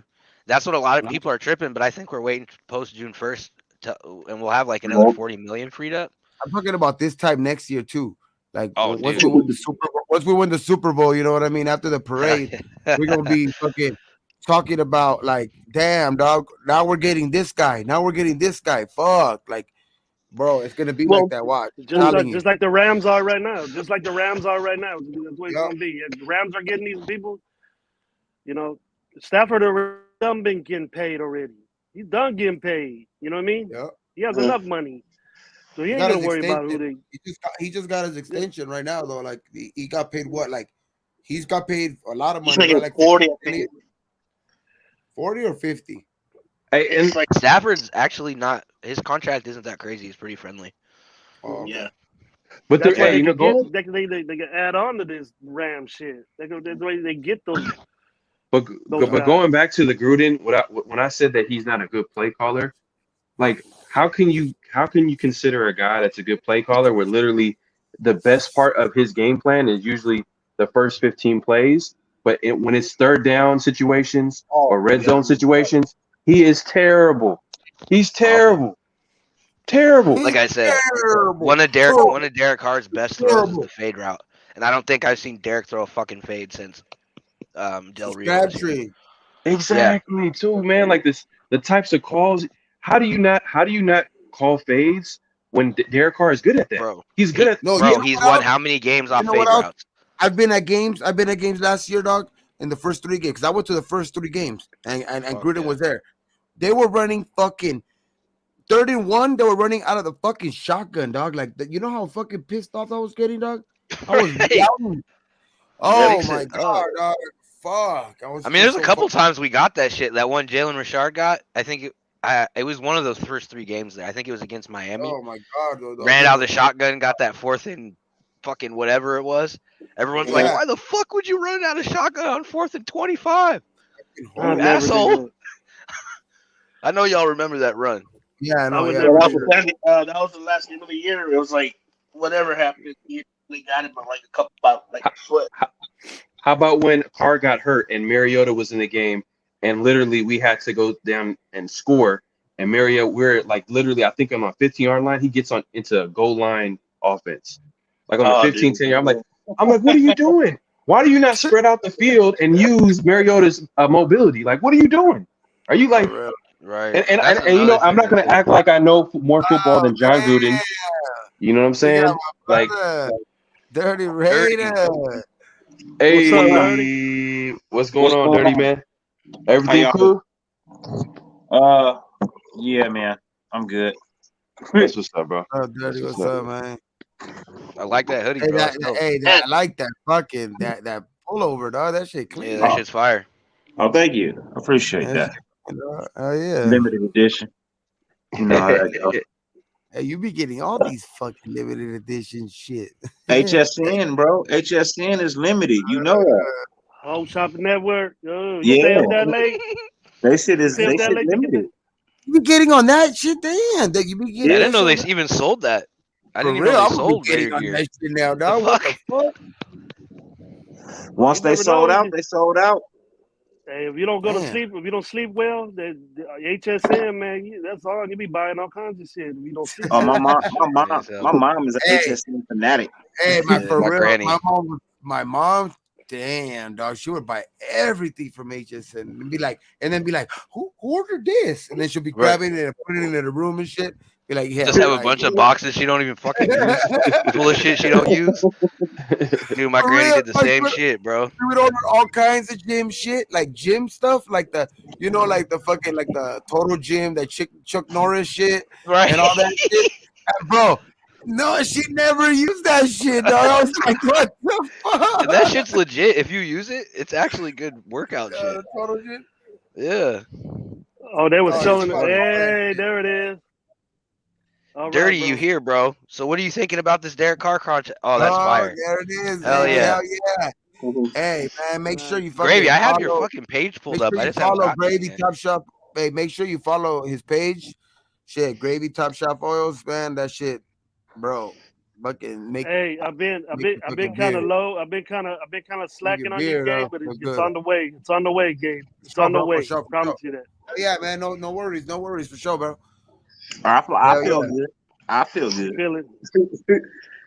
So somebody asked me about the DC something. What happened? The contract. I'm asking what you think about it. Obviously, you popping bottles over there, just like the rest of us. Hey, look, you know what I think about it, man. Whenever I'm close, like super close, I'm good. Right. Dude, I said 35, and that's basically what it is, right? It's just a little bit under that, right? Bro, I was one of the few people that said that this man was gonna take the discount, and everybody kept telling me I was fucking crazy. No one does that. Yeah, bro. Yeah, I was like, they don't do that. That's not how the game is.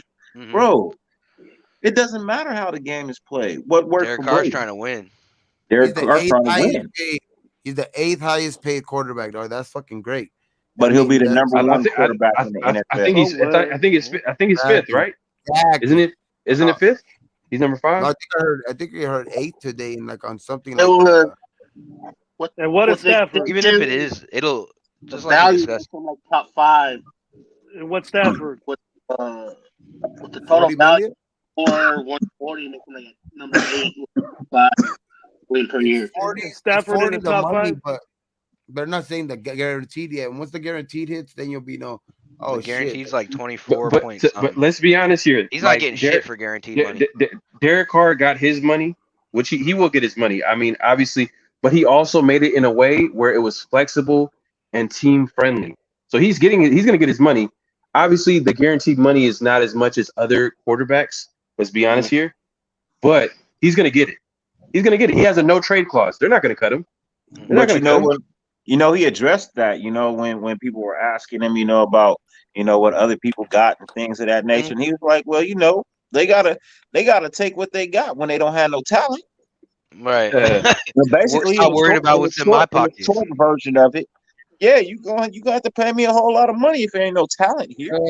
For real. You need to I just stay. thought that was dope, man. I thought that was dope. He said, "Why you in my pocket for?" Shit. Yeah, Right. get out my pocket. That made me Yeah. feel bad about myself. Shit, I was like, man, Hey, bro, that's my hey, boy right there talking. I got fired up, man. I was ready to hit. I'm about ready to start punching up some weights or something. Motherfucker said that. I'll say this too, though. If we don't get Adams, there's no way he takes this deal. Yo, where do you find that hat at? Where you find that hat at, Gravy? Lids, homeboy. It's a cream. It's the cream new limited. They got different colors. Fire.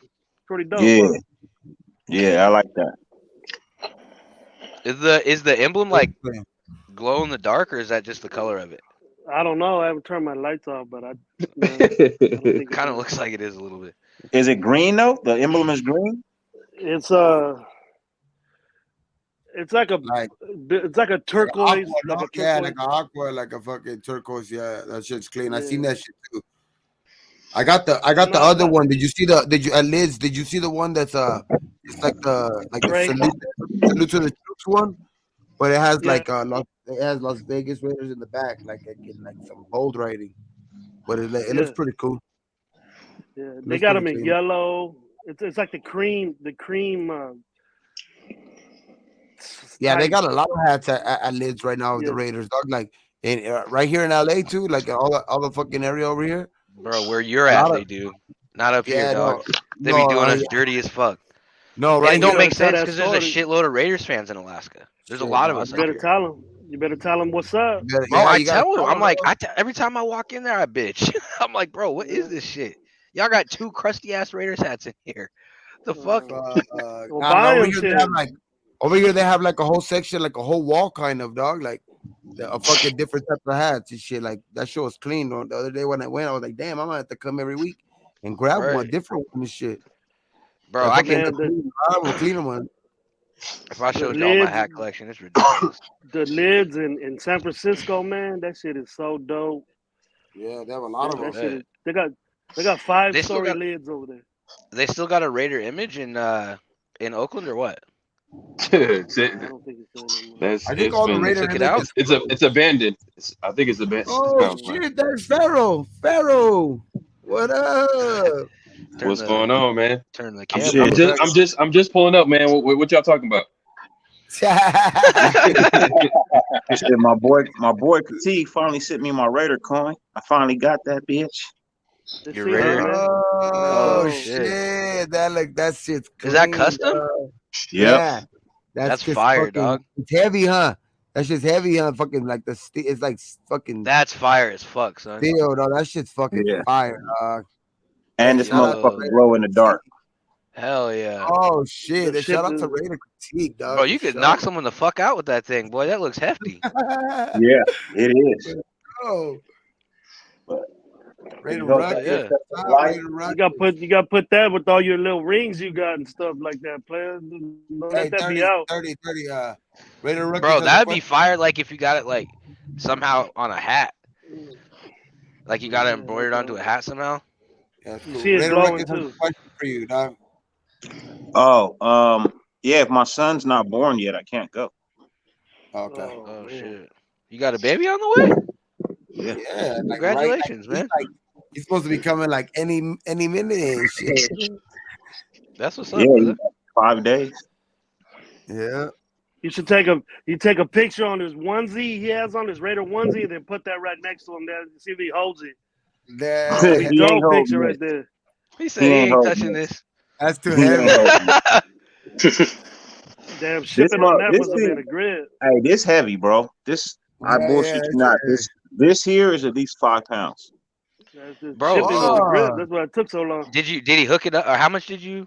If you don't mind me asking, how much was it? What, this? Mm-hmm. He blessed you with it. He blessed him with you have to call. Yeah, you'd have to call Critique. He blessed me with this. Oh, okay. Yeah, I'd hit him up then. That's what's up, man. That's fire. And he hooked you up. That's what's up, man. That's. Can it hook up to a chain? Can it hook up to a chain link thing? I'm could. actually gonna take it to the jeweler and have him put a hook on it, so I can put it on my. Gonna have to be thick, bro. I don't wear chains. I feel it. That's a slavery. Trying to be Michael Crabtree out here.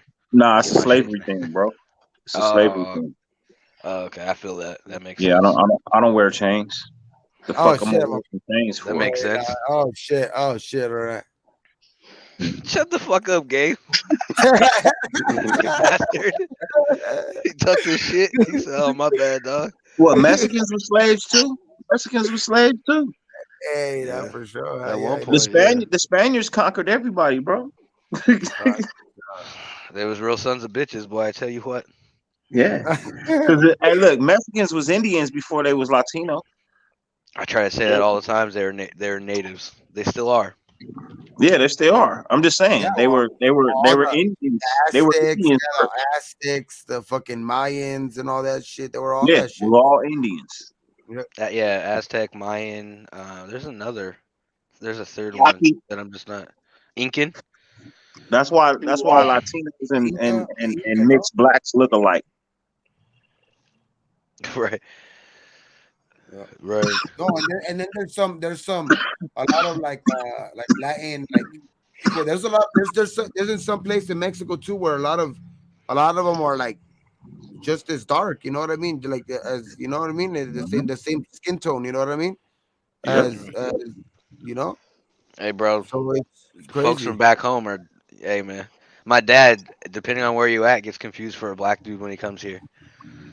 Yeah, You know, he dark as hell, boy. Got nappy hair too. And even like Cubans, fucking like there's a lot of Cuban everybody. Yeah.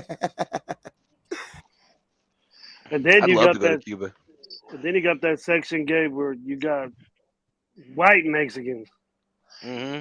I know That's Mexicans that Hispanic. are blonde. I know some that are blonde hair, blue eyed. Those I got a are homegirl that looks like she's Irish, but it's half Mexican.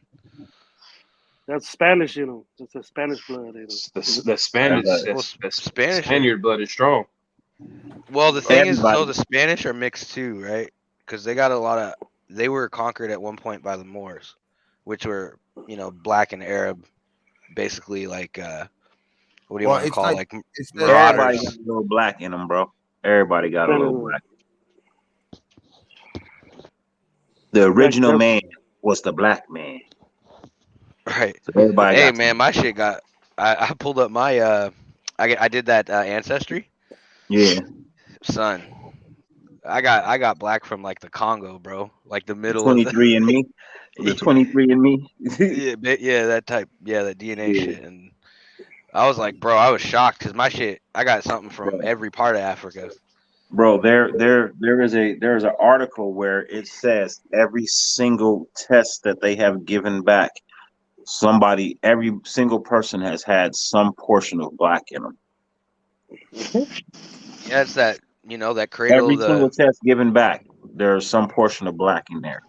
What do they call it? Cradle of life? Anywhere from 2% to 12%. Yeah. No, I mean, shit, that's where most of us, you know what I'm saying? Most of us originate from that, you know, that Nile area. Yeah, well, it only brings you to one conclusion. You know what I mean? That everybody must have came from the same place. So yeah, back then, in those days, the continents were so close together. That's where man came from. I believe in that. And then all of them. Well, this whole world was an island. It was an island until it was flooded. Yeah, Pangea. Yeah, it was all an island until it was flooded. Once it was flooded, continent. Yep.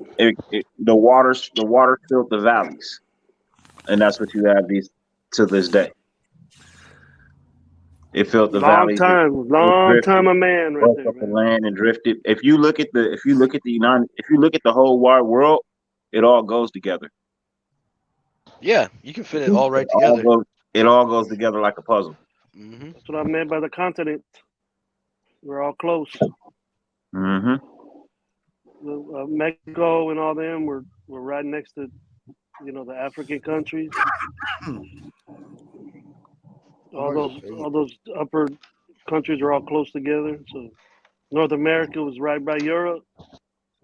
I feel you, Red Ruckus. I feel you, man. I feel you, man. Me too. Every time I piss, I just know I'm black. Jesus Christ. Pause. Fucking pause. Nobody was reading that shit. I had put it out. I had put it on the I read it, but it went over my head.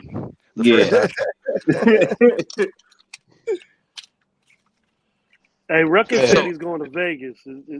Is he going to Vegas? What day? Yeah, he's going to Vegas. Ruckus said he'll be in Vegas. I hope so, bro.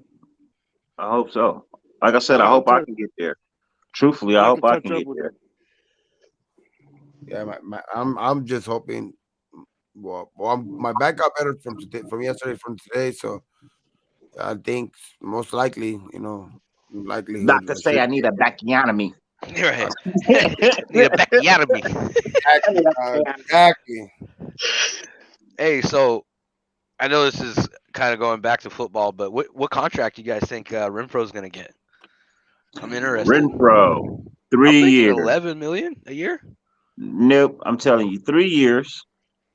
You asked a question. Let me see. I'm saying, you know what? 4 years. 4 years, 87 million with 51 guaranteed. 43. You know what makes this question hard is The receiver that got paid in Jacksonville just changed the game. You talking about Christian Zay Kirk. or the other dude? Kirk? Christian Kirk. I got 20 million of fucking 22. Fucking I'm Christian Kirk. talking about Stupid bullshit. Because he's a Hey, slot. He's a Zay- slot receiver. He's a slot receiver too. You know what I'm Look, saying? He's a slot receiver So- now. He's a So slot receiver Renfro was now. in between. Renfro was in between Christian Kirk and Zay Jones, right? On most people's list and talent wise, most people would say that he would probably be in the middle of those two. I think A he's little better than bit that. I better think than he's better Zay than Jones. Kirk. Probably not. I believe he's better than Kirk too. Yeah, Me you're just personally. talking about generally. But in general, general consensus, most people would say that he's probably in the middle of the two, right? So if he's in the middle of the two, he's gonna get paid like he's in the middle of the two. So if Zay's bringing in 10, you gotta assume that Renfro's gonna pull in anywhere from 12 to 14. No, you right. Forgot about what the fuck they got. I don't know, man. I think people think, But you Renfro can't, dude. He's worth it. I'm a lot higher on Renfro than the way I hear people talk about him. Even our own fan base is dismissive of him. But I'm like, I don't understand. But let's be honest here. Let's be honest. Christian Kirk has never been a Pro Bowler. Nope. Yeah, Renfro, he's not Never even been a Pro he wasn't Bowler. even a replacement. He was voted off rip, that's what wasn't I'm he? saying. Like, Yeah. I think fucking for sure. Nah, Renfro was a replacement. Renfro was a replacement. Was he? Yeah. He deserved either way. He deserved to start. But the he was spot. the very first replacement up. Okay. He was the very first alternate. And so he just barely missed being voted in. It was probably fucking because Jamar Chase, right? It was. He took Jamar Chase's spot. Yeah. Yeah. So yeah, man, he's fucking solid. I think he's way better than fucking Christian Kirk. Yeah, I think, dude, he's a bro. He had the least amount of drops last year of any wide receiver. By the way, now that we got Adams, we have both two top wide receivers in that category, and he also broke the Raiders' all-time receptions record. We had Tim fucking Brown, right? He broke his record. I don't think anybody's hyping that the way it should be hyped, and he did it before the 17th game. That's one of my favorite fucking Raiders of all time, dog. Like him and Bro. Charles Wood. I got to get a fucking one of those little mini helmets signed and meet Tim Brown the other day. Fuck yeah, bro. I fucking that we were supposed to. I was supposed to be my bro Dirty there, but he had some other, plans. But no, that was when I had that mental breakdown. Oh, okay. Oh shit, you all right, bro? That was a while ago, bro. Oh, I was suicidal. Remember? That was when I was suicidal. Damn, you bro. put you got that you're here. Yeah, for sure. Hell yeah, man. Yeah, that's when I was going through all that shit, and I wrote the letter and all of that. Yeah. Yeah, no, bro. Shit. No, I'll be dead serious when I say I suffer from different mental health than other people. You know what I mean? Yeah, sure, man. Hell yeah. But I'll never use it as a crutch. I'll never use that shit as a crutch. No, I feel that. Ain't nobody got, because the world gonna keep it pushing. You got to exactly. Hey, look, the world don't stop because you died yesterday. Mm-hmm. That's fucking facts, bro. So, leading up to the next question, I had that kind of piggyback off of that. We know that Waller's getting his extension next year. What we gonna give him? Well, the question is, it's not a guarantee that he's going to get his extension from us. No, it's not. It's not. I think Waller has to prove it. Truthfully, they saw last year. They saw what happened. They probably wanted to give him an extension until they was like, nah. Let's just see. Let's just wait and see what happens. All right. See if he can stay his ass on the field. Yep. Yeah, but I think that was a little bit of an anomaly, right? Because he's been, aside from last year, he was healthy. He's been healthy, really healthy the last 2 years. And while he's on the field, he produces. No, I understand that. With Adams and shit now, he's gonna be basically unstoppable. For sure. Well, we hope. I think this offense is gonna be unstoppable. That's another thing. This offense works perfectly in him and Moreau's favor, because Josh loves running those double tight end sets. And with those guys, you know what I mean. I think we got the best 1-2 tight end in the league, if you ask me. I mean, the Patriots got a good set. Nah, I think he has to prove himself more. Well, he has to prove it more. Because last year he dropped a lot of balls, man. Moreau? And then yeah, he did. And then he missed blocks. Like, do you remember in the was it the playoff game? Yeah. Was it the playoff game? When he fucking just, I mean, I fucking blame the way the fucking play was. I mean, even seeing that on the field, you know what I mean? Why would you even not put somebody over there to like help out or chip or something? But damn, dog, he missed that fucking block. Well, the thing is, it's common sense that you don't put a tight end against an edge rusher. Yeah, without help. Because that's not true. You can put a tight end on the edge rusher, but you can't put Foster Moreau and Hendricks and think he's gonna fucking stop it. Right. Gotta put That's facts. You have to put somebody out there to help him, and then it's like, but he didn't help the situation at all. Like, you know what I mean? Like that dude, like went literally untouched. That's what, like, I was like, nah, he got a chip on him. He got a chip on him. He just did. He just held him. Couldn't hold him long enough. That shit didn't do nothing. I don't know, man. I just think that Waller's contract's a little disrespectful to him. Well, but also we pulled him off a fucking practice squad, and you got to also remember, he's the one who signed that contract. Yep. Yeah. His time is coming. His time is coming. Yeah. I mean, I mean, a year from now, he's gonna get his money. I think for sure, because with the cap going up as well, dog, like especially with how I think that he's gonna ball out this year. He's gonna get that contract extension after this year. Once he's down to like 1 year left in his contract, they'll give him his contract extension. But first, we gotta take care of. They can't even extend him until next year anyway, even if they wanted to. First we gotta take care of Renfro. Renfro, without a doubt, is going to get extended first, because even like listening to Carr talk about why he took a team-friendly deal and he made sure to do that, he went out his way to point out Renfro. Like, Renfro was the first guy out of his mouth as far as like, yeah, he didn't want the same thing to happen last time, meaning when Khalil Mack left. Yeah. You know what I'm saying? So, and he the first person, he kept repeating it, was Renfro. Obviously, he mentioned Moreau, and he did mention Waller once. He mentioned Waller, but without a doubt, Renfro is going to get signed. He's going to sign. It's just a matter of when. Buddy too. Exactly. So, but the thing is, though, I think he's probably going to get a deal like Christian Kirk, if not more. He should. I think he deserves it. I don't think. I know he deserves that especially when you talk about the Zay. This is Zay contract. You know what I mean? When you hear it's not even Kirk. The Zay contract shocked me more than Kirk's. I was like, fucking $30 million. Yeah. What? And I like Zay a lot, bro. I love his energy, like the type of person, all that, you know. But I was like, holy. But he's a $3 million a year type receiver, bro. Definitely 5 to 7 at best. Definitely not 10. But 10. I was like 10.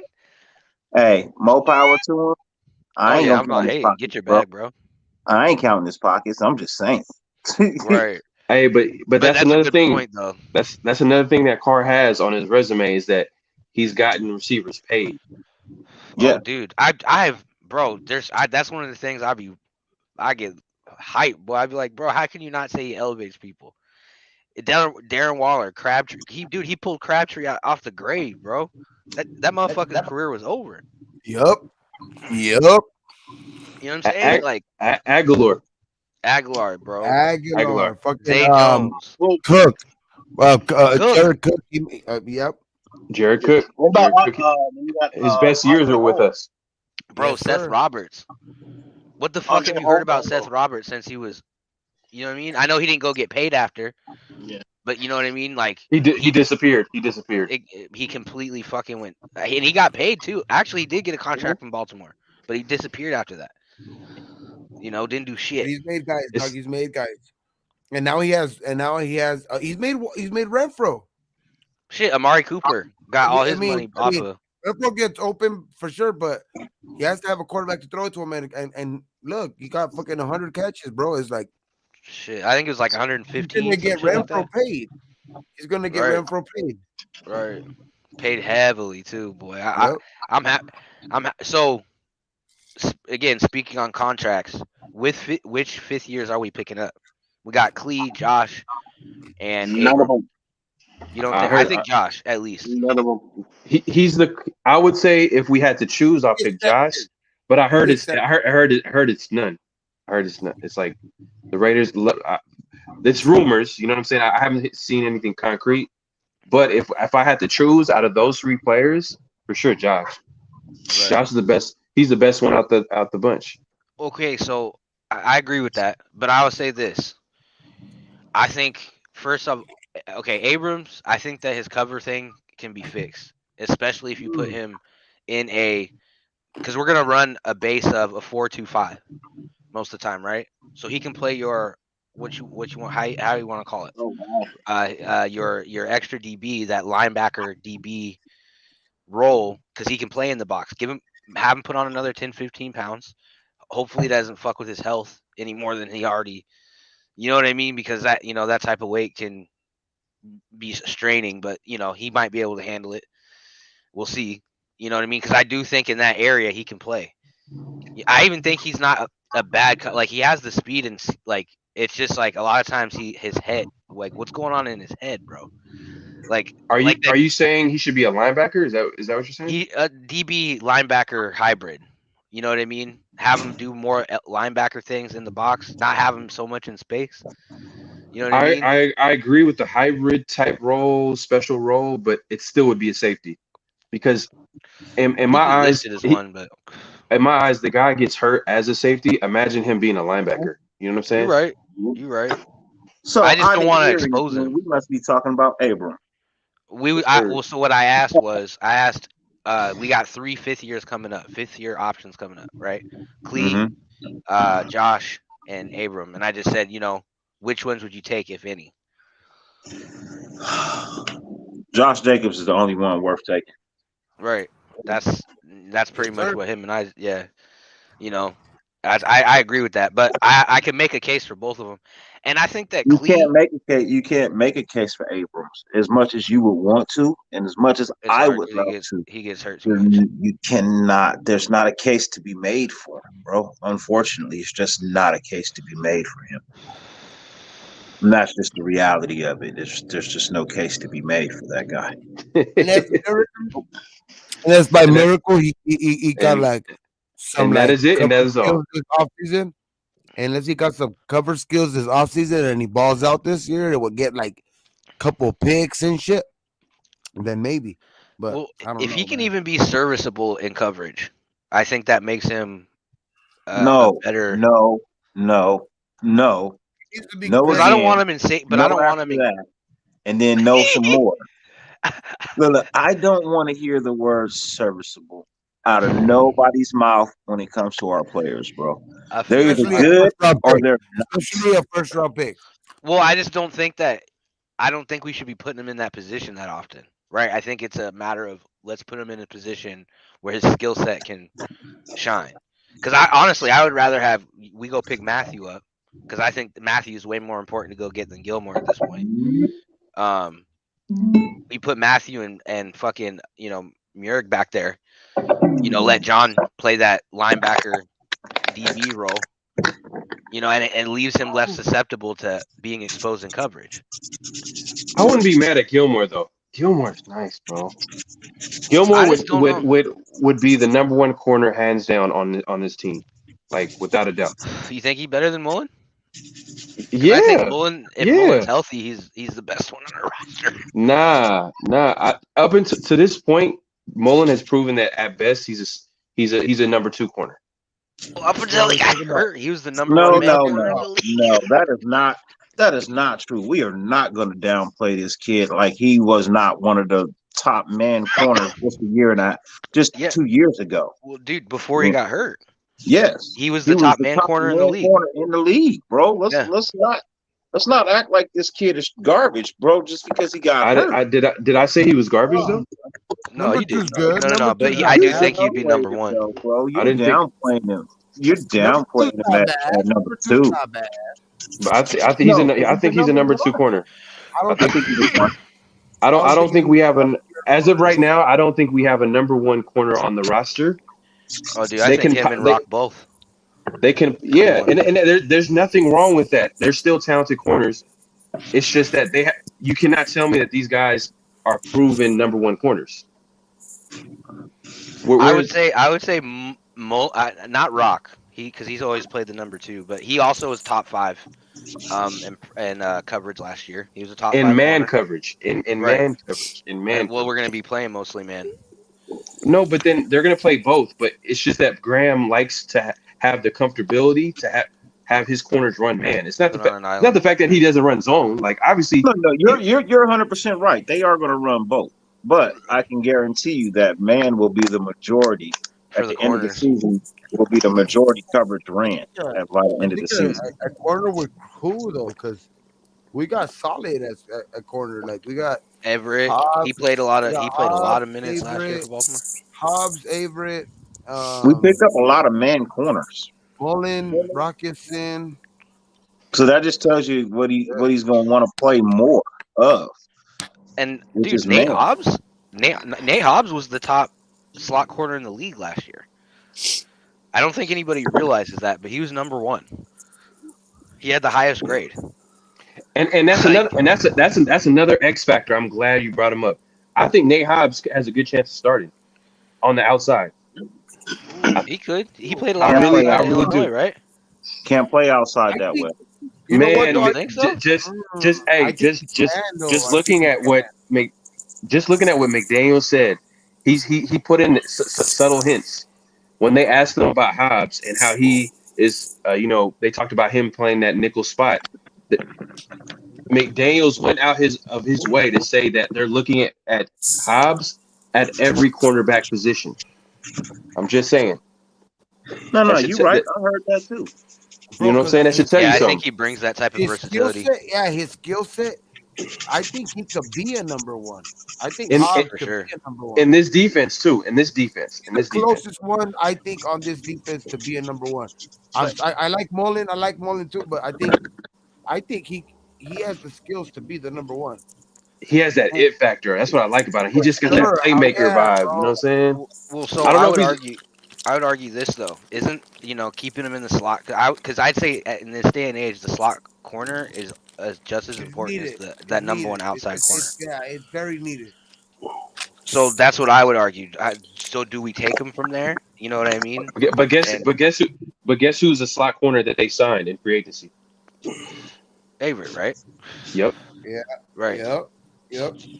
I just think we just have a lot of versatility. That'll give you a chance to put him to the outside to try him out a little bit and put Avery right there. I think. Gravy, you see where I'm going with this? Yeah, but I honestly think you might see Hobbs more in the nickel as a nickelback. For sure, think that you need to have him. You need to have that dude on the field, though. Dirty. He needs to be on the field. I also think that's going to be because of the versatility at the position. It's going to be, especially the way Graham runs his defense. Right, it's really going to be week to week. We're going to see. I think we're going to see a lot of movement at that position based off of matchups. I think you're going to see nickel. I think when you see nickel, you're going to see Hobbs. When you see the dime, you're going to see Abram. Hey, let me throw this idea to y'all. And that's when all the first downs happen and all that shit. Let me throw this at y'all because we're talking about Hobbs. And I was thinking about this, I forgot what I was watching, and they kind of threw out the idea. I don't want to take credit for it, but they were mentioning Hobbs as a good safety option, just based off his skill set. You got range like that because he's a physical player. He's a physical player. He loves to get in there. He loves to tackle. He loves to be in that box. You know what I'm saying? Like I just feel like, damn, like he could move to that safety spot if they really wanted to. If they wanted to be creative, and I'm just throwing that out there. You got Gillespie still too. Yeah. The Gillespie, we just haven't seen him. That's the only thing. It's like we haven't. It sucks that last year he did not even play. How many snaps did he play on defense? Like I don't even think he even came on the field. No, he came on the field a couple of times. Yeah, he came on here. But he's Pause. Yeah, you're right though. You're right. He came. Pause. Yeah, he came on the field. I just don't want the liability of Abrams covering somebody, and it's hard to do that. 12 it's yards hard deep, to do. Yeah. You can't cover 12 yards, man, or a tight end. And No, he's it ain't never gonna work. anything from the line of scrimmage to 12 yards. Anything past that, he is a liability. Very much. Yeah, I mean, there's linebackers out there that could do that. Shit, Hobbs could do that. Hobbs could do that. That's why everybody's saying give him a nickel. Or that other gentleman saying put him at the slot. Put him at the slot. You're not covering the slot. You can cover a tight end. Hobbs is the type that you could put like in those defenses where Graham plays, where you have the so-called the X guy, where he plays. You know, he's like a rover kind of guy. Like he's I think he's that type of guy. Like, man, I love Hobbs, bro. Yeah, Hobbs is bro. like what is it? Man, he's a sleeper for me for next year, man. I feel like, man, the dude play everywhere. Like I think he could play everywhere right there. Like that's why they could use him as that. Like they're like Swiss Army knife type of guy. Man, hey, Gus Bradley, I'll give this to him, man. He has an eye for talent. He has a good eye for talent, bro. Because every pickup that he literally had on defense last year, and best believe that Mike Mayock, which he did this in the past, he relies on the coaching staff to make picks. And Gus Bradley obviously was the defensive coordinator last year. So you got to believe. Hayward, though. I wish we would have re-signed Hayward, but fuck it. Yeah, you know, it is what it is. You know what I'm saying? Like, yeah. He's when up it there came in to age. man, when it came to man though, you would have seen the problems he would have with Hayward. For sure. Mm-hmm. For sure. Are you talking about Hayward or Hobbs? Yeah, Hayward, not Hobbs. Hobbs to me can do everything. Yeah, I like Hobbs to me, he can do everything. Yeah. You mentioned free. He can play free safety. If Maury needs a breather, shit, he'll go in there and play for him too. He's just a baller. I'm just saying, man. He's a cornerback that's really physical, that loves to stop the run. So I'm like, hold up, you can play safety. He's a dog.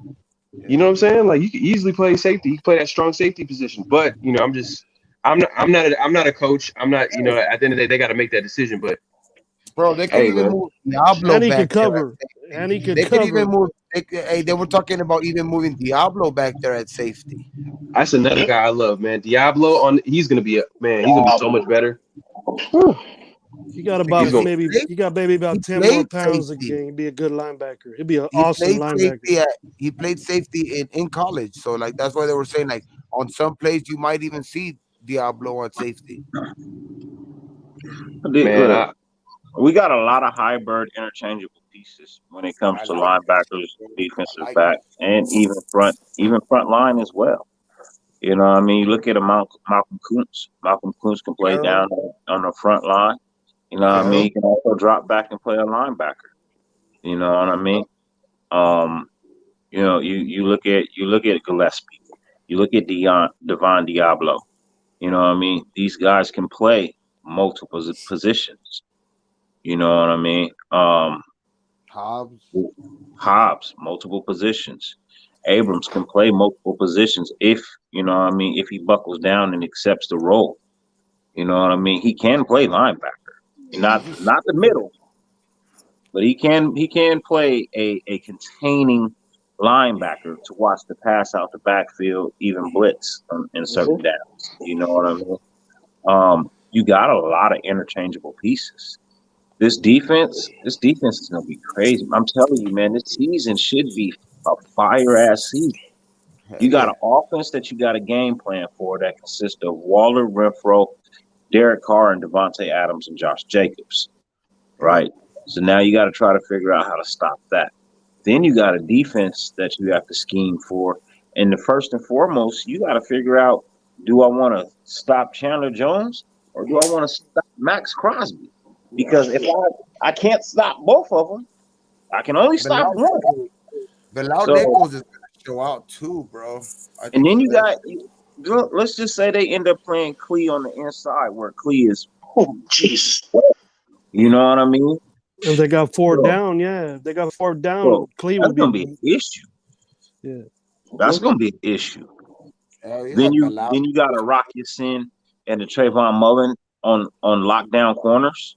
If we're talking man, because these guys are sticky as fucking crazy glue when it comes to man coverage. These guys are as sticky as crazy glue. So, for me, they're not giving Mullen his props though. They're dirty. They're not giving Mullen. I know they're not. I see it, man. Damn, y'all trying to make this into something and it's not. But I do think Mullen's a good player. I'm just saying that he's not a number one corner yet. I haven't seen it. He hasn't solidified that number one corner title. If he did, then why is he not extended right now? He should be extended immediately. He's in his third year? This is his third year. This is his last year on his rookie deal. Corners like that, like they get locked up. The same. Because he was hurt. He was hurt. Yeah. He was hurt. But he was hurt 1 year out of his career. He was hurt 1 year. And that was last year. Yeah, the year before you need your money. He was hurt. Yeah. Sucks, but I mean, I'm not. Hey, you know what? I don't. Yeah. Before that, what did you think? A rookie out there. You know what I mean? You haven't seen dudes play like that. Starting games, getting in games, putting in good work, covering good receivers. Number one sometimes, number two sometimes. I haven't seen nobody do that since Patrick Peterson, man. I like Mullen. I think the one thing I'll say against him is he doesn't have long speed. You know, like when he goes against speedier receivers, he does tend to get beat. You know what I mean? Guys like Tyreek Hill, but Tyreek Hill is one of a kind, man. He's one of one. You know what I'm saying? Like Tyreek Hill is going to beat a lot of players. Well, but who do you think in our division that he would have a problem with if he covered speed wise? I think he'll have a problem with maybe the guy out in Denver, the guy that we probably should have drafted. Sutton. He's talking about Judy. He'll sew up Judy. He's fast though. He's fast. 4.3. Pretty speedy. Speedy receivers are his weakness. That's all I can say about him. I like that he's physical. I like that he's long. You know what I'm saying? Like he's tough. Like he's a competitor too. He's not falls on the long part. Actually, since Tyreek Hill's left, I think he actually matches up with all the good. He actually matches with all the receivers up now. Tyreek Hill is the only guy that gives a problem, but like you said, he's one of a kind. And I think basically, like our corners now, I think they match up good. I'm not really stressing about the cornerback position right now. I like the talent that we have back there. You know what I mean? But the only thing is that we only have one corner that's under contract past next year, and that's Hobbs. Yeah. So that tells me that they're most likely are going to draft a corner this year. That'd be good too. Shit, you know what I'm saying? But I don't like this Gilmore shit. I don't think that. Well, I don't think it's bad. I would rather go Matthew though. I'll tell you that. Get a safety. You know, yeah, go get Matthew, man. I mean, we got Harmon. You don't have to worry about your safeties ever for the next couple of years once you do that. I like Matthew. I like Matthew too, and I like him combined with Morick because they got similar skill sets. I was gonna say they play. He'd be a great mentor for Trayvon. Exactly. Yeah. My next question for you guys was gonna be, so who's the guy that you got making the most improvement, and then your sleeper pick. That's so. I'll start. I'm going Morig. I think he puts himself into top 5. He's going to catch those interceptions that he dropped last year. I think that's an anomaly, and I'm going Malcolm Coots for my sleeper. That his efficiency ratings are fucking crazy. The amount of production he put on the field versus how many snaps he played, is insane. So that's definitely my sleeper. So you said sleeper pick, and what was the other? What was the other? And your most improved. Your most improved and your sleeper. I think my most improved is gonna be Leatherwood. I'd love to see that. And then sleeper is going to be well, cause I don't know if this is the sleeper or not, but Diablo. Oh, that's it can be a sleeper. Yeah, I think for sure, man. He's gonna show out. He's gonna show up. I guess I'm gonna keep it different. I mentioned him earlier. Hobbs is my sleeper because I feel like a lot of people are not talking about him just because, and I feel like he's gonna have a huge impact on this defense. Yeah. And then most improved. It's a tough one. From last year, who's gonna improve the most? Morg was a good one. He did drop a lot of picks. I would say Jacobs. Let me get Jacobs. I think Jacobs is going to be killing this year. For your most improved? Because last year he had what? He had 800 yards rushing. Yeah. Right. I think he could improve. He didn't have 1,000. I'm gonna kill all y'all. I'm gonna kill all y'all with mine. He got a very good end of season games. He did. And he still had over. I think he had 8-10 touchdowns. But I think we haven't seen the best Josh Jacobs yet. I haven't seen it. Even though he's played well, like he's played well for us, but I feel like he could play better. You know what I'm saying? Like I feel like if he played with a better like team, better offensive coach, better play caller, and that's gonna happen this year. So I think he's gonna have a huge year. You ready for a shocker? All right. Before you shock us, let me give me mine so we can all be surprised when you do yours. Okay? I say most improved will be Mullins. Okay. And like that one. And my pop player, I think is going to be Moreau. Okay, that's a good one too. My other tight end. I like your Wi-Fi today, Gravy. You got great Wi-Fi today, man. He's not robot Gravy today. I had to nut up and get that 13 today, man. My wife made me do it, so that's the reason. that Apple 13. Yeah, I hear you. Y'all ready for the shock? Is it shock the world? Let me go ahead and go first. Go ahead, Dirty. Let us have it. No, hold on. Who had one? That's me right, Bob. Sorry. Go ahead. If there's one more, go ahead. I'll go last. I will probably go going to pick up. I'm going to go with Jacobs. I think my sleeper's going to be Brian Edwards. Ooh. I like that. Ooh. I think he took Dirty's shock pick. I was contemplating because my most improved and my sleeper are the same person. Oh, okay. Brian Edwards. He's a sleeper, and he's going to be most improved. People are sleeping on him. People are sleeping on him, bro. People here say, "Oh, he's the bottom wide receiver." No, he's not. Watch. You can ball. His numbers are gonna skyrocket this year. People are gonna sleep on him, and he's gonna be the most improved player as well. So you got a stat line for me? What you think he puts up? 73 catches. Ooh. 842 yards, 7 touchdowns. Damn. Okay. Okay, you're going bold on that one. You make me want to pick his ass for fantasy next year, then, man. Edwards is going to be a top red zone target. Dude, I just think because of everything else we got going on, it's hard not to acknowledge that he's gonna get the play. He's gonna get more 50-50 balls this season than anything else. You can't, dude. You can't double him. You see You're the not gonna talent. be able to. You cannot double fucking Edwards. You see the talent. You see the talent. Too many mouth to feeds. It's too many mouth to feeds, man.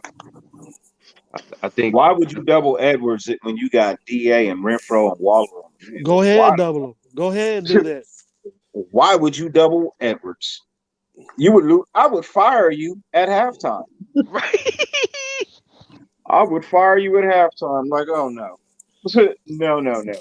He's literally like probably the last guy on our, unless you have like some weird lineup where, you know, you got that dude from Miami in there and like Tyrone and Johnson, you know what I mean, and Robin, you know what I'm saying. Then he might end up being your ex, you know, but I don't see how that happened.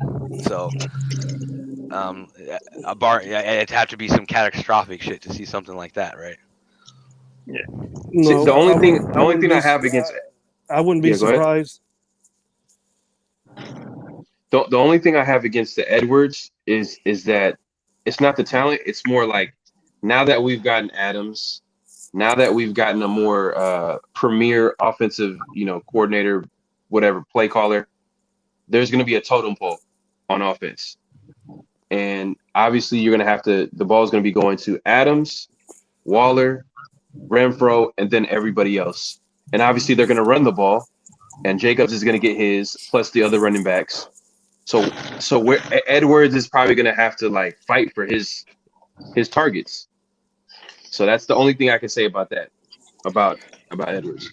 That's my only, and that, it's funny that you mentioned that, because my only question about Edwards is his attitude. Because if I had any issue with him last year, there were sometimes I felt like he started to pout and shit. And I'm like, if Edwards had Zay Jones' attitude, oh my God, dog, the sky would be the limit for this dude, right? Man. Because he has all the physical ability. He can run every route. He's not his route running's, pretty damn good. Obviously you can improve, right? But he does everything you want. If he's good at workouts, maybe they see that and say, we need to get this cat the ball. And then quit lollygagging around and hold on to that bitch when we want to get you in cruel situations. When you need to score a first down, the ball just drops in your hands. He dropped a lot of balls at crucial times that we needed to get first downs, and he dropped them. There was some but he had some big catches too. So it was like catches. So the thing he was about one of those it, hit or if miss. you go look at his drops, he's only been credited with like maybe 1 or 2 drops all year.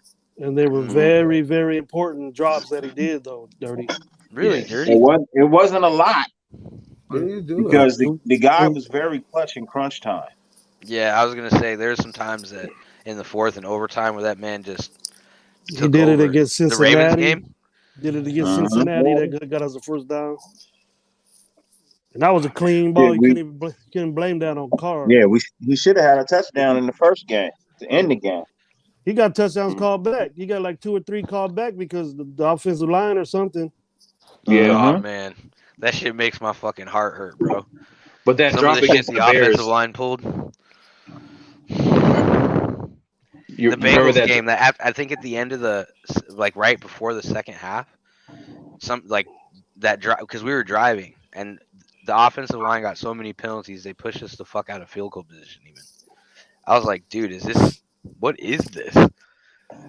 Like, have some pride, fuck. That was the exchange with doing Mariota and Carr and doing all their shit.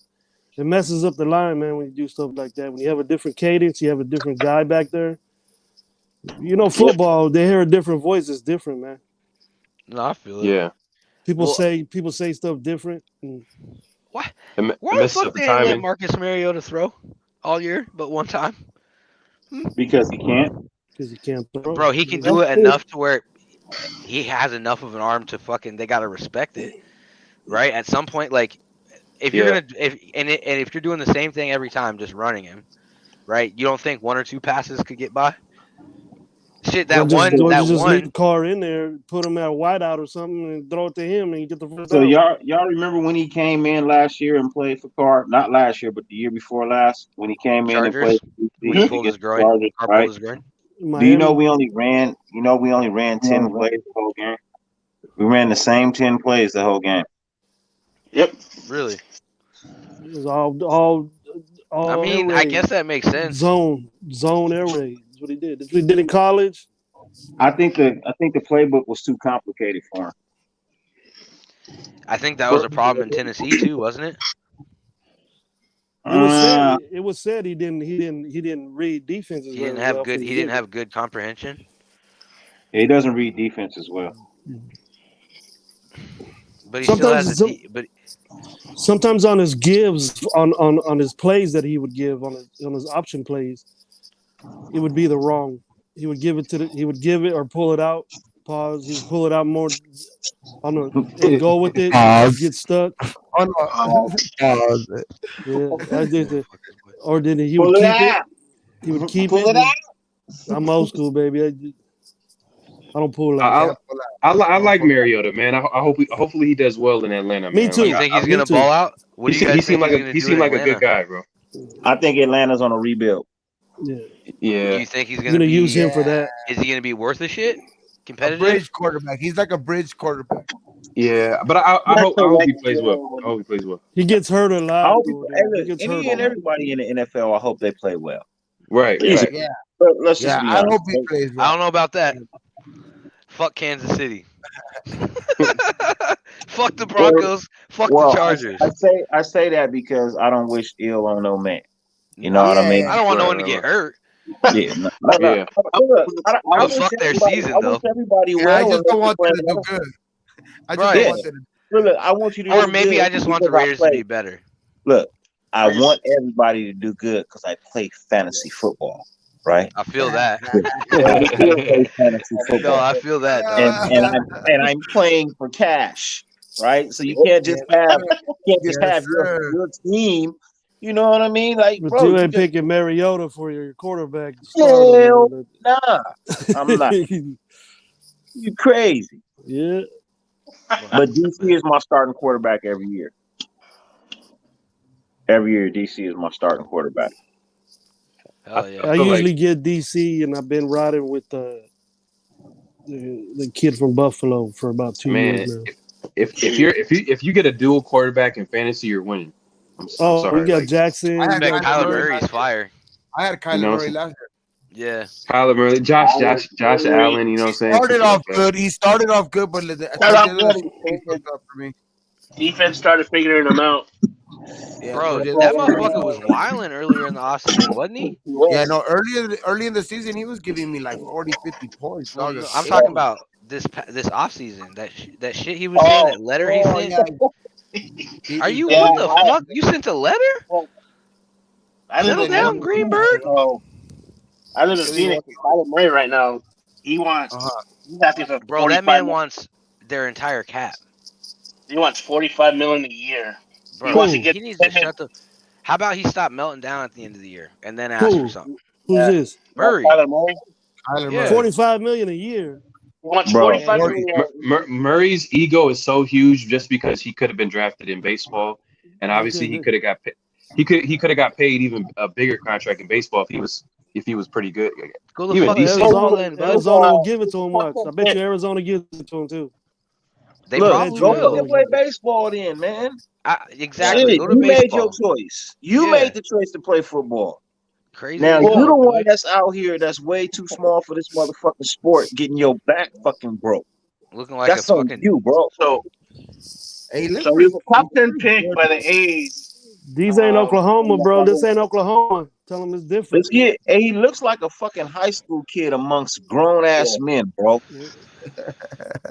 This dude, you know what? go to the A's, you go to Kyler the Murray A's, situation, but he's and fast. And they'll probably get traded to the Yankees or something like that. But when he get hit, he brittle. He brittle, bro. He needs to learn how to slide. He needs to learn how to slide. Sideline, right. like, Farrell, you're like, right. yeah, you're over there. He's a baseball player. He should You know what's funny is I feel like the guys that have a baseball background are usually pretty smart about sliding too. Yeah, Russell, you play Kaepernick. baseball, learn to slide, nigga. Yeah. Learn to slide. He should know how to slide, dog. Well, see, in college, he never got touched because he ran around like that all day. But as soon as you get to the pros, it's Same a thing little with different. Menzel and you know, fucking Baker. Fuck that fool. That's all Another those guys. quarterback I said should have never been in the NFL. It messed up Johnny, your live. It messed up your live. If he went back to baseball, would he go back to the A's? Thank fucking Yeah, God the that A's- John A's Gruden have wasn't it our, right. our coach when we were drafting Derek. Okay. So, well, the thing Thank is, God. after he got drafted by them, he got like $16 million guaranteed. He wanted at least 25. They just wanted him to keep playing baseball. If that was the only way, you know, up, give me $25 million, and I'll play baseball. I won't go to the NFL. They wouldn't pay him. Baseball said They told him no. They said, "Nah, dude, we're giving you this," and then he's right. Then he was the number one pick. Yeah, how you Oh, gonna he's ask just for a bitch. 25 mil and you unproven? Yeah, because he was a number. I think he was number. He was a top 10 pick. That same year he got drafted, and then You ain't Mookie. number 8 You or ain't 9. Mookie proven. Mookie Bro. deserve that money. You don't deserve Mookie money. Right. Sir. Hey, bro, check this out though. It's situations like that Kyler Murray shit that make me so much more thankful for Derek Carr. Like everyone want to talk about on the field shit and whatever, like, and I understandably so, right? But all the shit that Derek is off the field means just as much to me as what he is on the field. He's just, you know what I'm saying? Like I don't know how you have a guy like this and we're not like giving him way more fucking, like, at least us, the fans, right? Everybody else can talk their shit, but us fans, bro, we got to realize what we got in this man, especially after that contract he signed today. I think he won't be fully appreciated until he retires. He leaves the Raiders. He won't be fully appreciated because I think a lot of fans. I mean, I think we're all old enough to remember like what it was like before Carr. I don't get me started. Josh McCown. Before Carr, Marcus. oh my God, the QBs that came in. I've seen every type of trash QBs. Mobile quarterbacks that were trash. Pocket passers that were trash. Like just every time. Bro, the best quarterback we had between Gannon, okay, two guys, okay, between Gannon and fucking Carr. We had Jason Campbell. Yeah. Okay. I ain't gonna disrespect Campbell because that man was a beast when he played for us. He was doing very good until he got hurt. If he did get hurt, we had a solid chance, bro, at being in the Super Bowl that year. We were 5-2 when he got hurt. 5-2 that year. That was a fun team to watch. Him and Run DMC got hurt. A lot of speed. Yeah. Yeah. And then, let's not forget. Let's not forget the reason why the Raiders were X factors or good that year, or those 2 years, was because of one guy. The best player on our team was McFadden.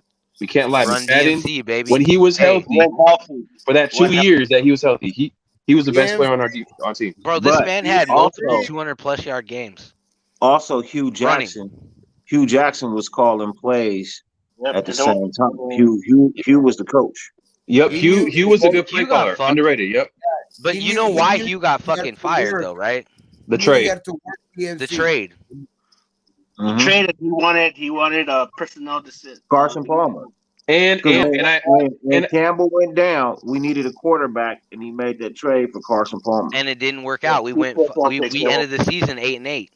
No, we gave him 2 Palmer, firsts for fucking Carson. Palmer the first week.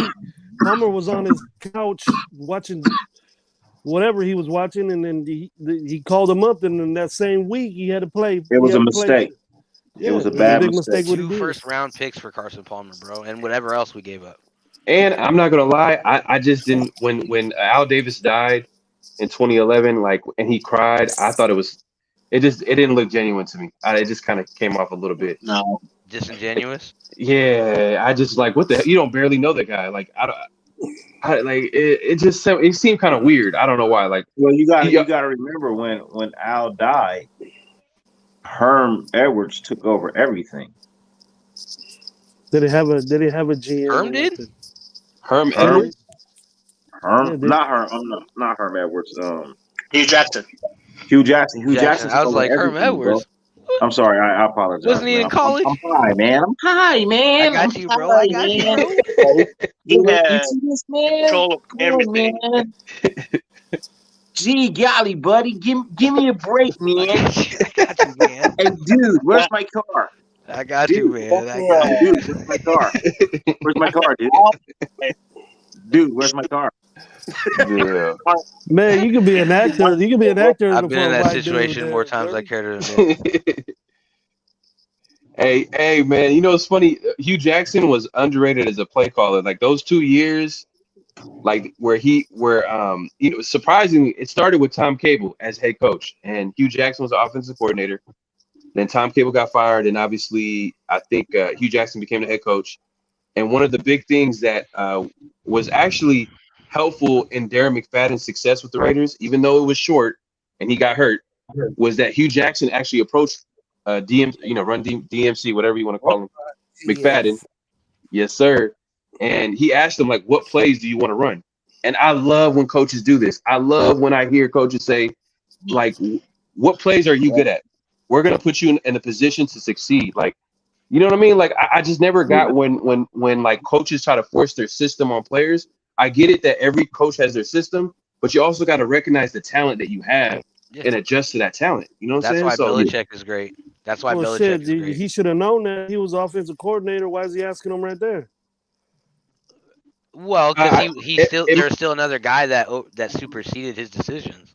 It might have been. You become head coach, you can. It might have been when you take over in the middle of the season. You got to be like, all right, cool. This is what we can put in. You tell me what it is you like.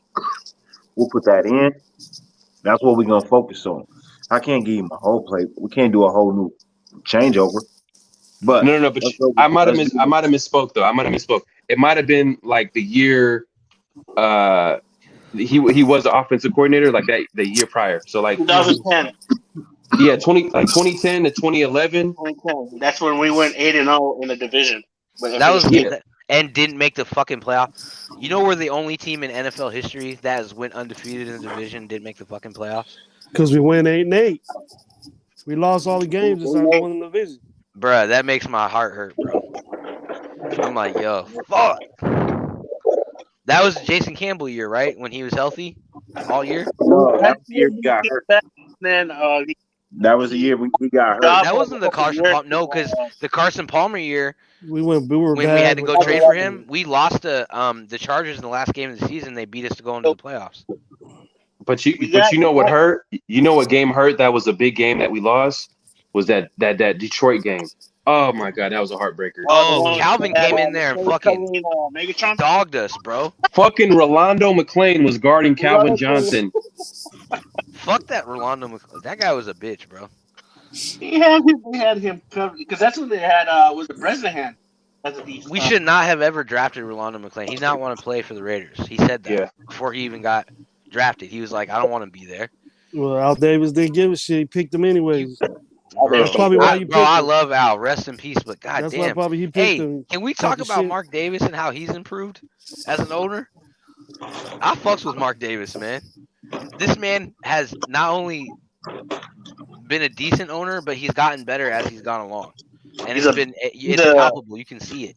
Hey, I told y'all, man, when I met him, super nice guy, bro.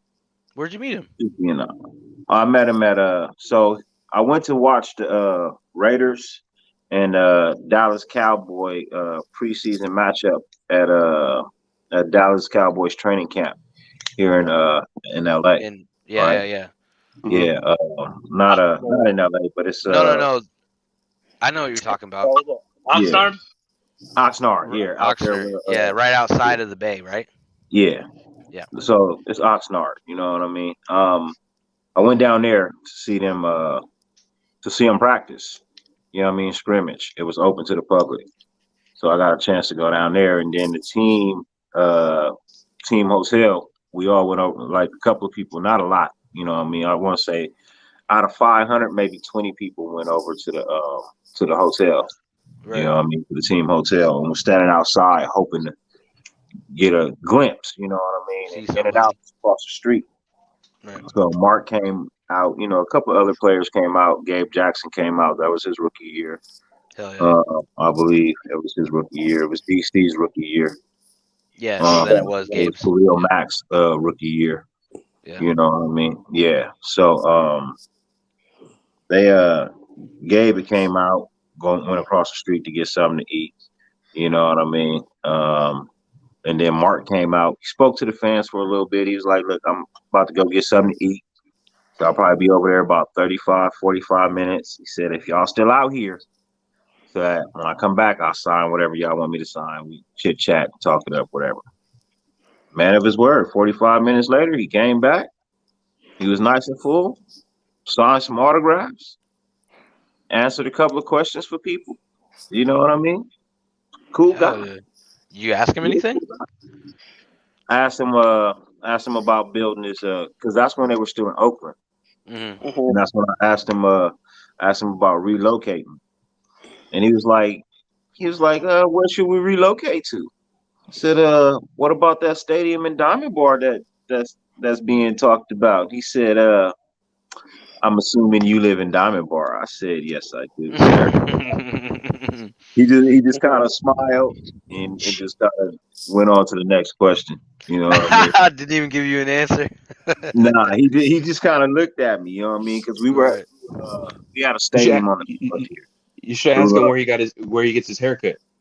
Nah, He won't be able to go to Oakland. I got I'm just joking. I'm just joking. I wouldn't ask him. How many people can say they got the owner's signature? That's probably rare. And I that seen man's him funny as hell. He was in Napa. He was young though. He was a young guy. Yeah. He used to let you go to Napa. Beautiful, beautiful place over there, man, where they used to practice at. They still go to Napa, don't they? No, they don't come back to California for training camp anymore. They go. They have their own. Well, they got all that. They got all those facilities. Why the fuck would They did it 1 year. They did it 1 year. The first year they moved, right? Yeah, that was it. Yeah. Okay. But yeah, that makes sense. The Marriott over there, man, that shit was dope. Actually, no, they didn't even do it that year because of COVID, so they kept everything close. Hey, wood and water, that was facts, man. We ain't losing anymore. I was like, what the fuck? The year with AB was the last year they were there. No, wood and water has a comment because we're talking about Tom Cable, and literally this is what a lot of the beat writers were reporting, that, you know, when Cable said we ain't losers anymore, like Al literally was he was pissed off when he said that. Like he was like, what the fuck? Like just because we are 8-8, we ain't losers anymore. And I guess shit, he fired him. Wait, he said that. He said that after 8-8 season, 2010. Yeah, you don't remember when Tom Cable, like he basically, I think he announced it. Was it after a press? I think it was a presser after the game. Or something. Yeah, because I think the season before, man, we went like 2 and something. Right. You know what I mean? 4-12. And you got to understand, at that time, 8-8 was like, what the fuck? The Raiders are back. Like it was like, because we were terrible. I remember. Shitty. 4-12. You know, 2-14. 2-14. Like, man, bro, we had a top 10 defense and went 2-14. 2016.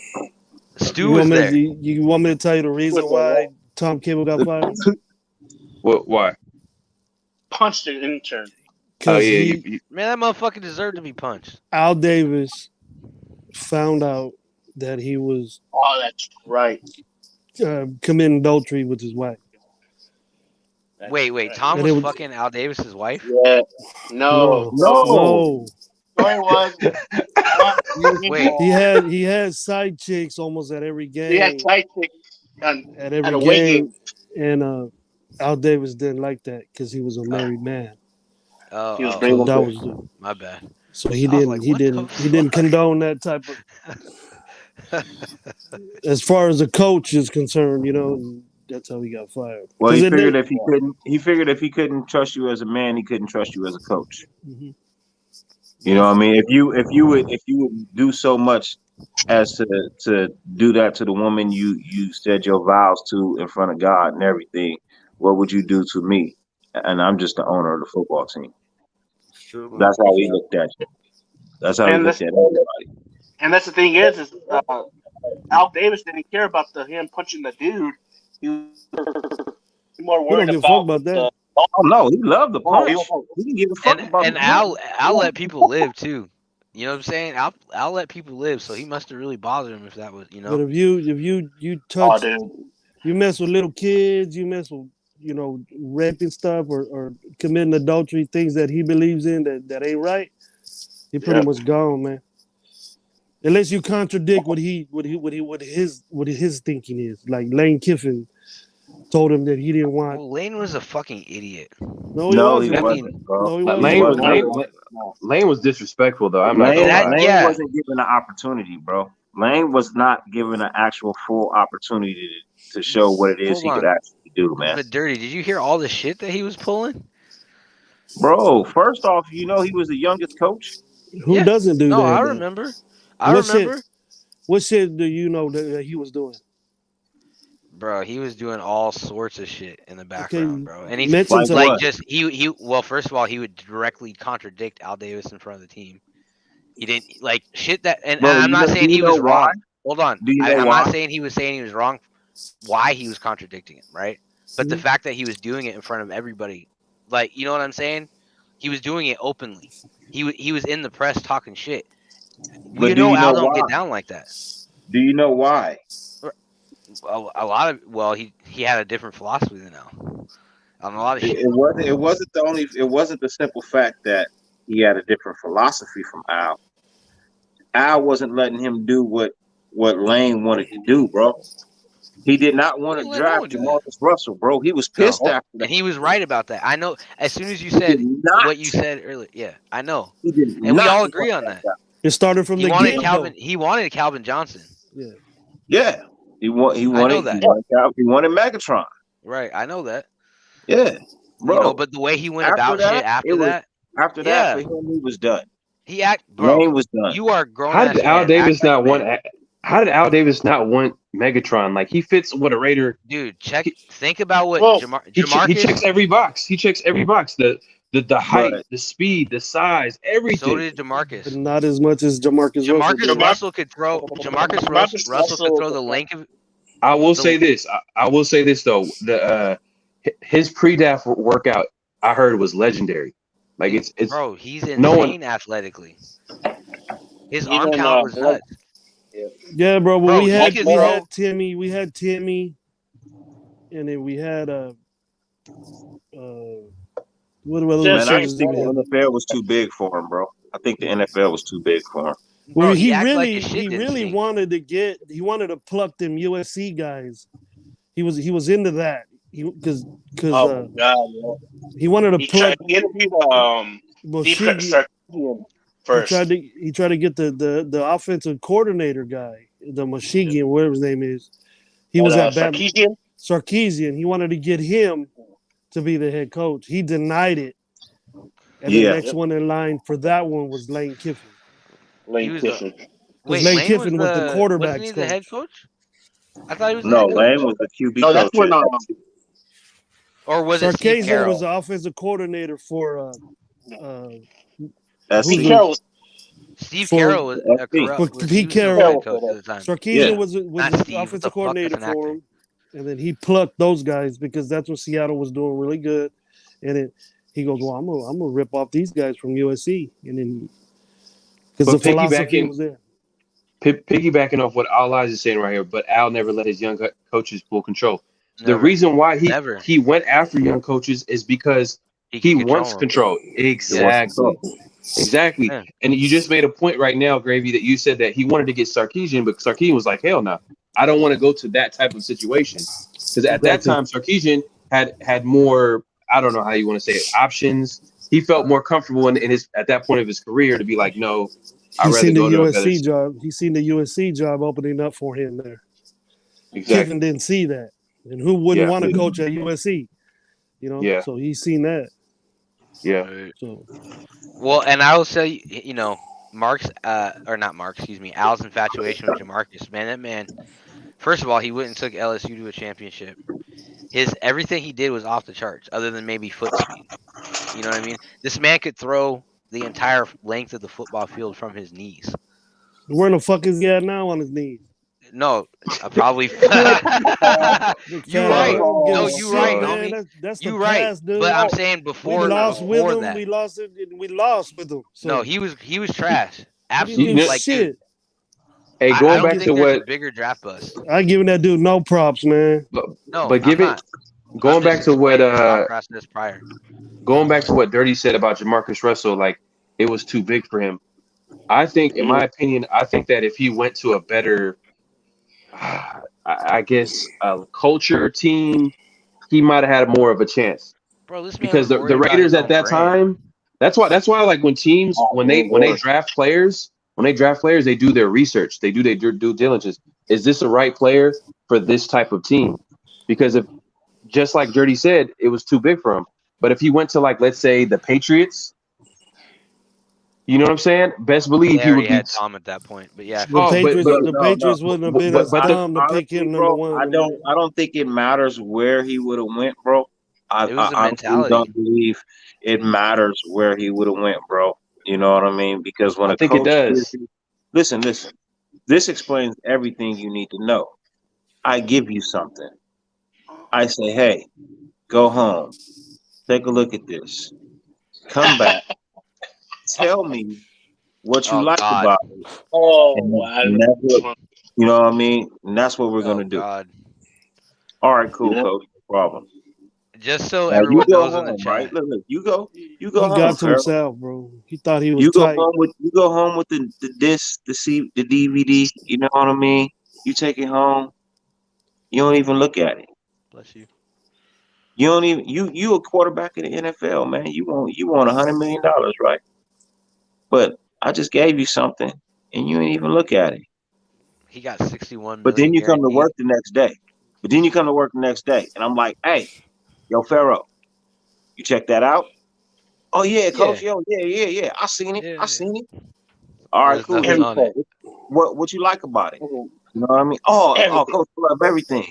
Hey, dude, let me finish, bro. Don't. You know what I mean? Let me finish. Hey, coach, I love everything about it. Coach. Okay, cool. Hey, but for real, like, tell me what stands out the most on it. You know what I mean? Oh, coach, all of it. I got it. Cool. Oh, Jamarcus.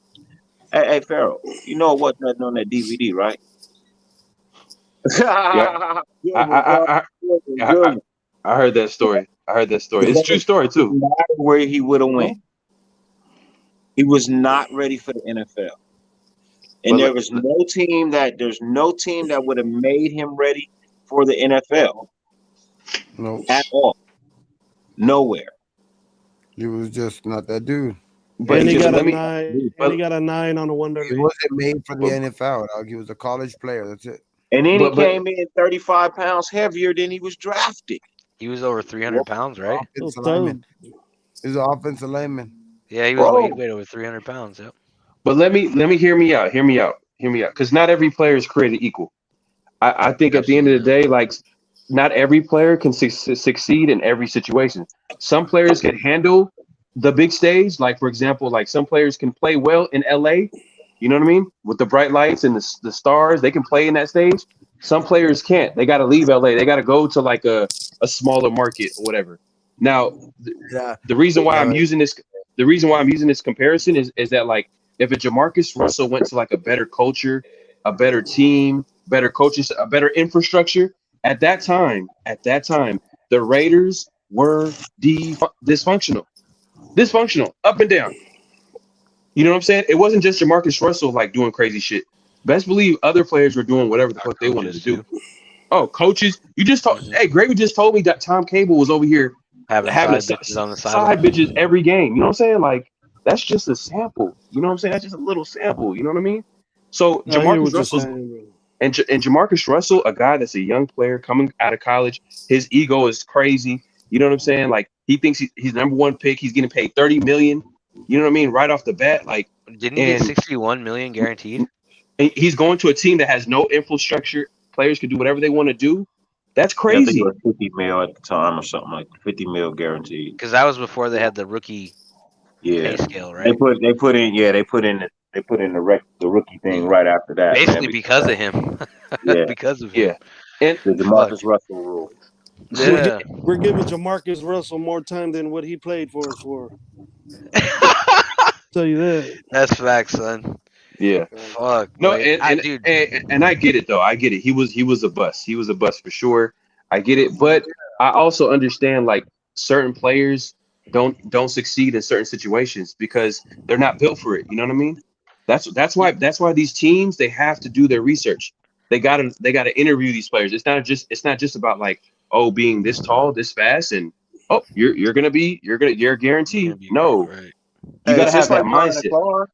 You got to look at it's just like buying a car. Truthfully, you're not just gonna go buy a car off the lot just because you saw the commercial. At least I hope not. I want to drive it for a few minutes.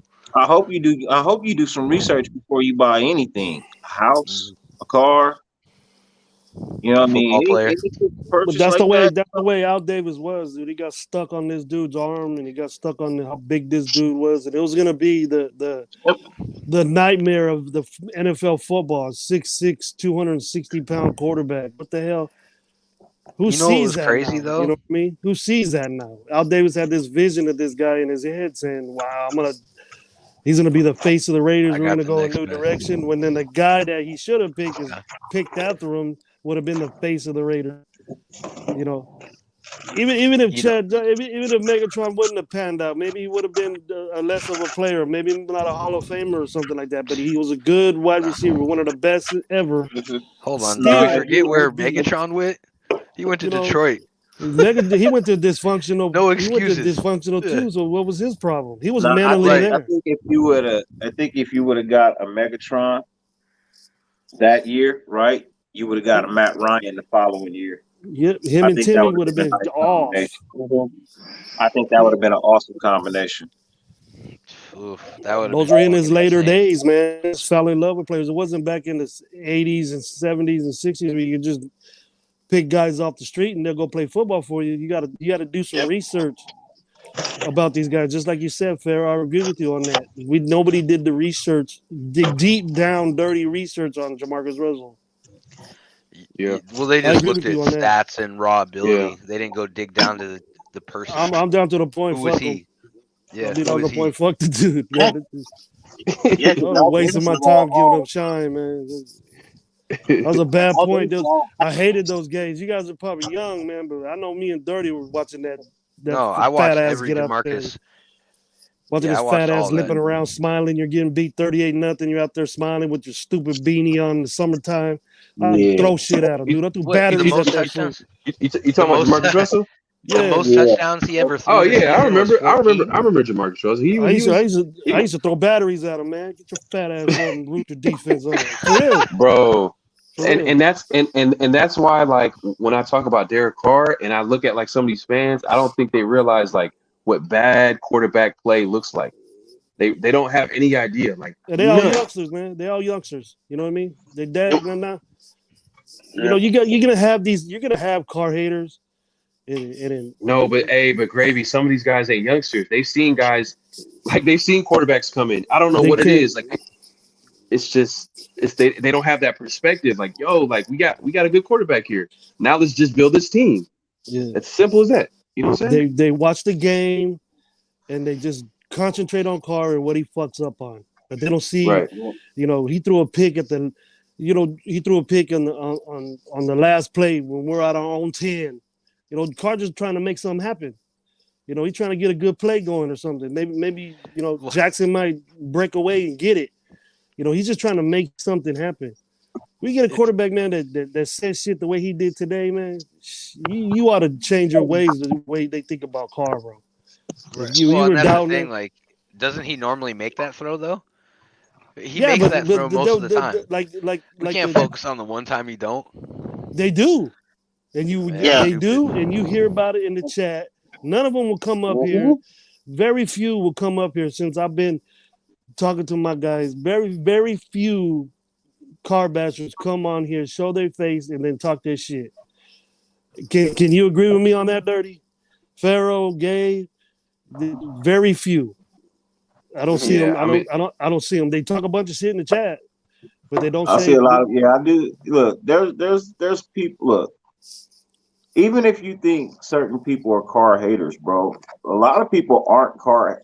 Look, that's the misconception, bro. Just because they're not stans or lovers doesn't make them haters either.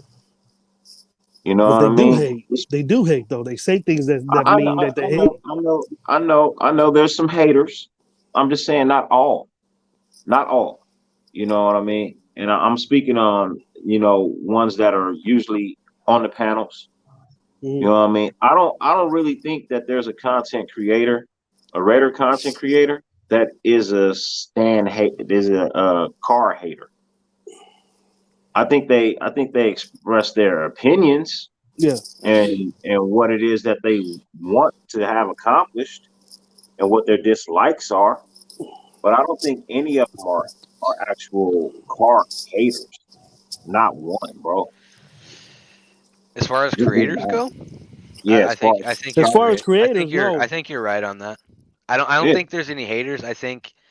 But I do think there's a couple of them that are a little overcritical and they ignore intangibles too often. Yeah, I know who you're talking about, bro. But you gotta also admit, bro, he gives credit when credit is due too. That's true. So, what I say, most people tend to forget that. When a person gives credit when credit is due, there's no way they could possibly be a hater. And they want Carr to do the best. They don't want him to fail either. What type of person he is as well. He has to address all the facts. That's how, that's how you report when you're a professional reporter. You express all facts. That's what he does. But it just so happens he brings it to his platform. A lot of people may not agree with it, but it's the truth. I mean, my man has written tons of articles. If you didn't know, he's written articles too. You know what I mean? And he just got his media credentials. I mean, bro knows what he's talking about. He definitely, and I know who you guys be saying is a hater, and he's not a hater, bro. I can vouch for my bro. Oh, I know what you're talking about. Not a hater, bro, of Carr at all. There's some guys I talk about when I think hater. I wasn't saying Phil's a hater. I won't say hater. It's because that's. I didn't say. I don't even know how Phil got brought up to the. No, because it was brought up yesterday in the chat. Somebody was calling him a hater. You know what I mean? And that's the only content creator that I could think of that people would try to say is a hater, but he's not, bro. You know what I mean? Like that's the one exception I felt like Darkseid was going to talk about. You know what I mean? Is that one? That's the only one where people say, "Oh, he's a hater." He's not a hater, bro. You know what I mean? There's a couple other guys, but I knew who you were talking about automatically. Yeah. Yeah. Well, he's not a hater. He's a hater because. And I heard Phil give Carr credit too. He did this, he did that. So I think he has his own opinion. He feels how he feels about Carr because I've talked to him. I've been on his lives. I've kind of like went back and forth, and he definitely that's where has. We met. Oh yeah, for sure. Yeah, that's actually where we met. Yeah. Because the only time that we talked was like during the chat and stuff like that. Yeah, that's crazy. Yeah, that's crazy. But I just think with Phil, it's just more so he has a strong opinion. That's how he feels. But for me, you know what I mean. He's a little more critical though. He's more like critical because at the end of the day, like like we haven't won in a long time. Yeah. And Carr's been here for like what? 9 years. And he's also dealt with an unprecedented amount of dysfunction for a QB of his caliber. And he's played the most important position on the football field in quarter. So you could see it is what it is. The quarterback takes a lot of credit and they take a lot of blame too. Even with that statement that you made, you got to also remember that he's the only player left here after 8 years, 9 years. You know what I mean? So the common blame can only be placed on the man who's still here. Yeah. You know what I mean? So there's been so much turnover. Gotten better. It has this year. You know what I mean? It definitely has this year. 2016 was nice. Don't get me wrong. 2016 was nice across the board. It wasn't great, but it was good. You know what I mean? It was definitely good. But this year's gonna be something different. This one's gonna be something different. And yeah, as I said, I don't think there's a content creator a reputable content creator that's a hater. None of them. I don't think any of them. I wouldn't say, I'd say hater is definitely strong. I would say there's some guys. I think Docs is really critical. Sanji. My boy Soto over there at the Autumn But Windbags. Docs has also said DC shut him the fuck up in these last Yeah. You know? Look, and So- that's why I won't call him a hater, right? Because all of them are willing, maybe with the exception of Soto, are willing to admit, like, you know. But I think Docs is a DC fan. Yeah, For sure. That's why I would. But I also think that he's super critical in times where I'm like, well, and that's where I agree with Raider Honcho, right? Because it's like, if you're so willing to be critical of Carr that way, you have to be critical of these other things also. You can't just look at Carr and be like, bro. Yeah, now, you know, Honcho definitely loves Carr. For sure. Honcho's my guy. I fucks with Honcho. I fuck with Honcho too. Honcho definitely loves Carr. Yeah. Hey, Wi-Fi Willie. There's some guys, you know. Fucking Carl from Raider Films. He's a big Carr guy, but he's also really fair in his assessment. He loves Carr, but he's fair in his assessment. Well, I remember Carl. I remember Carl actually calling for Mariota to come in during last year during that stretch where, you know, we were losing games. Oh yeah. And Carr lost that. He was pissed. He was pissed after that KC game. We got blown out on national TV, and he was like, you know what? Exactly. And there was like, maybe it's time to see what Mariota's got. I feel like a lot of people are saying that. And my thing with Carr has always been like, we got to look at the totality of the situation, and the Raiders as an organization have been failures, to be honest with you, because organizationally it's been embarrassing. Yeah. Look. Can I? Raider Gabe, I don't know if you knocked out right now. Can I share this? Can I share this real quick? Go for it. All right. Let me share this. I just want to put it, and I want to show you. If there's anyone in the chat, I want to show this. Show this to you. I was gonna save this for a live, but fuck it. That's what's up. Yeah, we're gonna close it out with Mind that. Hey, I've been on your shit for a little while, bro. You good, bro? I appreciate that, man. You going on 6 hours, Gabe? You passed 6 hours. Man, this is a record, man. I can barely do an hour, man. 2 hours at that. You know what I'm saying? It's all right. Gabe don't have to go to work tomorrow. He got his excuse. I got the week off, dog. Yeah, you got the week, then the next week, and then Gotta the get draft. that back right. Gotta get that back right, my boy. Hey, hey, I just shared it right now. Where's that? Let me see. Oh, there it is.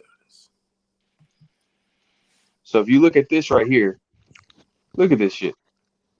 Raiders points per game allowed ranking since Derek Carr was drafted. He was drafted in 2014, 32nd. 2015, 22nd. 2016, 20th. 2017, 20th. 2018, 32nd. 2019, 24th. 2020, 30th. Last year, 26th. Those are defenses. Yes. 20 is the best ever. You are not going to win a lot of games with these types of rankings.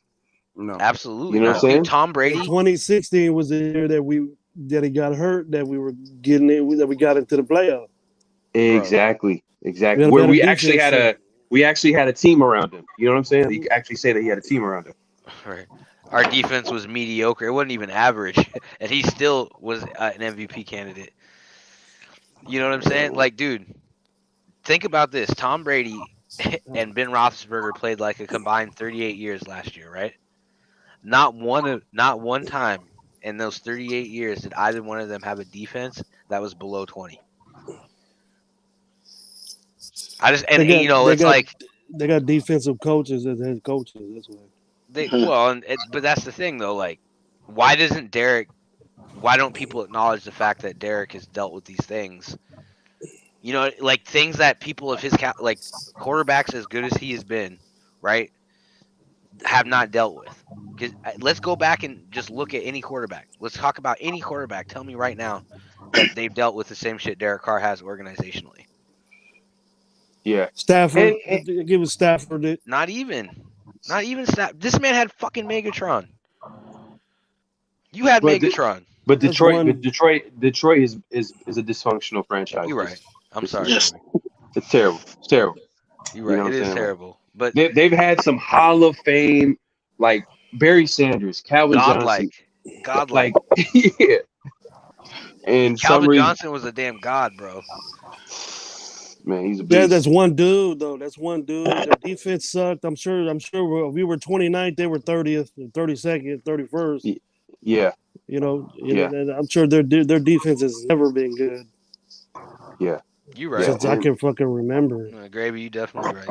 So, but there's also like projection with Carr too. Let's be honest. We're projecting with Carr too because we haven't seen a fully complete team around him. Never. If we had the O line, we didn't have the skill players. True. And then vice versa. You Yeah, know, and he's never had a defense. The one good year that he had, bro, he broke his leg, man. You know what I mean? It's not. You don't always have to have the top notch for everything. You just gotta have that a good amount. You want, you know what I mean? A good amount, but you know what I mean? Focus and dedication.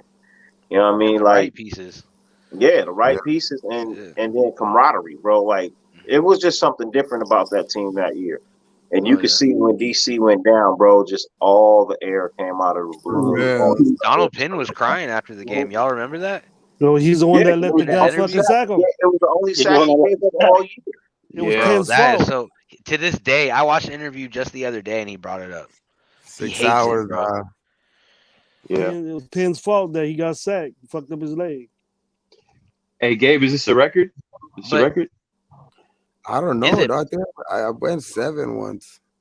Is it Penn's fault or is it the coaching staff's fault for keeping him in a game that didn't matter? I think Dirty got the record. Penn. I think Docs. Did you go like 12 or something like that? I do have the record. I do. 15, 12, 13, something like that. Yeah. Goddamn. Docs went for 15. I don't think he made quite 15. Stu ain't got none of that shit. Stu will do Stu's up there all day shit. I was on a live with Stu for 9 hours once. Yeah, Stu's longest is like 9. Damn. Yeah, I was on that one. So that motherfucker put it in there. Dirty, you were on that one too, yeah? Whoa. Because we both went from your page. We went from Nigga, your everybody page was on that shit. Whoa. Pause. Pause. Shut the So there you go, Gabe, man. You gotta break a record, man. Take one of your pills and break a record shit. Shit, I already took like fucking 3 of them already. I'm fucking That's high why as he's sleeping. That's why he's sleeping. Yeah, get the 2-footer out. Get the 2-footer out now, dude. That'll be the nah, that shit will put me out. So, bro, Gabe gonna pull a Pharaoh. He gonna be in the background.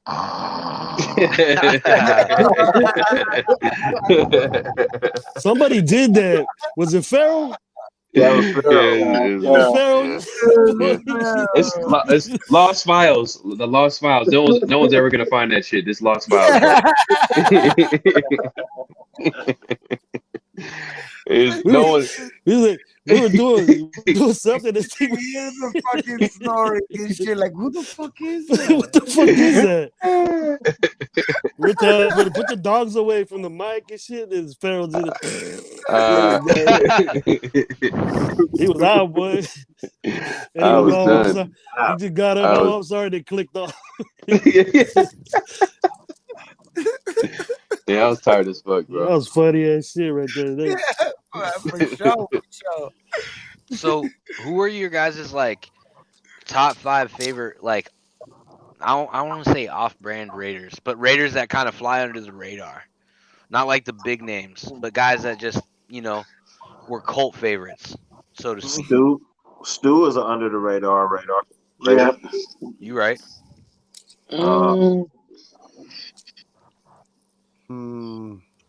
I was Napoleon Kaufman. Was he under the radar though? Yeah, man. How much do you talk about him? I do, but it's like when I go outside a Raider group. Well, how much does everybody else talk about him? That's where I would agree. He's definitely under the radar, bro. Because he was a beast in the backfield, bro. He just retired so early. Greg Beaker was fucking. Greg Beaker. He wasn't like a great player like that, but like I was a big Jerry Porter fan. I love Jerry Porter. Jerry Porter He was a fucking Raider, bro. That's why you loved him. Yeah, that man was a dog out there. Great. He was a dog. Bad. That one day on that snowy day in Denver where he did. The 3 touchdowns. Yeah, and then, boy. He fucking Ronald Curry. Boy. Ronald Curry with that catch. Yeah. Charlie Garner is one of my guys that I like. Yeah. One of my favorite running backs. Garner's a beast. That dude was fucking. Justin Fargas. Justin Fargas was nasty. I love Justin Fargas. Greg Townsend. Michael Huff was a nice one. Mike Huff, yeah. I like watching Mike Huff. He made that pick on the Al Davis play in Houston. Yeah. When we put 10 players out there on the final play of the game. Yep. I think. Who that little tight end we used to have with the pretty old sister, man? Rivera? Mike Rivera? Yeah. Mike Rivera was nasty. Another guy that fucking Derek Carr made look good. Yeah, R.I.P. to his sister. She actually died. It's crazy. Did she? Yeah, she did. Yes, it was all over the news. She drowned. They found her daughter like on a boat, and they couldn't find the mother, which is obviously the girl that died, and they found her body in the water, like in a lake or something like that. I remember that. Mike was still on the team. Yeah. They said that like she said they were like both swimming, and then like I don't know what happened. Like she saved. I don't know how they would know this, but they said like I read that shit. I guess because supposedly in those waters right there, like that, there's like a lot of fucking branches underneath and shit like that you could get caught on. And it takes very little to get caught on. Yeah. And she must have got caught on that shit, and then like and she couldn't get up. Like she went under, and then she got caught on that shit, and then she couldn't get back up. And she drowned. That's crazy. Wasn't there a player from the Raiders that went on a fishing trip with some guys in the boat? That was, got stranded. The boat capsized. Yeah. Who was that? In the Gulf of Mexico, right? I don't know where it was at, but I remember seeing it. Marquise Cooper. Yeah, his dad is a news anchor out here in Phoenix, Bruce Cooper. Oh shit. Yeah, they said they just couldn't hang, and they couldn't hang anymore in the waters, and they just let go and shit. They let go and just sank. Didn't one of them survive? That college player. They found one dude on a boat. Yeah. College player from USC who went out swimming, and then the current took him.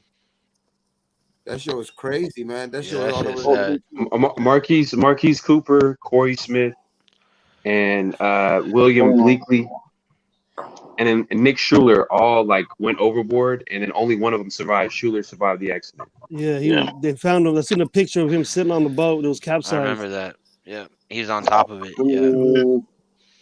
You had that one former wrestler that washed up with his son. He had the guards go save his son, but they couldn't find him until he washed up ashore like about a year and a half ago. Damn. That's just crazy. And people want to know why I don't like going in the ocean. Hey, the ocean is something else, bro. The ocean has no joke. You have to know what you're doing. Man-made lake for me, man. Just give me the lake, man. The lake give me a lake. I don't even like getting wet, dude. Hey, bro, some lakes. I can't man-made lake one time. I'm never doing it again, bro. But I'll drive a boat. Hey, man-made lakes are cool because they're not as bad. But you go to a lake like in fucking like the ones in Laughlin and shit like that. Here in Alaska. Yeah. Even like Laughlin, they have like that Lake Mojave or whatever right there. That motherfucking huge, bro. Bro, we got lakes the size of states. Except that lake that you were talking about the Rivera sister. I'm not fuck that lake. Oh, bro, we got lakes in Alaska the size of states. Yeah, It's bro. fucking That's huge, Man, bro. you live in I guess Alaska. That's this a is whole a country by itself right there. Yeah, it is, boy. hey, this is the biggest state in the United States. Oh, It's not you even live in close. Alaska? Yes, sir. Oh shit, I'm goddamn. from Arizona, but I'm in Alaska. Oh damn, that's like the opposite. That's like the opposite, like heat and cold. Like, You in the You military? know what's or funny? You know what's funny about that? A lot of people, it's actually really common for people to go back and forth between Alaska and Arizona. Shit, I would What too. part of Arizona you from? Tucson. Are you from I'm Tucson? from Yeah, South. I'm from Phoenix. Huh? Tucson. I'm from Phoenix. Yeah. Hell yeah. Yeah, I'm from South Tucson. Oh, Born no, in you're St. over Mary's. So you over there getting on the Suns and all that shit. Oh, I Oh shouldn't yeah, have I'm a brought that Suns up. fan. I shouldn't have Gabe brought already that up, knows, man. baby. Big time Suns. Gabe Yeah, knows. I remember Gabe you knows. now. I remember you now, bro. I remember Man, you. can we Eat too not much do this of the tonight, Suns, man? man, 'cause Please. I'm Is not that the a one fan. that said Look at Steve this. Nash is the best? Gabe and Dirty. Look at this shit. Steve All Nash the right, best point it's all guard right. ever. It's all That right. was I won't say shit. It's Can okay. we, Remember can, that? we, can we please not do this tonight, man? We won't Oh, do this Steve, tonight. no, he I'll said. I'll stay out of it. We've had this conversation, bro. You You can right. be a fan all you want, You right. but You right. You right. you are to Hey, remain you right. quiet until you guys Let's hope win you guys beat something. let's Just hope you like guys me. beat the Pelicans tomorrow. Just like me. It's all right. It's all Just right. like me. Just It's all like me, right. bro. I'm remaining The quiet. son, Steve Nash is the best point guard ever. You're crazy. He's one of them. That's what he said. That's what he said. No, I didn't say that. I said he's my favorite. I did not say he's the best ever. That's not what you said on that live. No. I said that's what I Bring would. up that live. Hold up. No. We ain't gonna do that. get him, Gravy. Get him, Hey, Gravy. look, no, hey, get him gravy. Cedric Look, Sabalos is the best. I did not say Steve Nash was the best ever. First of all, the first thing I said, he's the most efficient shooter ever. Right? Okay, and my stats to support that is he's the only player in NBA history, right, to hit the 90, 50, 40 marks in 4 seasons. The only other player close to that is Larry Bird with 2. I'm talking Steph about Curry? efficiency. How about Steph Curry? He hasn't hit that. No, he might have 2 now tied with Larry Bird. Steve Nash is the only one with 4. But he's the best point guard ever. I didn't say he was the best. He better He's than the most Magic. efficient. He better You're than tripping, Magic. bro. He better than Iverson. Come on, bro. No, that's not what I said. And that's another thing. Like, I'm talking about scheme fit. If I was running a team and a guy I wanted to run my team, right? When you pick I did not say he was the best ever. When No, you I didn't pick say your that. top 5, you were the first one to pick. I picked Steve Nash. I picked Steve Nash for my guy. The first dude. I didn't call him picked the best ever though. But he was your pick. You said, yes. Come on, you threw Yes. all these stats at everybody. I just seen how Yeah. Allen Iverson played. I seen Magic And that's Johnson fine. played. Hey, and I everyone know, has their. and I know if Allen Iverson played 1-on-1 against Steve Nash would get his feet Would wet he though? with all this shit. Would he though? Yeah. Okay. Yeah, boy. Yeah. Come on now. We can argue that all day. That would be a fire. Man, ain't We no can argue argument that with all that. day. I Well, you know stand what, by though? Steve Nash, and any motherfucker in here, you want to say what you want to say. That's fine. Hey, But That's you fine. know, I think there's It's a too much scheme fit. dog in AI, man. you know what though? You know the one thing about Steve Nash though, like he was just the guy. I want to say he was. I was gonna say he was just a guy with Dallas. With Dallas, he was a good player, but he wasn't a great player. But when he went to the Suns, it was that Mike D'Antoni's like offense. Yeah. That's when he became an MVP. Well, But if Steve so, helped develop that. That wasn't just Mike; it was Steve too. It wasn't But even. He's not even the best white boy point guard. Shit, Stockton better than him. I didn't call him the best. I said he was the most efficient. And You it's a said scheme that fit. was your number 1 pick. I just go off. It of what wasn't I my heard. no. My number 1 pick was Kareem Abdul-Jabbar. Gravy ain't never gonna let this shit go. Yeah, he don't have to. But my number 1 pick was Kareem. My number 1 pick was Kareem. Steve was my number 3 pick. Wait. You said point guard Steve Nash, and everybody Yes, started laughing. absolutely. And Everybody they can started laugh. laughing. Bro, I'm allowed to have my opinion, and you're allowed to have yours. You feel me? And then who'd you pick at your 4 too? You picked somebody whacked out. That was your 4. Charles Barkley's whack. Charles Barkley's whack. Oh, it's too small. He's not better. I picked Steve, Devin Booker, Larry Oh Bird. yeah, that was the other young. Larry, pick. hold on, stop. Larry Bird, Charles Barkley, and Kareem Abdul-Jabbar. What do you mean, like starting? Name another better 2 guard right now than Devin Booker. Like all time starting NBA 5? Is that what y'all This just was naming? all That's time. what I Yes, picked. this was Yeah. all time start. That was the thing All about it. time. This was an All all time. time starting five. Okay. Dirty, what was your starting 5? I want to hear yours. I'll tell you dirty. I had Magic, Jordan. I had Magic, Jordan, Pippen, Alonzo Mourning, and Was it Bill at 5? Russell. Yeah. Bill Russell? Bill Yeah, Russell. Big Bill. Yeah. Well, I'll tell you my 5 now. I'll tell you my 5 real quick. Stu has I'm the gonna sheet say my still. We got receipts on me, so if we ever need to pull it but up. I'm gonna tell you my 5. Yeah, Stu's was more fucked up than yours was. Stu I was had getting. I had Magic at point. I had Jordan at shooting guard. I had no, it wasn't Pippen. I had You got Chris Webber. Didn't Wasted have Pippen? Or he had No. Giannis?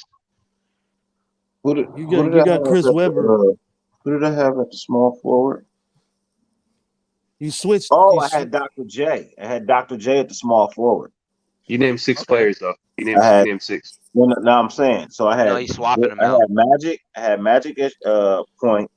I had Jordan at shooting guard. I had Dr. J at small forward. I had Alonzo at power forward, and I had Bill Russell at center. All right, I'm gonna give you my 5 real quick. It's gonna be Steph Curry at the 1. I feel you. I got you. It's gonna be Michael Jordan at the 2. Okay. LeBron James at the 3. I got you. Kevin Garnett at the 4. Okay. Shaq. Kareem better than Shaq. Are we talking about right now? Or Hold what I on had though. that night? Gabe's giving his all time. That's his all time. Pharaoh. That's all Let time. me hold on, Pharaoh. What we were doing was a draft. It was drafting. Yeah, we did a draft. Yeah, we did a draft. We were draft. I'm Yeah, giving we my were all doing- time. I'm giving you It wasn't our all time pick. It was wasn't a our draft. all time. We were drafting. Yeah, that was an all time. Drafting the best. So hold drafting the on. best. Did y'all make a list of all the players that were in that draft? It was. Stu has it. whatever. Stu has it. Yes, Stu has that draft paper you're talking about. You had a list too. No, Dirty. we didn't. The draft was in your mind. The players were in your mind. That's why we said all time. Your greatest. You know what I mean? All time. Oh, okay. Okay, then Well, Stu wrote it down. And Stu was picking Pistol Pete Maranovic. No. Stu wrote it down. Stu wrote down the draft that you're talking about. He has receipts. Yeah, I remember But the actual draft pool was in your brain. Yeah. Yeah, The actual but draft pool was in your brain. that's my top 5 of all time, though, right there. So I drafted Magic. I drafted Jordan. I drafted Dr. J. I fucked up on Alonzo. I'll admit. Oh, I get it. So you guys took turns. You guys took turns. Yeah, it was a snake style draft. It was like a snake style draft too.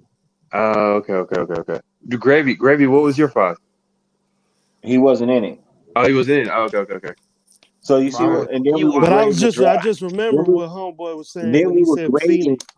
We grade every team's draft. You got to go back and watch it, bro, because him and Wasted got into a heated battle, and Wasted had a nice squad, but Dark was so mad he gave that new shit a 2.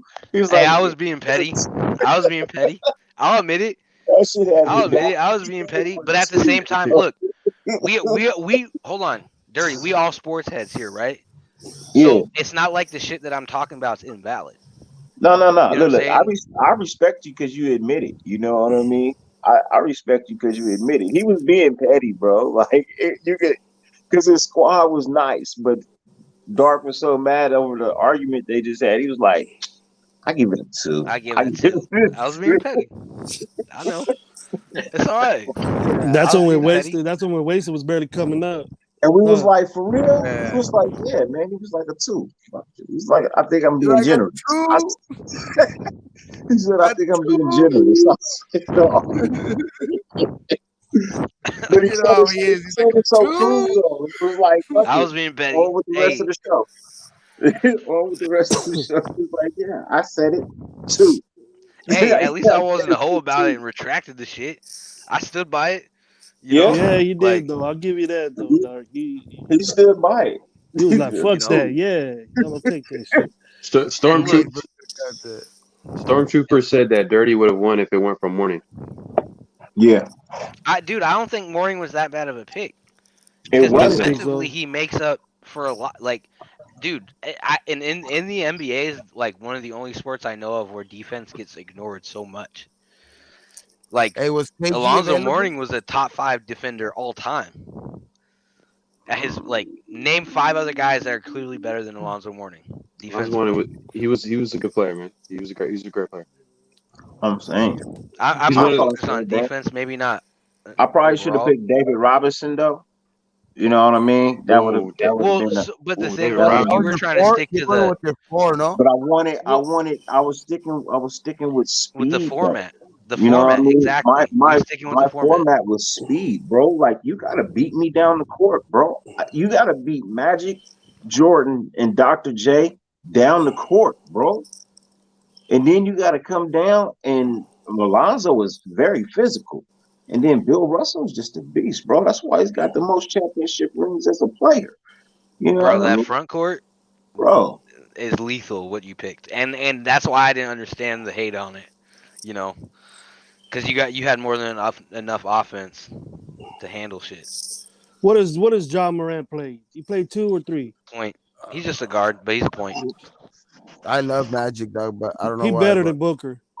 I would have in today's game. Stop that. I would have to have. You don't think John Morant's better than Booker? Absolutely not. John Booker's the best 2 guard in the league, and it isn't close. Oh, I don't know about that. Bro, we don't even have to argue. Name a guy better than him right now. John Morant. He's not a 2 guard. He's not a 2 guard. He's a fucking 1 guard. Let's be that's number 1. You put him at 2. You put him at 2. And again, depending on what you like, right? Hey, he's not even the best point guard. How I think about Chris DeMar? Paul's a better point guard. How about DeMar? What about Mitchell? Who? DeMar. DeMar DeRozan? Yeah, he's playing. Booker's He's playing better than him. What about Spider Mitchell? He's better than him too. Look, this is the one stat I'm gonna go to every time, right? Because he plays for Phoenix. No, it's not even about Phoenix. Devin Booker, because there's times you could have asked me in years prior about this question, and I wouldn't have said Devin. I would have told you Klay Thompson. You know what I'm saying? Like I'm not gonna do that. What I'll ask you is the same calls that those guys get, right? Does Devin Booker get them? And Devin Booker averages. No, he doesn't. Devin Booker has half the free throw attempts of DeMar DeRozan. Well, if he's so good, how come he don't Devin get those Booker attempts? has half the free throw attempts. If he's so good, how come he don't get those attempts then? You don't make those calls, brother. He don't make The those refs shots. do. That's why he don't get those yes, shots. Yes, he does. He's the most efficient guy in the league right now at his position. He He shoots ain't better over than- 50% from the field as a 2 guard. You could tell. You could tell DeMar DeRozan he got influenced by Kobe, like his game, like his mid range, his footwork. Same thing with even Booker too. Booker, a little bit of his game. Booker's more reminiscent of than DeMar as far as stylistically. Both. I like DeRozan a lot. I do, but not as good, but like the style, like the footwork, the mid range. You know what I mean? Like they're like certain parts of the game. I was like, how okay, they play. Yeah, it's not about skill. Yeah, it's just style. Right. You know, and dude, right now to me, and regardless, like I said, in a lot of years past, if you asked me, I would have told you Klay. For a long time, to me, Klay Thompson was the best 2 guard in the league. I think Devin Booker is taking that position. What about Paul George? He's not a 2 guard. He's a 3. Yeah, he's a 3. He's a small forward. No, that's Leonard in that team.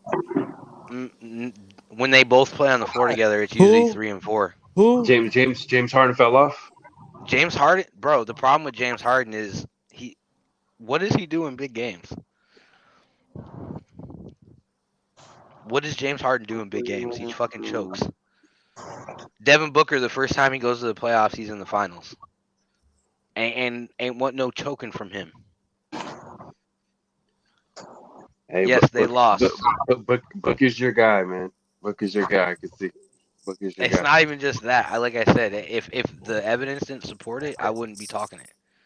He's gonna be the only player to be on a team, right? That's the best team in the league. He's the best player on the best team in the league, and he won't win MVP. Warriors and Suns in a 7-game series might be a good series, man. Oh, it will. Dude, Memphis is legit. Who plays for Memphis? They got Ja. Yeah, Morant. Just because I don't. Hey, just because look, I We're can gonna find out real recognize. quick. Hey, we will, bro. But you know what else? And this is something y'all need to take into your in your back pocket and keep it there.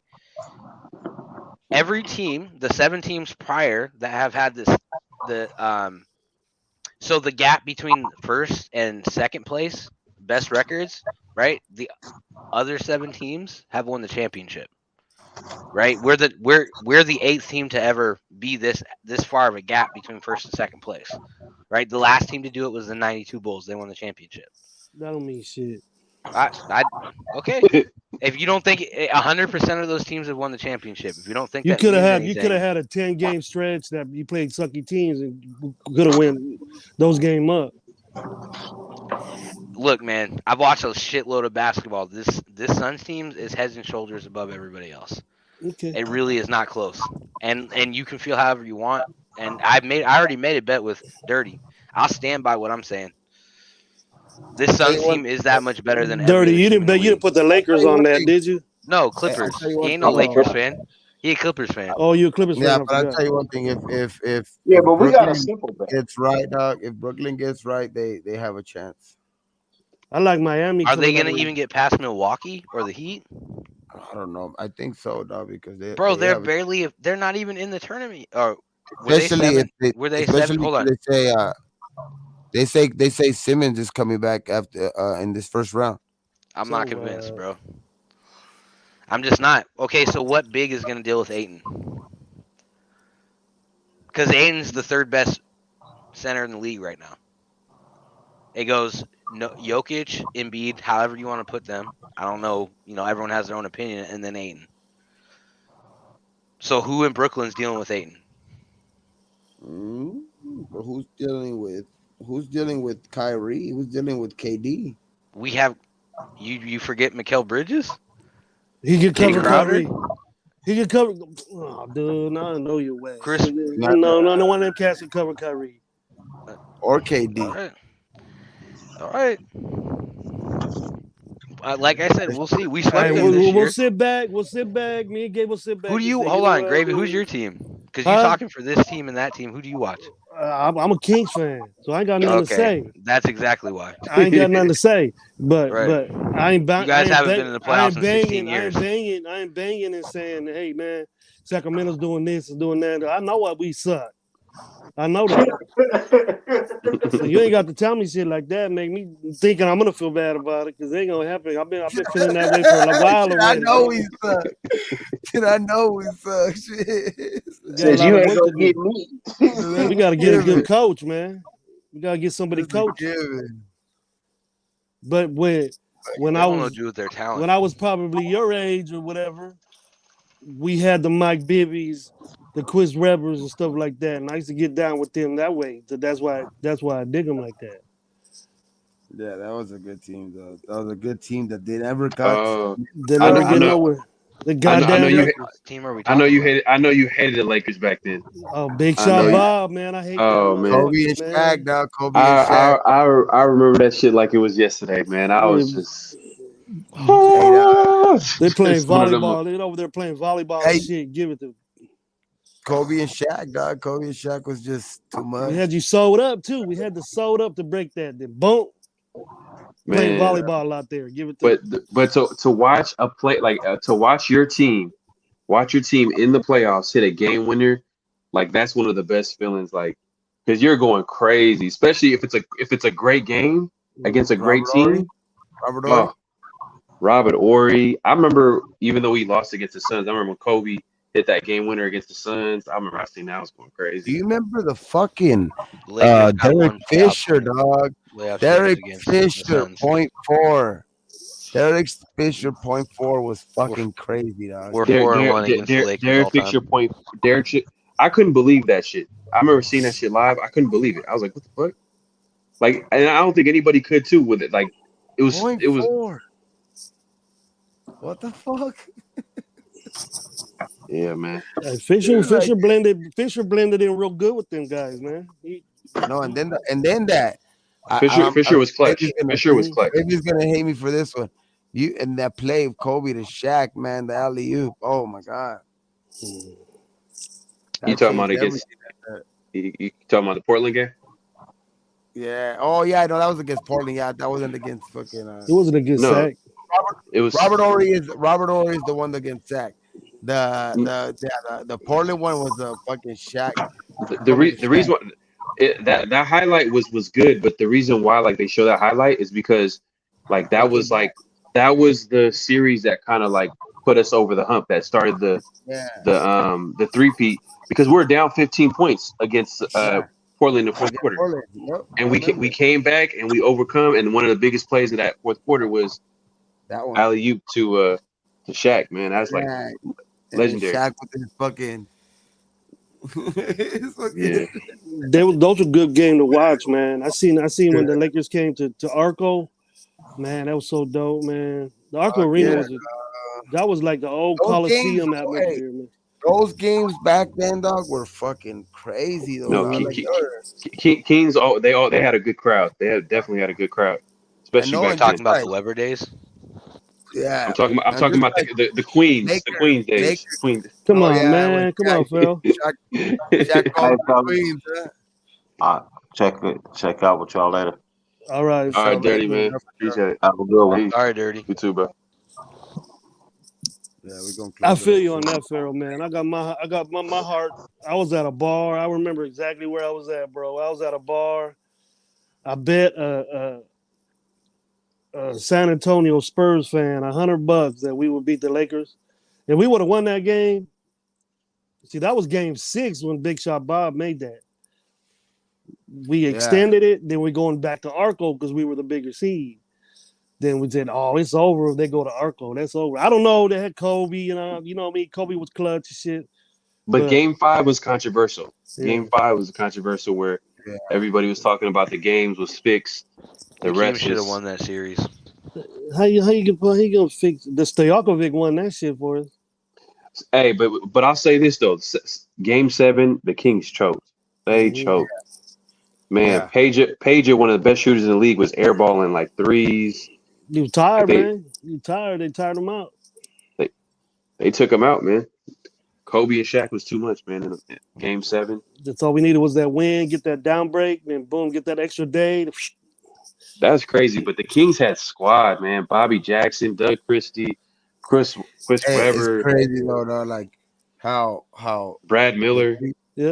All the 3P teams kept other great teams from ever winning a championship, dog. Like the Bulls, the fucking the Jazz. They never gave the Jazz a chance to win, dog. And the Jazz were a great team for years. The Jazz, the Suns, the Sonics. The Sonics, yeah. What are we talking about? Like they never gave the Knicks a chance because the Knicks were always like right there, but they never could get over the hump, and they never could get over that Eastern Conference hump, dog. It was like, fuck. It was just crazy. Went up against the Bulls when they were fire. You mentioned a lot of good ballers right there, Pharaoh. About Sacramento, dude. I miss those dudes. Oh yeah, Kings. That was a classic squad. We had a smidgen of that attitude. Oh, I forgot about Mike Bibby. Mike Bibby was bro. Nice, bro. We even had that one fool that has a show now live. That threw the ball at Kobe like that, and he didn't shake him. What was his name? Matt Barnes. Matt Barnes. Matt Barnes was on there. Whoa! Was Matt Barnes on that team? Matt Barnes played for Sacramento, and we had. Yeah, he was a rookie. We had got drafted by Sacramento. We had damn Ron Artest, or what was his other name? Meta World Peace. Yeah, Meta. He wasn't Meta World Peace till way later though. He was Ron Artest. But that was later. That was like after years later. They still had pretty good teams though. The team was all right. But now, man, I don't know, man. Like, it's like Weber days though. Yeah, man. It's that was dope. Chris Webber days was dope. Yeah. I don't know what happened with Cousins. Like, why couldn't build? Yeah, why can't y'all build a team with DeMarcus Cousins when he was healthy? Whiny bitch. Yeah, he cried it Whiny out. bitch, my boy. DeMarcus Cried it Cousins is a out. whiny bitch. Could have been He one of the cried best too much. centers ever. Yeah. He could have been one of the best centers ever to play. Talent wise, Wasted that man was a dog. talent. He was a walking 2020, not double, a walking 2020. Yeah. Man, I thought Every Tyreek Evans. Every night. Facts. Hey, look, he couldn't shut the fuck up. And bro, I'm the players guy. Like, I want motherfuckers to pipe up when people aren't doing their job properly. You know what I'm saying? Like, hey, you need to make this call. But DeMarcus, he was always getting technicals and shit, messing up the game, doing silly That's when I stuff. stopped going to sack, man. He's too good. He was too good for that. Yeah. You know, it was an underrated squad. I mean, it wasn't like one of the greatest teams, but it was just a fun team to watch. Was the We Believe Warriors? Oh yeah. With Baron Davis, Steven Jackson, Al Harrington, Andrew Bogut when he was young. Andrew Bogut, like man, that team was a fun team to watch, bro. That was that's the team that led up into the Steph and Clay days. They had Monte Ellis. Yeah. Antoine Davidson. When they got rid of Monte, I dogged the fuck out of them.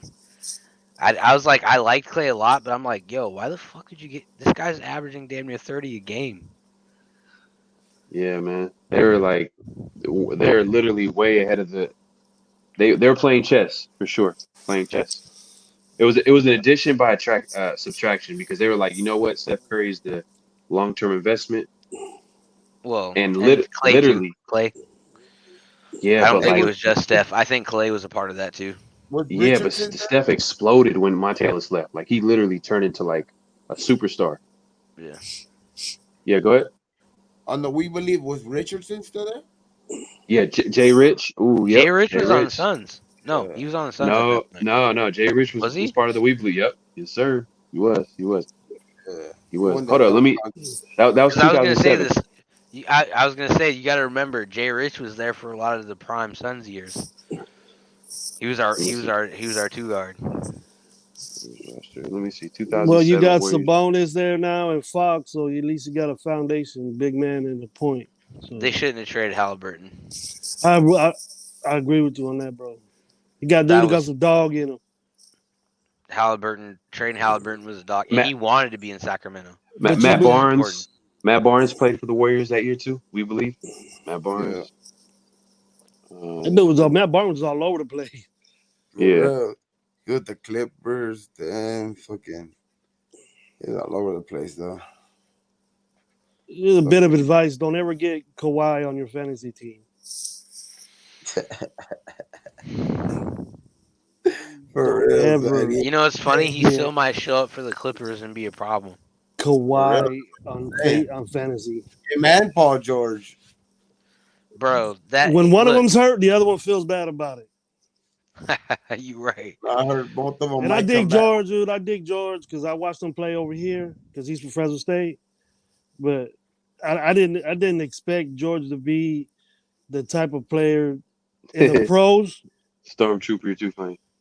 In the pros that he was at Fresno State, because the coach they had here back then was just all defense. That's why George is a good defensive player, because the coach we had here was a good defensive guy. But as soon as no offense, problem with Paul, he called himself playoff P. Who? He ain't done shit in the playoffs. Who? Paul George. George? Yeah. Yeah, I He mean, had to. They call him that. He calls himself that.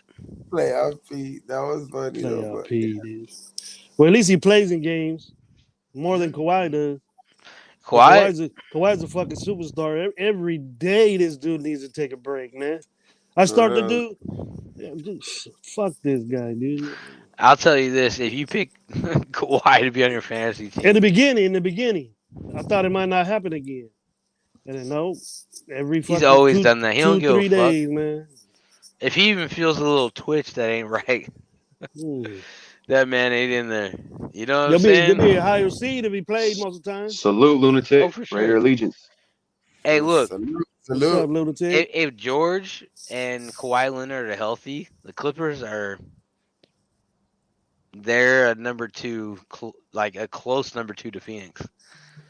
I still think Phoenix top to bottom is better than everybody else because of their depth and everything included.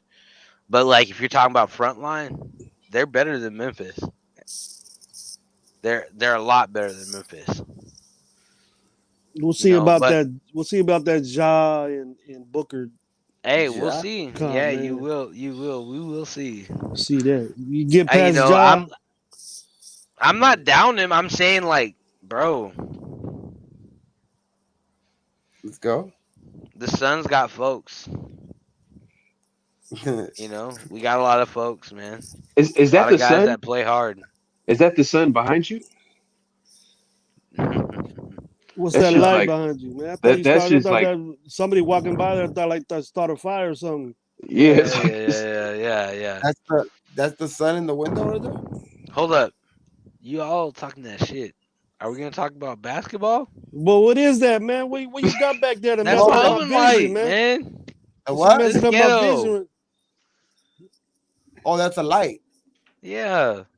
Oh no, I thought that was the sun. I don't got rich houses like you niggas, man. Come on, Oh, man. check this dude out. Come on, man. I live in Fresno, homeboy. You better off in Alaska. Come on, man.